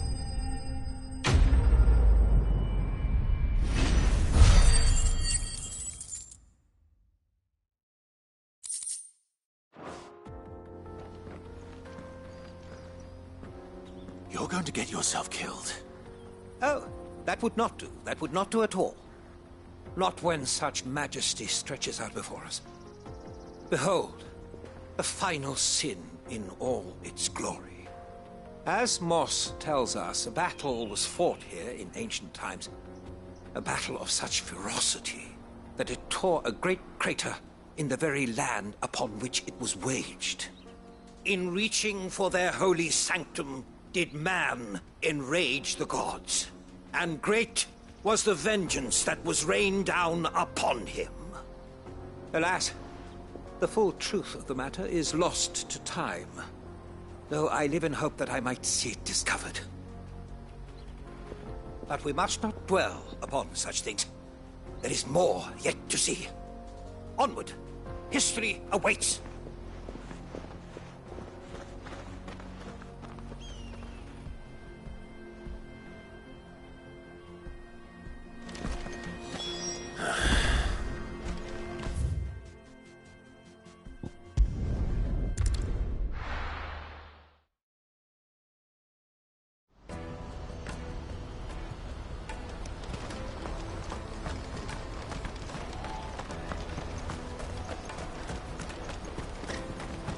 Porter for hire?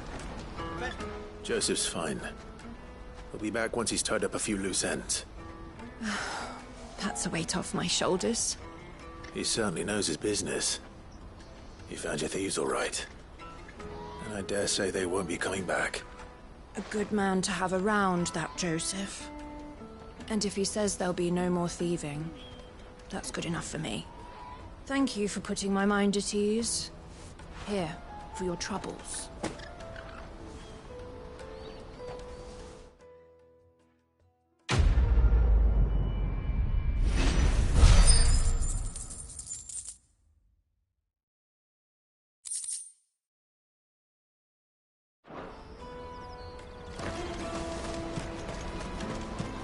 That's that then.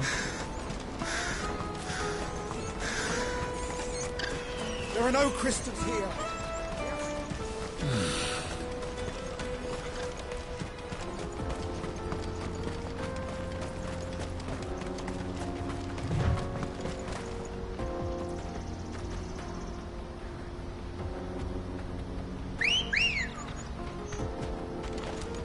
Come on. Run like the wind.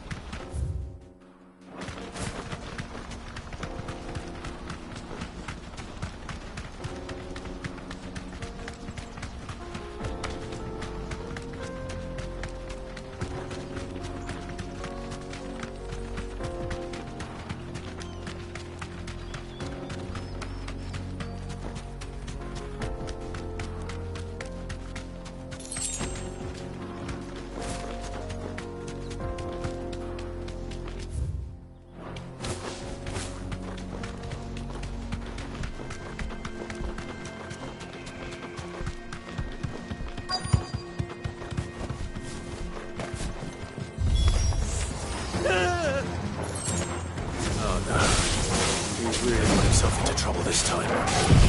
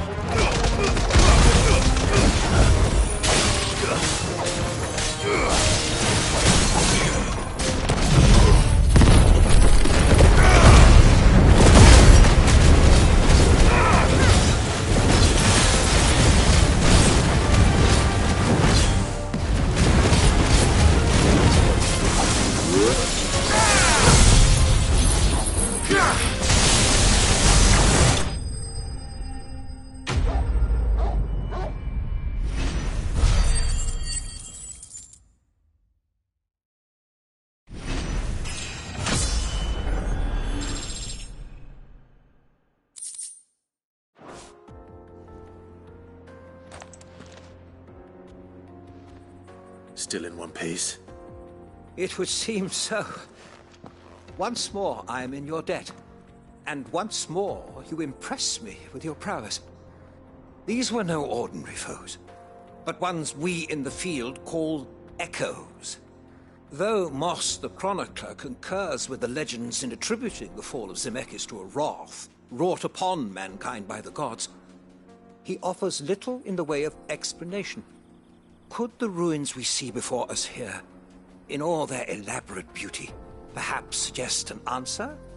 Could the construction of such miraculous edifices have been considered an encroachment upon the province of the divine? Alas, all is mere speculation. But one day, perhaps, I will learn the truth.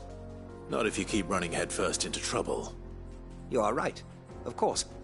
And not only have you plucked me repeatedly from the jaws of death, you have proven yourself a willing audience to my ramblings. Glad to help, but didn't you say you came here to investigate something?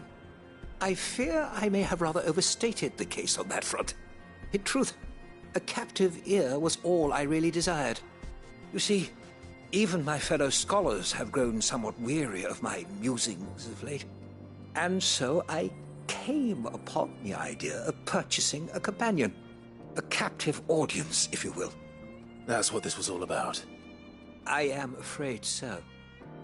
And now, my good man, it is high time we returned whence we came. Fine. Just don't go running off this time.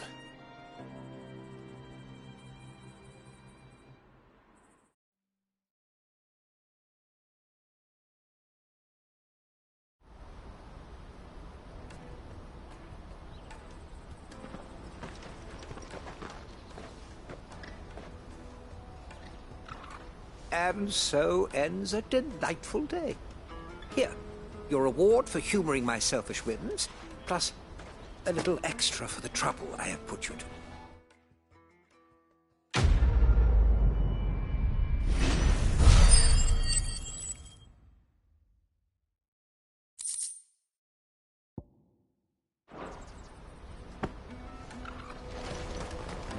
Let me carry your goods. I'm cheap. Peaches and pears.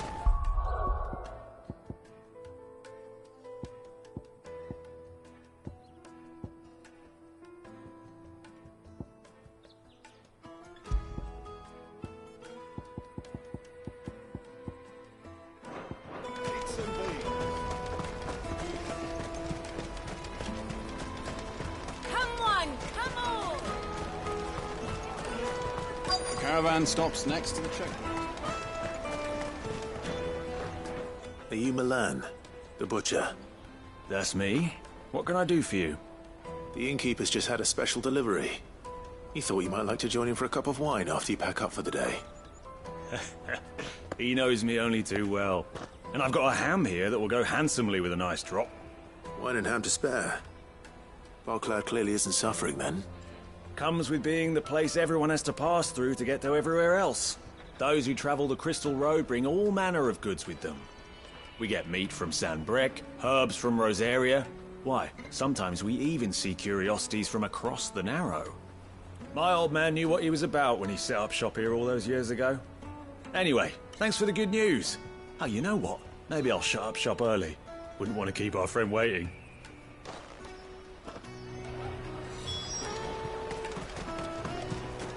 You won't find anything of this quality in Twinside.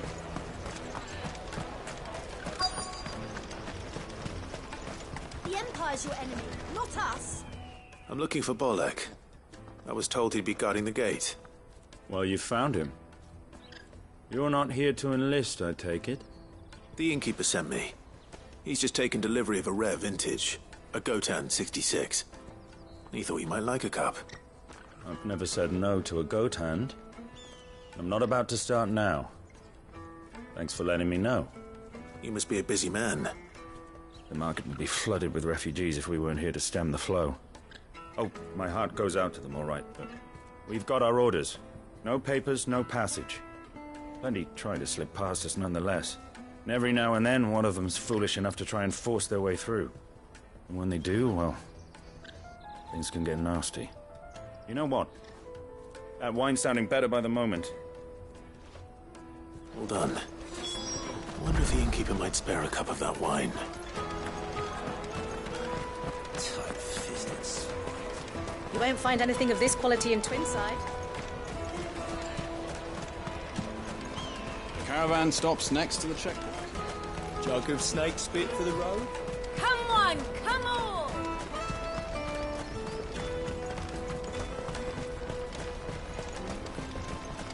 Out of my sight, wretch!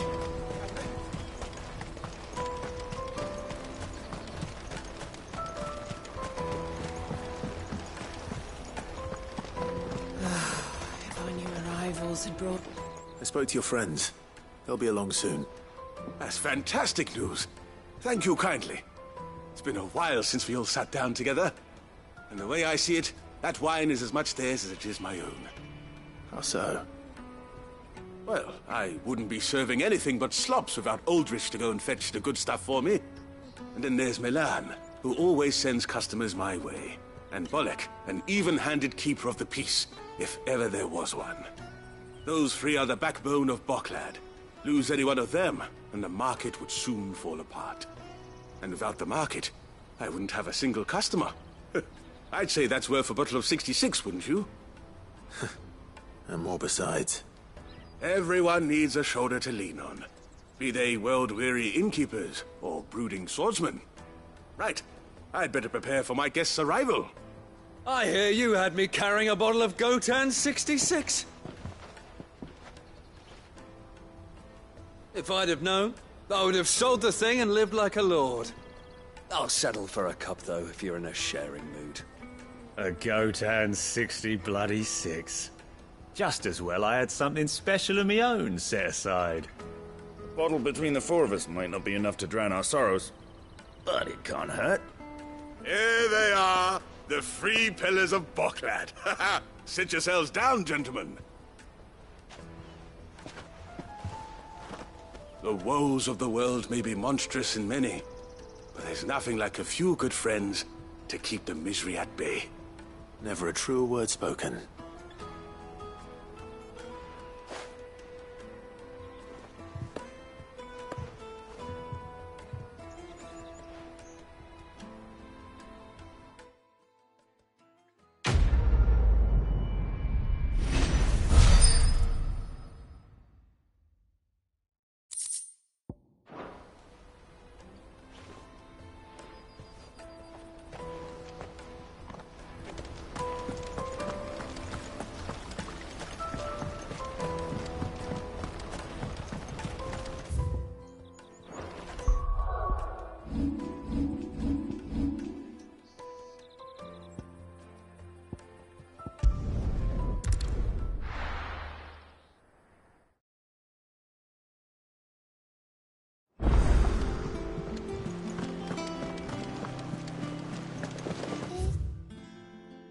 Is that the thing Tomes helped to build? Mid told me she was building a ship.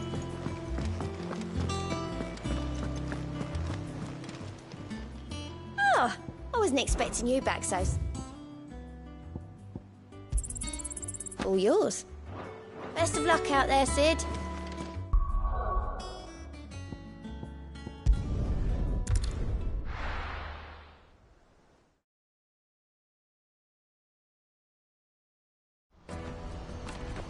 Let me carry your goods. I'm cheap. Out of my sight, wretch. Peaches and pears. Come one, come all! The caravan stops next. Juicy pears! What I really want to be... Here you are, Goods. Try not to lose it again. Me pass! You found it! Oh, thank you so much. Nan would have killed me if I'd come back without it. I'll have to say thanks to Elle and Theo, too. So should you, Honza. You and your friends don't have to steal anymore. If anyone threatens you again, you know who to turn to. We do. And we already have.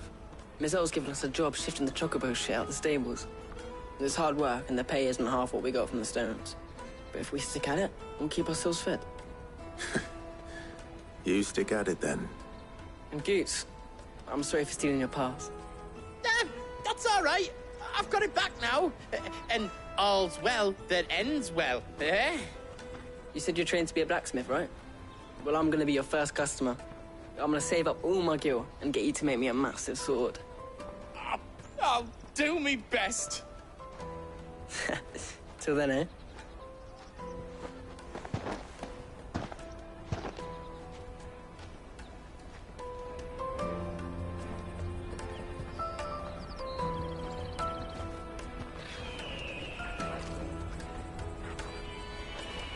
Right.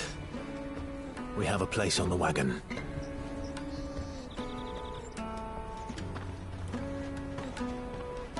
Remember, Goots, we're mercenaries.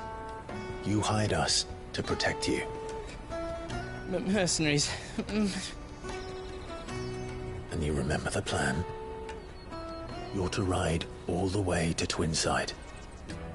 Jill and I will go with you as far as the outskirts, then find our own way in. I'll buy that stuff I need. Right. And we'll scout out the Imperial's defenses. There's a square with a big bell tower right in the middle of town. If you get lost, or out goes wrong, we can meet up there. Right. Let's go.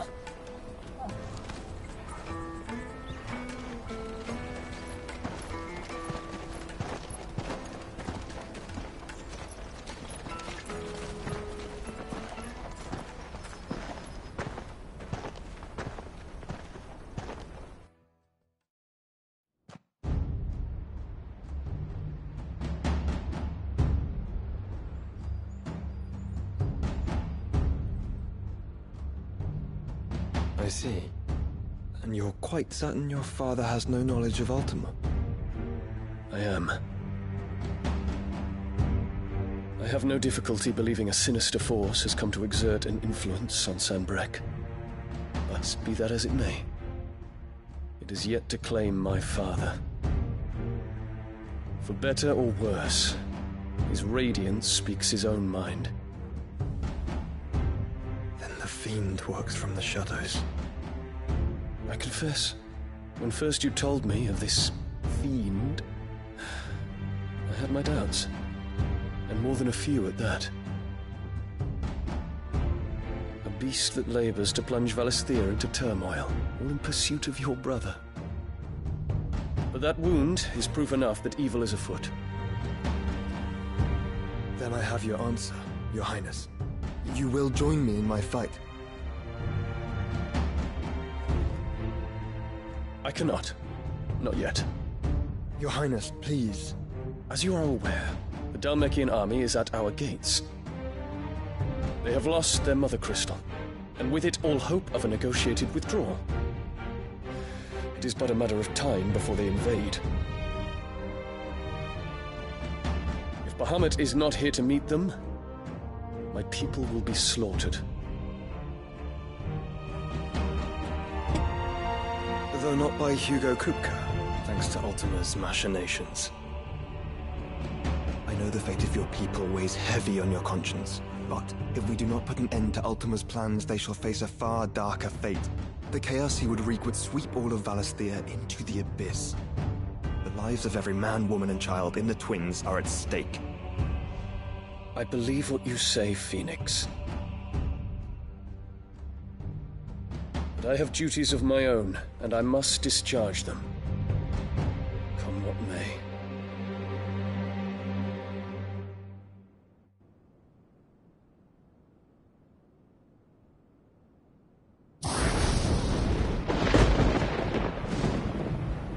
What do you know of my blood?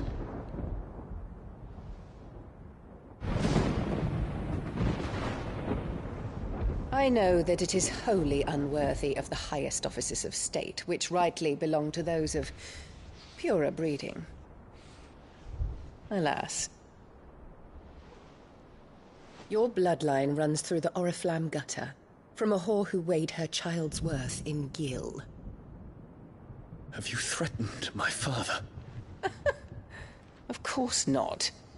I merely whispered in his ear that his mongrel son is plotting a rebellion. What? Sylvester listens to the words of his astrologers. And they have ears too. You have been feeding them your lies! Should you remain loyal to Emperor Olivier, his radiance may yet crown your head with laurel, and not with tar. Fork-tongued witch!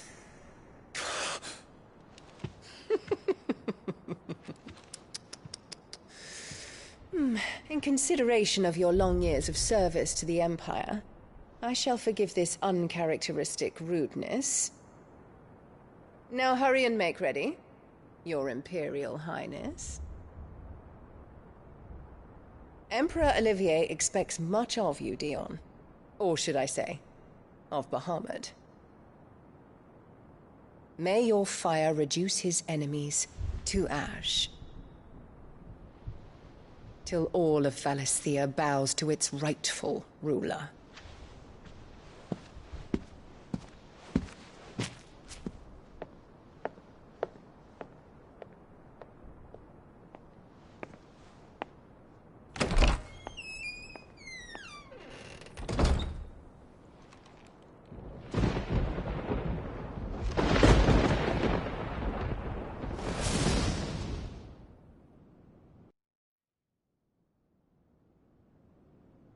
There is another darkness that has taken hold of Sanbreque. And until its grip is released, the flames of war shall spread ever wider, just as Ultima wishes.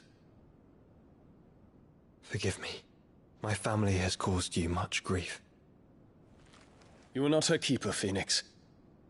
This is a matter for the Imperial household now, and as a member of that household, it falls to me to resolve it. At such time as that is done, what strength I have shall be yours.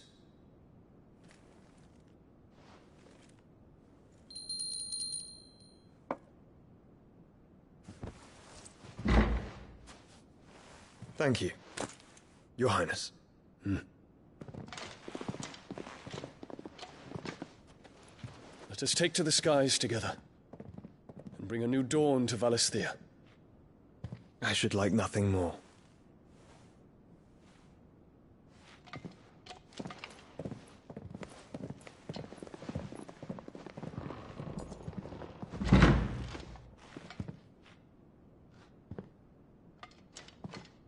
Terence. My prince. Tell me true. Do you believe what I'm about to do is wrong? We dragoons have but one leader, Your Highness. And we shall follow him unto the very end. Thank you. And this is my decree. For of their crimes against the crown, the traitorous Annabella and her usurping son shall be put to death, and the Empire restored.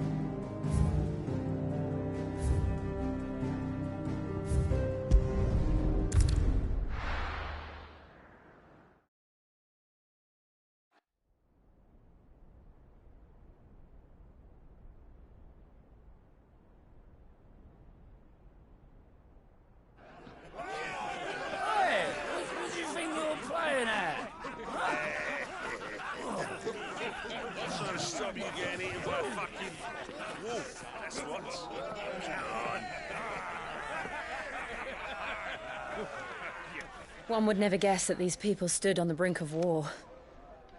And they're afraid. They turn to drink to forget their fears.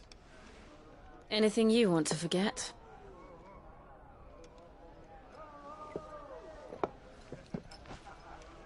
The harbor is empty, and half the market stalls too. The city may seem peaceful on the surface, but it's balanced on a knife edge.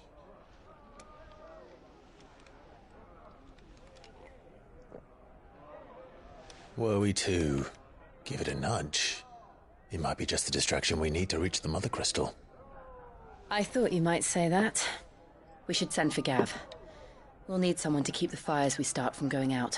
And we can busy ourselves scheming until he gets here. I'll send a Stolas then.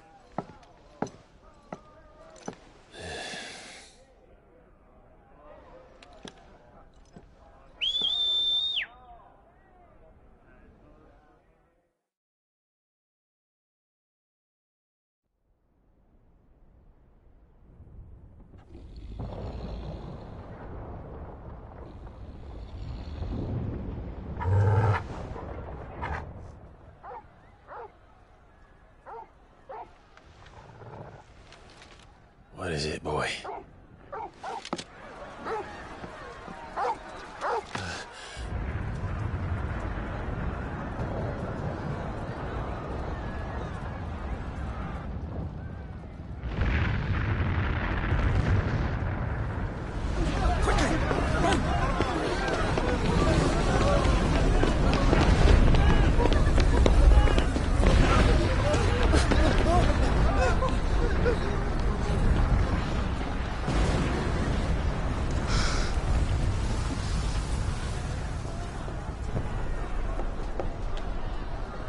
What's happening? I don't know. Torgal!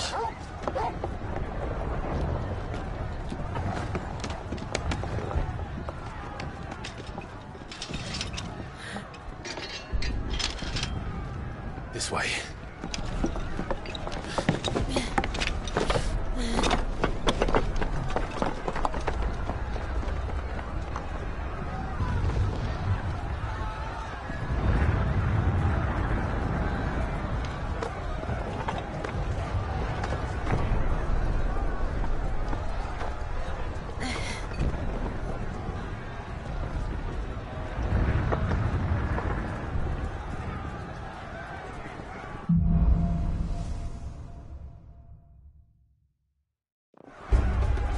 The city's on fire. I'm sure Goots is fine. He'll be making for the square. The one with the bell tower. In the middle of town, right? Watchman or sentry is to be slain on sight. Spare the citizenry. His Highness's orders were clear. The people are to... Those were Imperial Dragoons.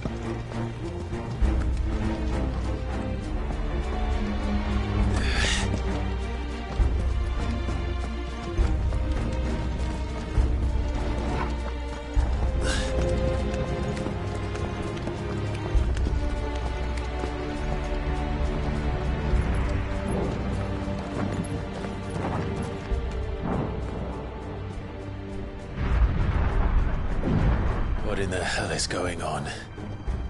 Let's go and see. Right.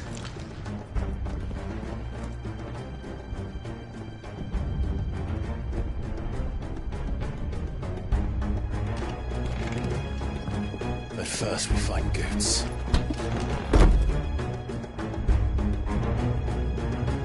I just hope he's all right.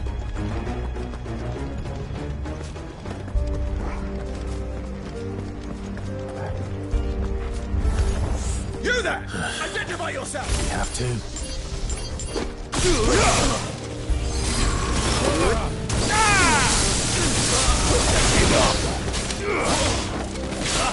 Till my final breath.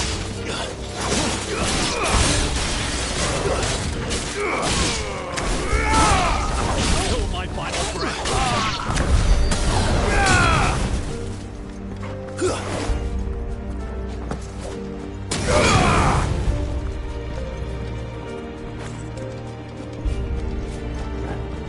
Hurrah!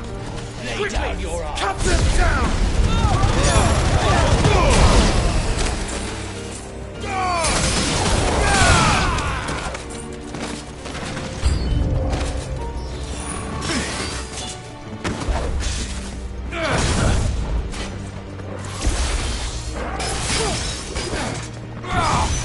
Too slow.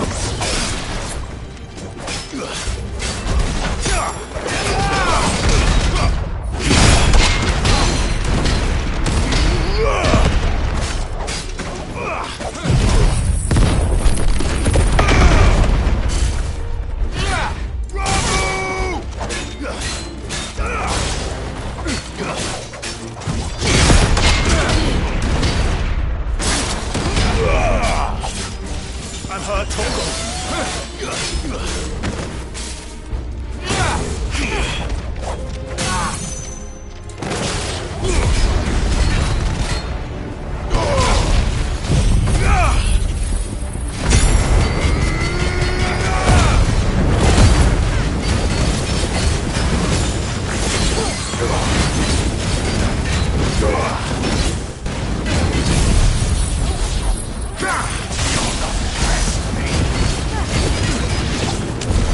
There's no doubt about it.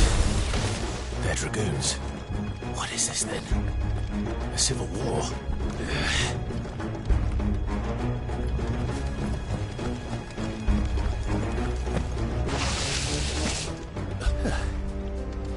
Never thought I'd be glad to fall into a sewer. Someone's brave.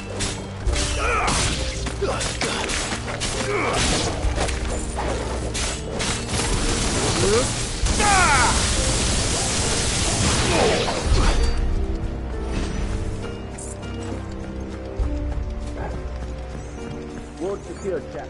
None of the Emperor's forces remain. They gather on them. We press on to the council assembly. Yes, Captain.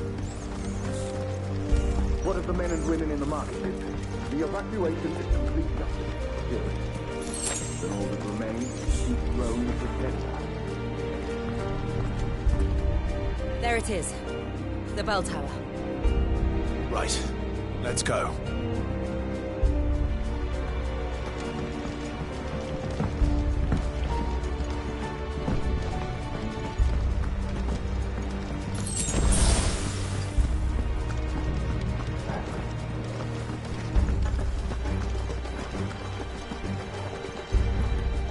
Ah, a goods lift.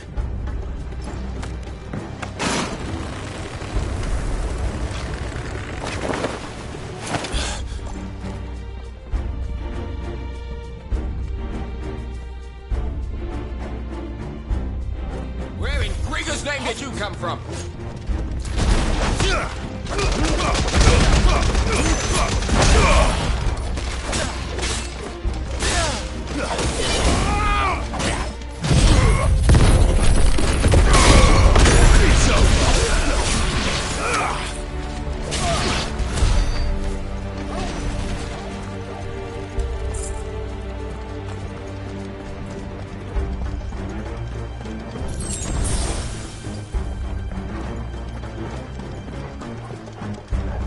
Intruders!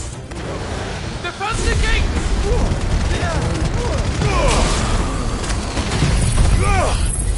Get him! Farewell!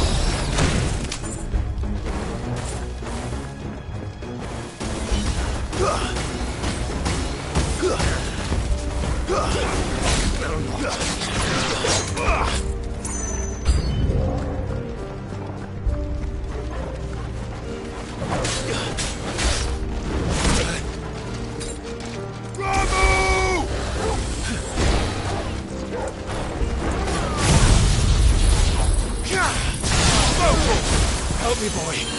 Titan!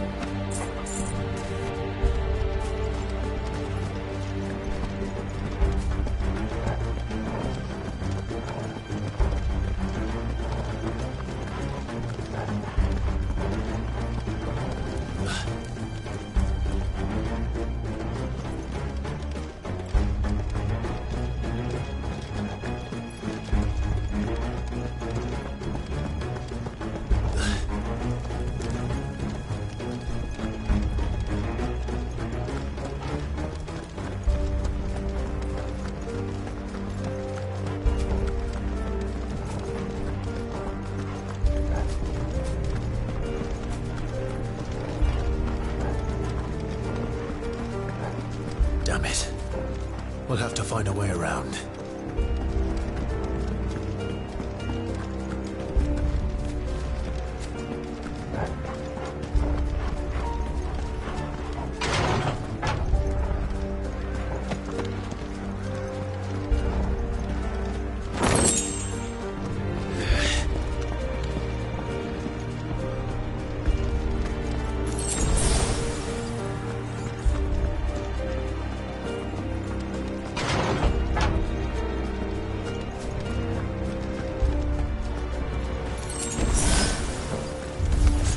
In the name of His Highness!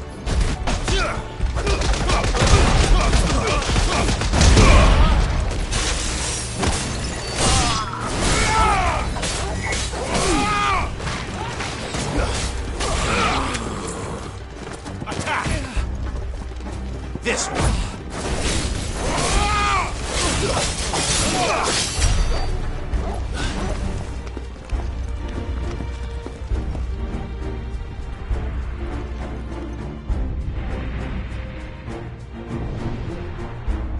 Hold on, kids. We're coming.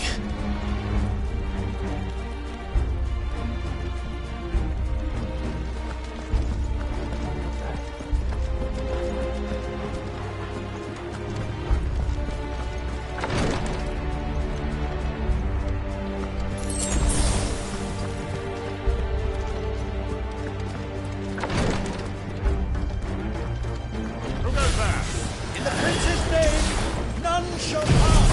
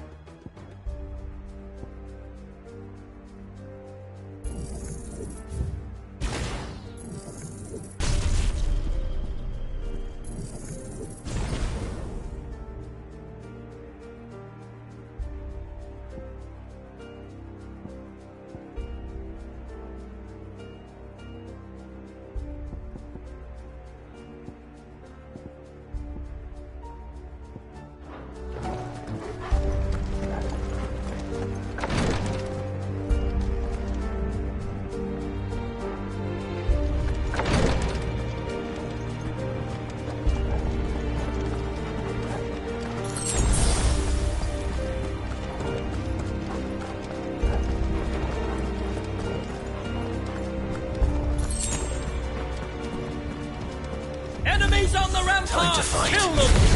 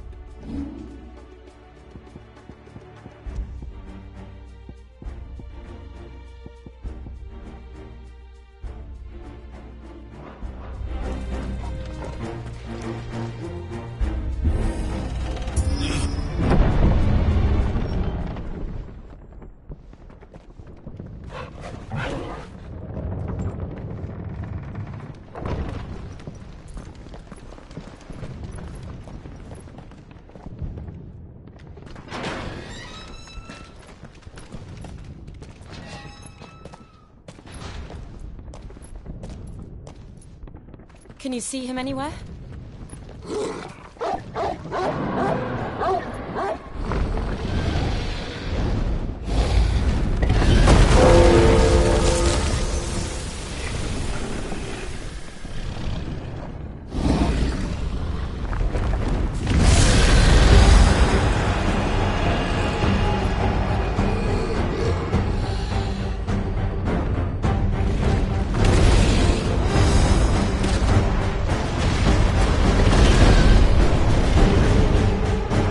Must be one of the Dragoon's pets.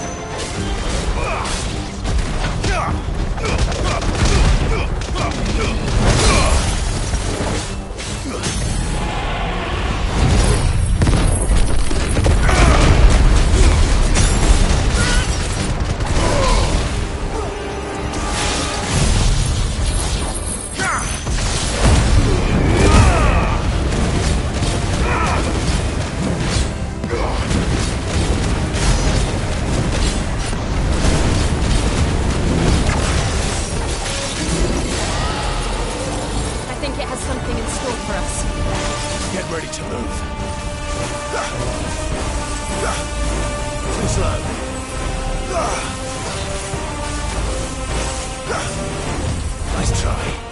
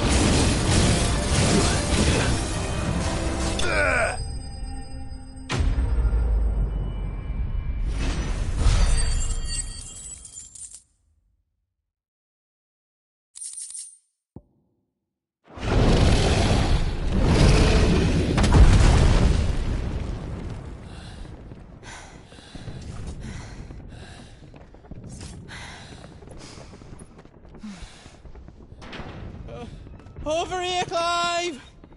Are you alright? Goods, there you are. I didn't know there'd be a dragon.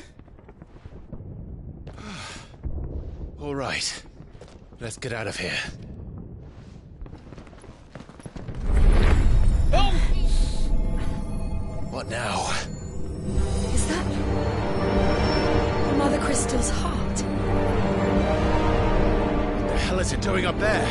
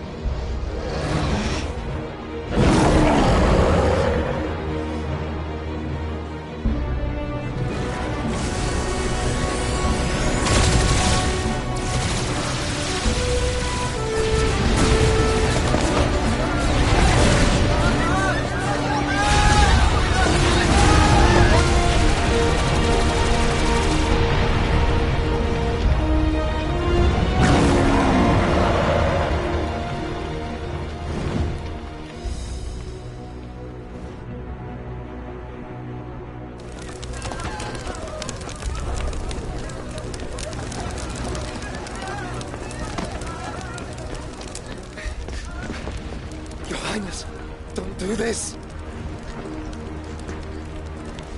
We must leave. Now, Your Grace. I beg of you. This is not what he wanted. Something's happened. Forgive me, Yot, but I must put a stop to this. Your Grace!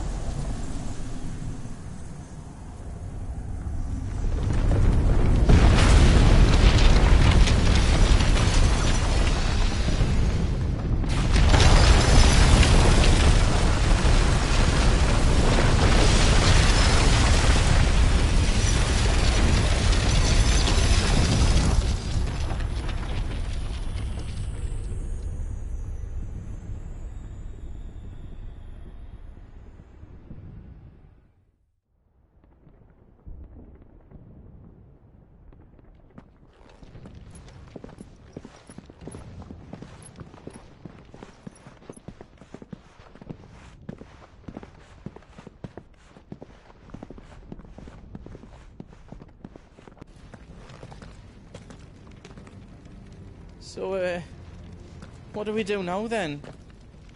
We destroy the heart. Well, you might come back! As soon as the flames die down, the Imperials and the Dalmex will move in. This may be our only chance. And Bahamut has gone for now. You should get as far away as you can, Goots.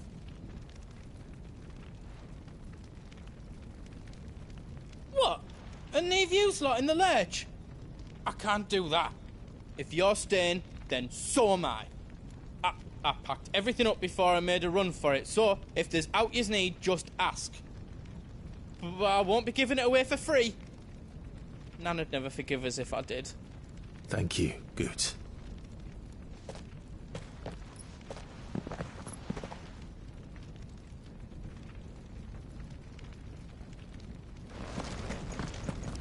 Do yous need out? I've got some good stuff for yous.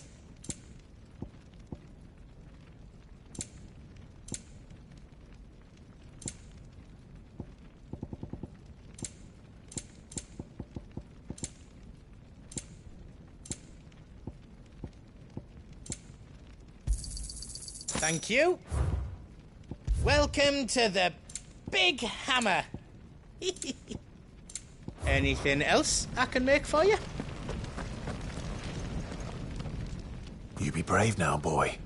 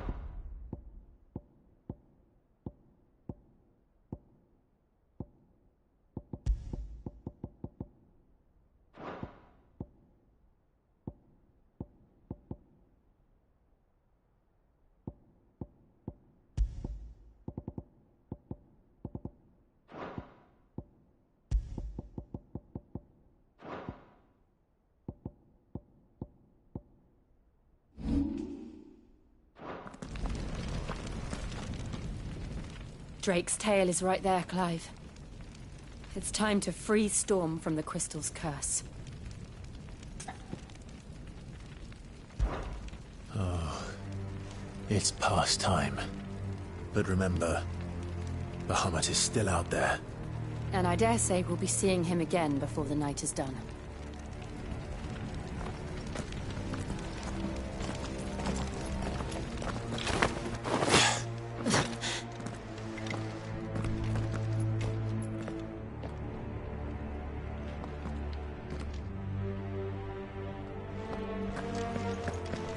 No more roads. We'll have to find our own path. Do you feel that, Clive? Ether. Just what we need. Another flood. It's already turned them. And there's no reason to hold back.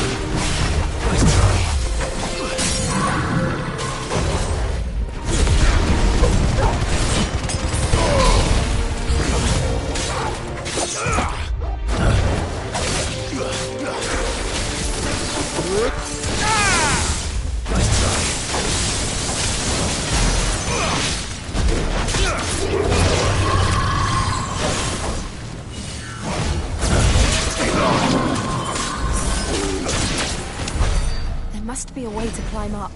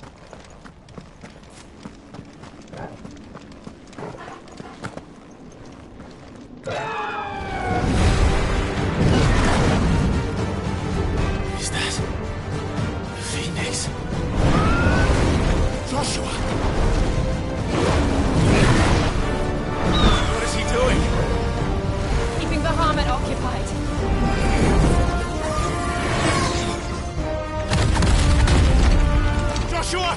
Joshua!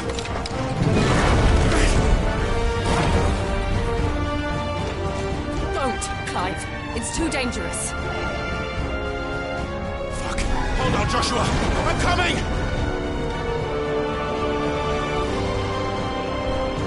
We have to save him. And we will. We just need to keep moving.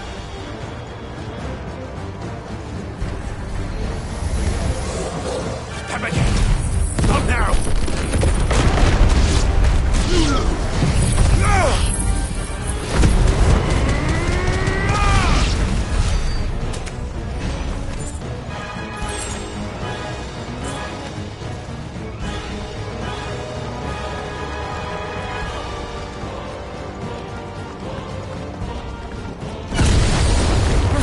What was that? Bahamut. He'll kill us all.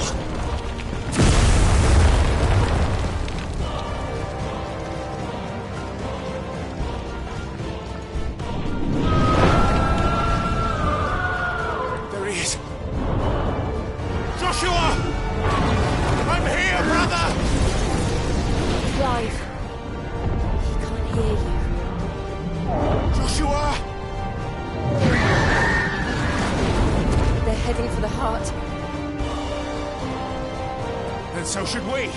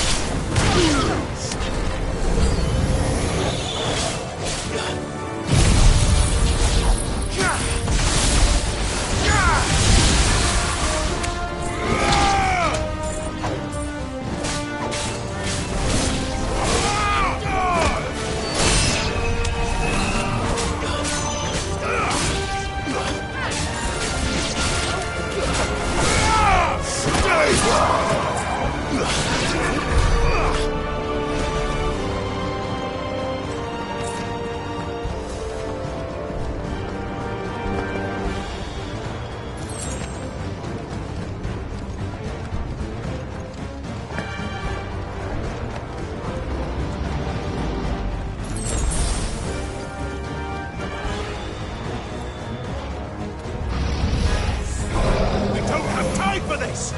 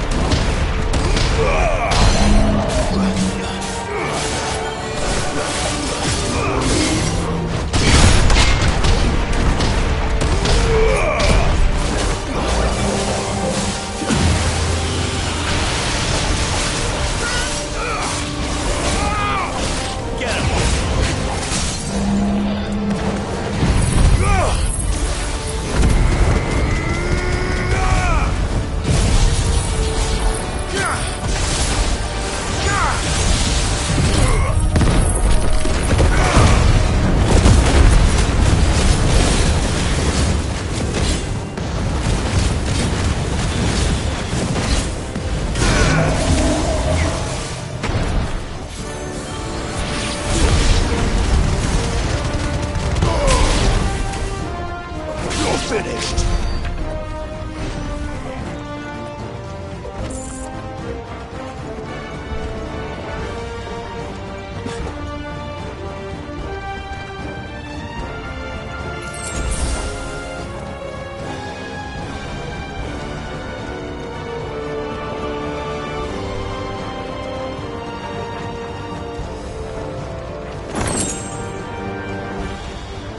Are those the council chasers? How are they still standing? I don't know.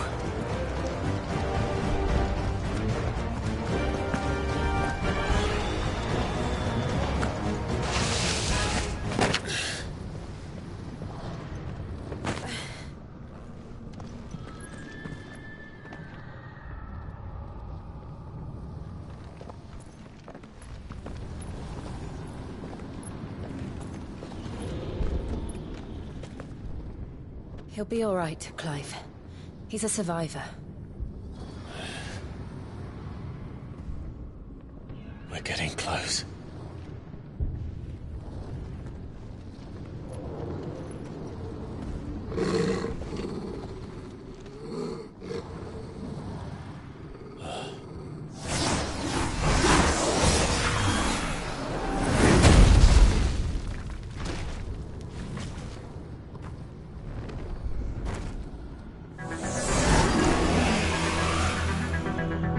It looks like somebody doesn't want us getting any closer. I don't care what it wants.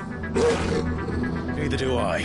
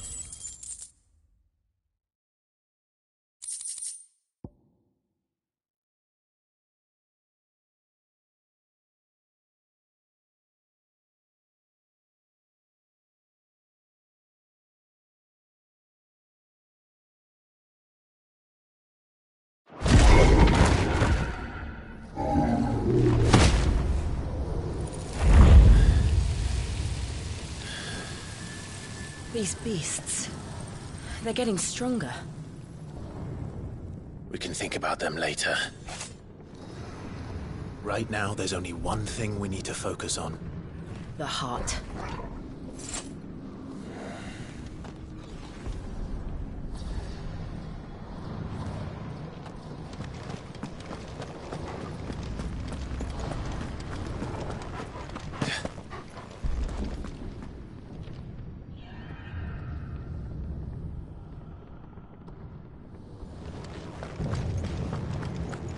We might be able to get up through the building. It's worth a try.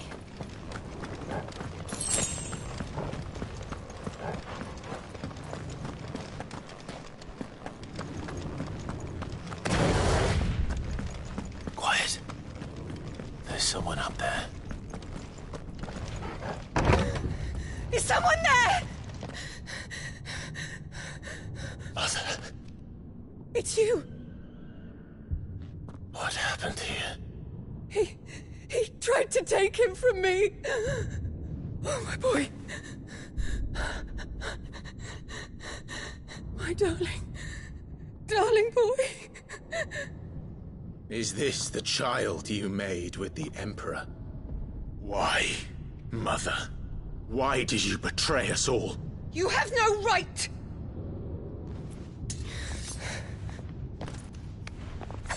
Answer him. We took you in, savage. Show some respect for those who raised you.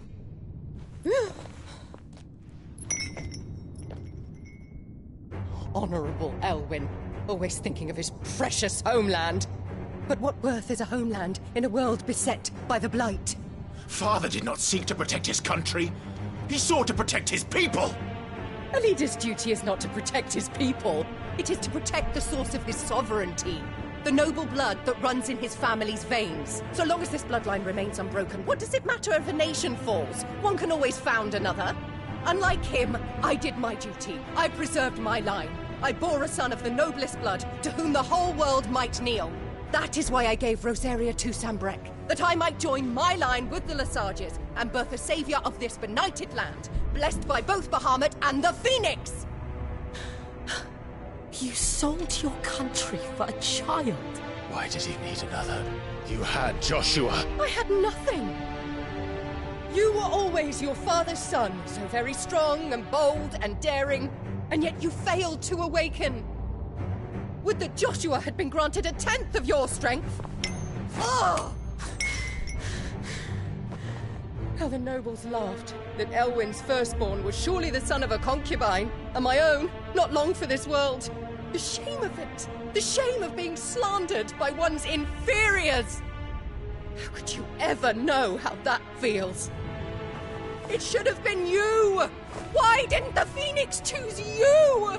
Joshua's every waking moment was spent trying to shoulder the burden that you and the Phoenix and the Duchy foisted on him. That's why I became his shield. To help bear the weight. But what did you do? You betrayed your own blood and surrendered your son to his fate! Joshua. My darling boy. I never meant to hurt him. The soldiers' orders were clear. He was to be spared. Why did you survive when the only one I truly cared for died? What? Have you not looked out of the window? Joshua is here! The Phoenix lives on! He's battling Bahamut as we speak!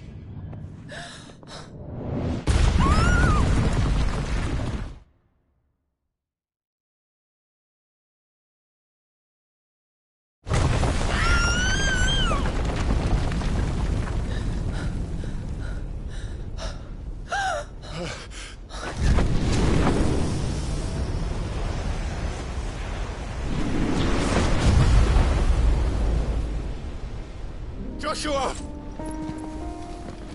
Wake up!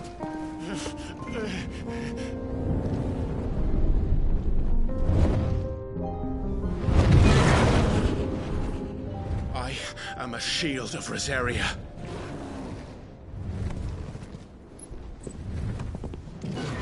and I will do my duty. What are you...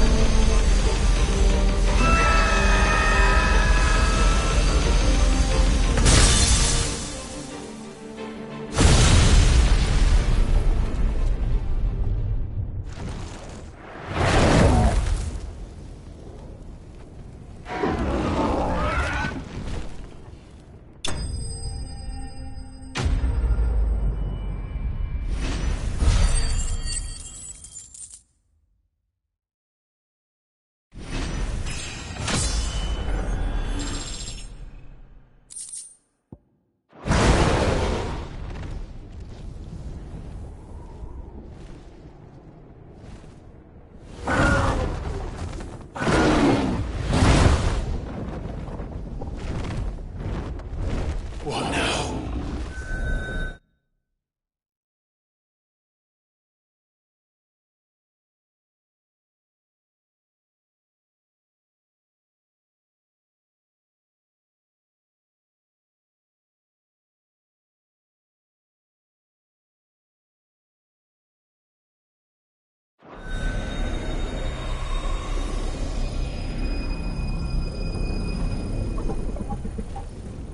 This is drinking me. We have to stop him.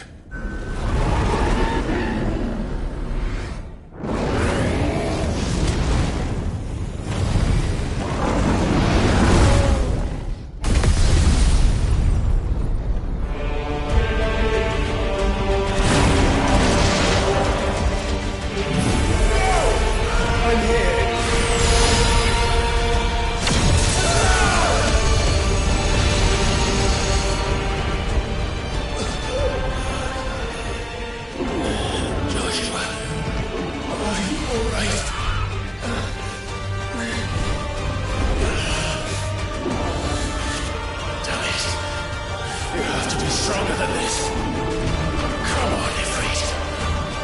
Show us your true power.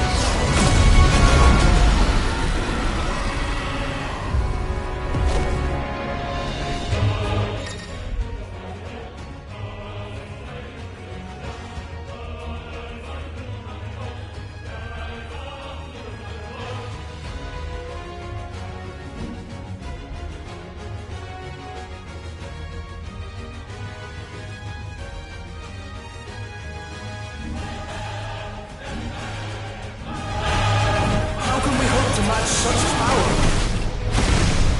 by trusting in our own.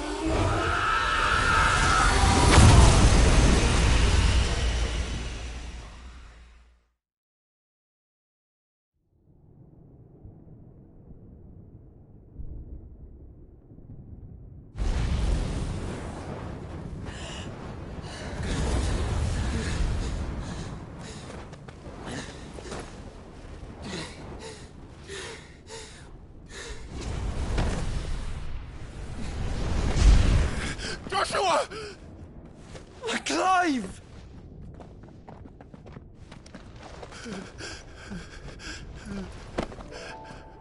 My brother. I'm sorry. I'm so sorry. You're alive. We both are. Nothing else matters.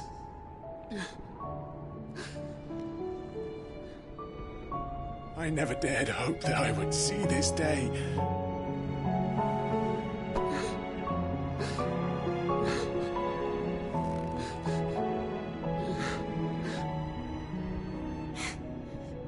Reunited at last. Jill.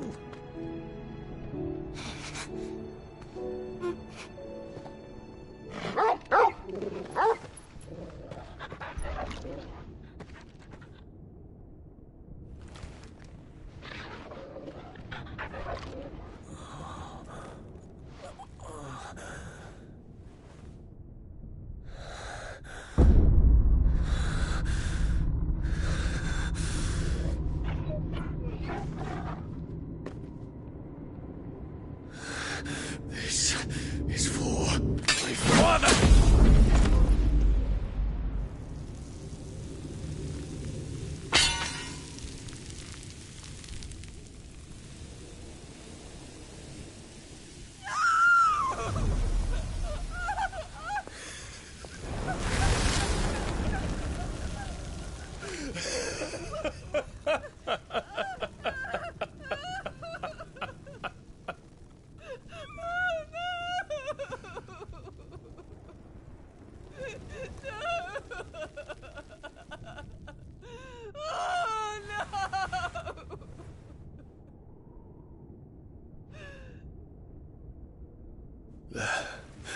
It is done.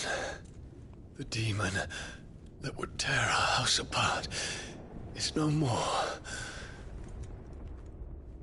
Father.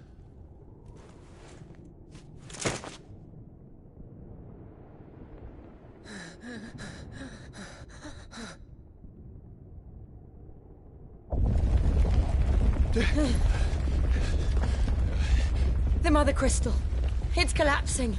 Right. We need to leave. No. Wait.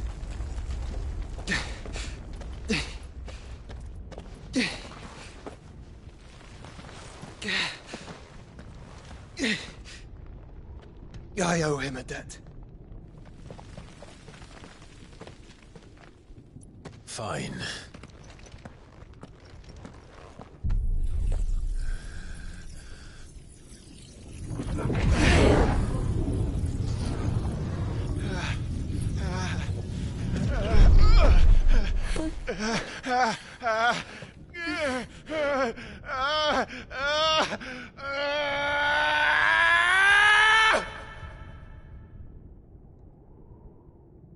You there. Don't reinforce the walls. Situation. Report, Captain. Can nothing be done to call them off? I regret not, Your Radiance. The Dragoons answer to none but His Imperial Highness. The Council is powerless to intervene. We're hearing reports of rebel Madness is this, Theon. throughout the neighboring districts. Focus all efforts on extinguishing the fires around the capital. City can wait. What about stocks of weapons and armor? Don't dally, man, go! Your Radiance. Are the doors And I want you to find out Make sure the doors are Thou locked. makes movements. By the light! Dion, have you taken leave of your senses? Call off the Dragoons at once! Fear not. The populace will come to no harm at their hands.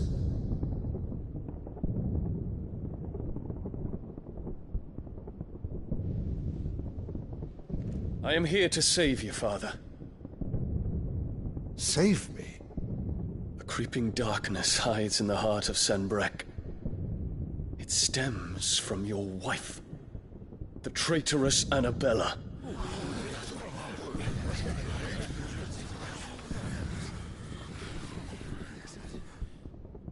Not another word, Dion. Father, Though you may not see it, the darkness has taken hold of you. It has made you forget yourself.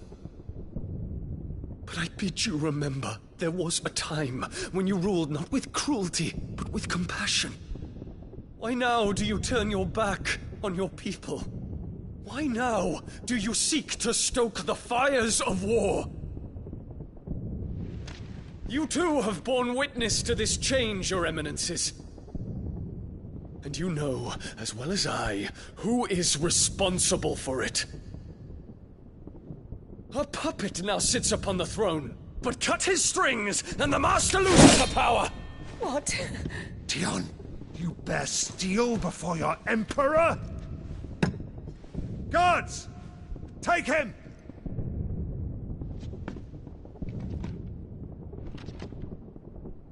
For every citizen who falls, another can be bred.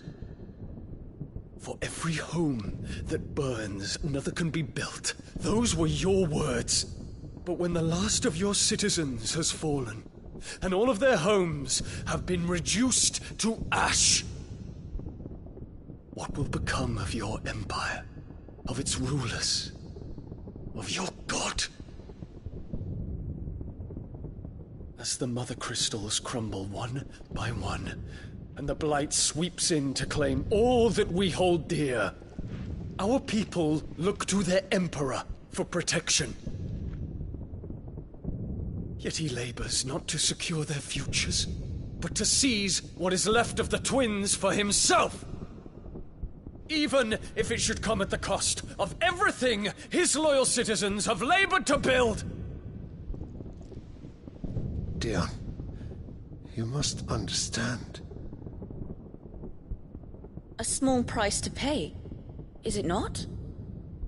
You've been blessed with great power, Dion. Enough to win me the world. So go, claim Valisthea for me, brother.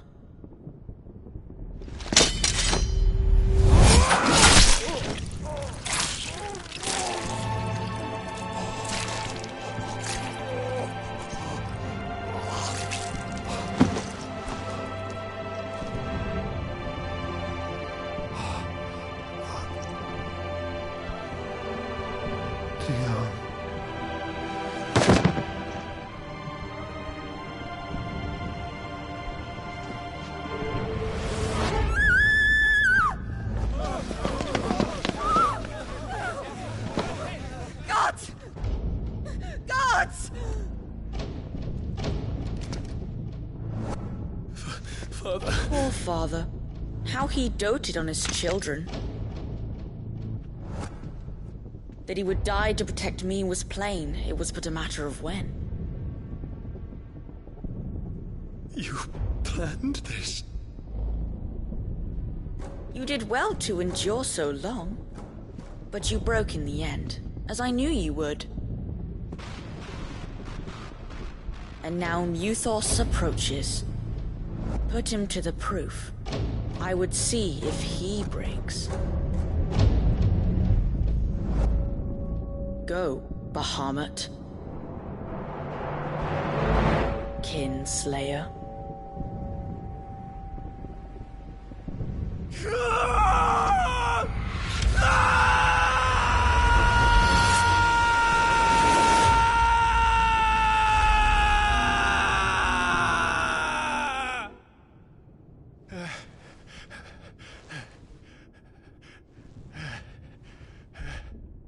Not again. Brother? It's a long story.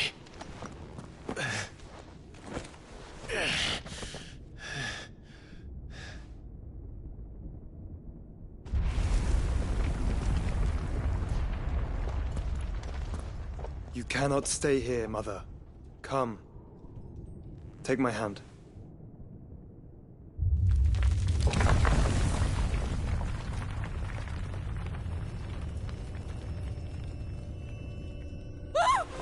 Get away from me! This is all just a dream, just a bad dream!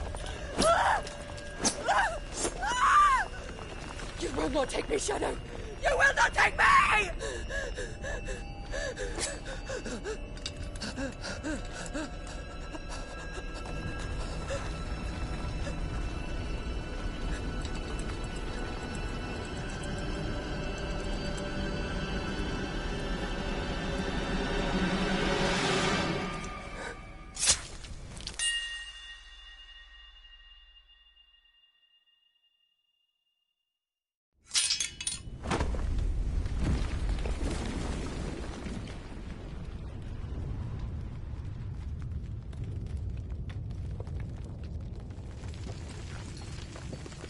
Mother.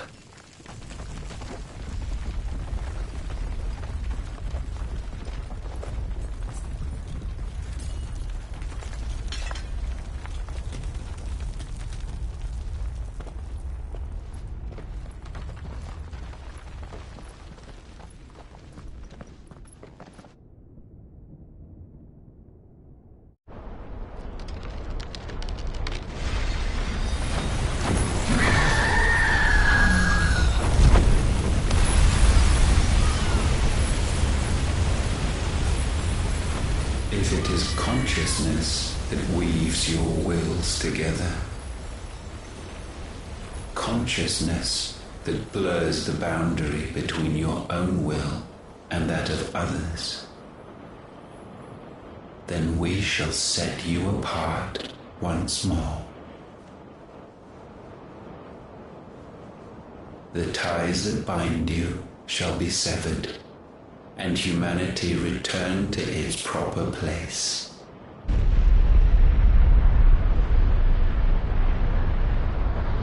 By primogenesis shall a new age of reason begin.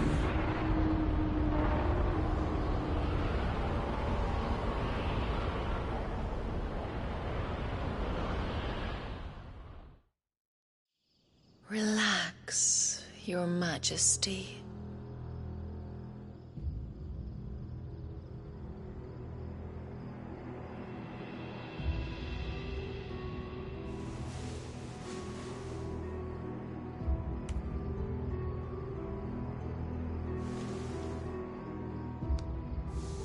Don't you want to play? It's been a long time. If that is your wish. Men, you are as meek as all the others.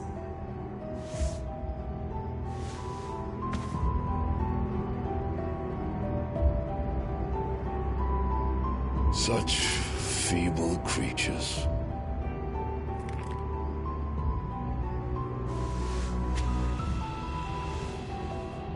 Gifted the power of icons, yet slaves to fickle emotions which usher you to your doom. And so you bind your fragile wills with strands of consciousness. The wretched handiwork of a wretched people.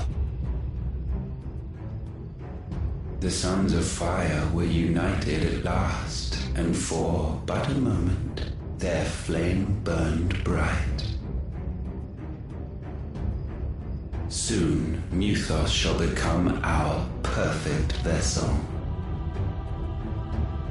And then shall the world be remade.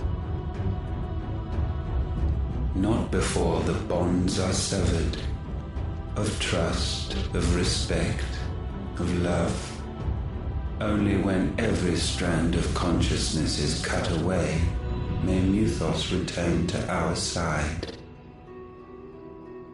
By primogenesis shall all be undone. Mankind shall be rid of his wretchedness, and Muthos of his will. But while he yet clings to it, he has the power to forge bonds anew.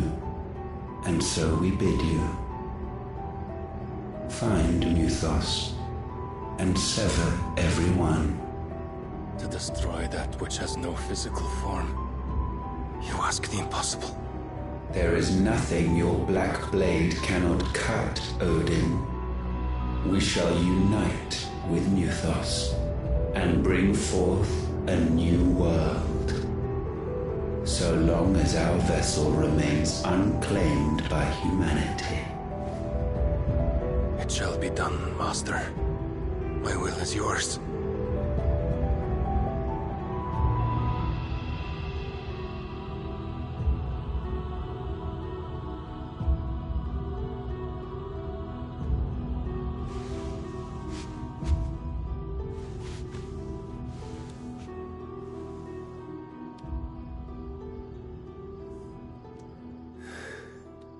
Mother.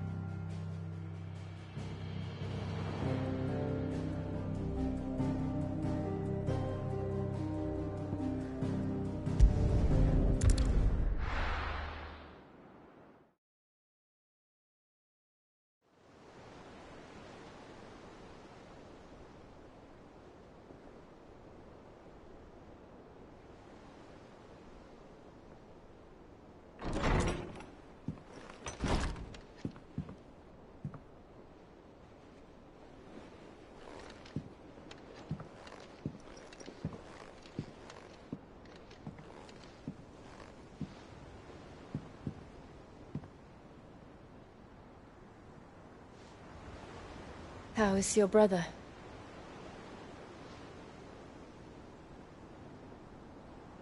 Asleep, since I returned from the Dominion. Taya says he should be back on his feet soon enough. For a while, at least.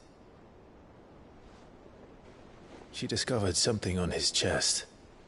A swelling, circled in stone. The curse.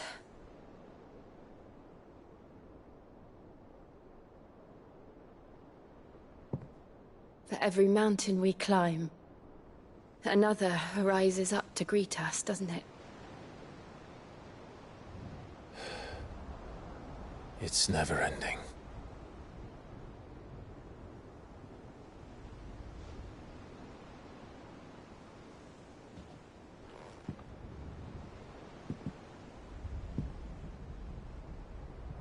Even the sky seems to have grown tired of it all.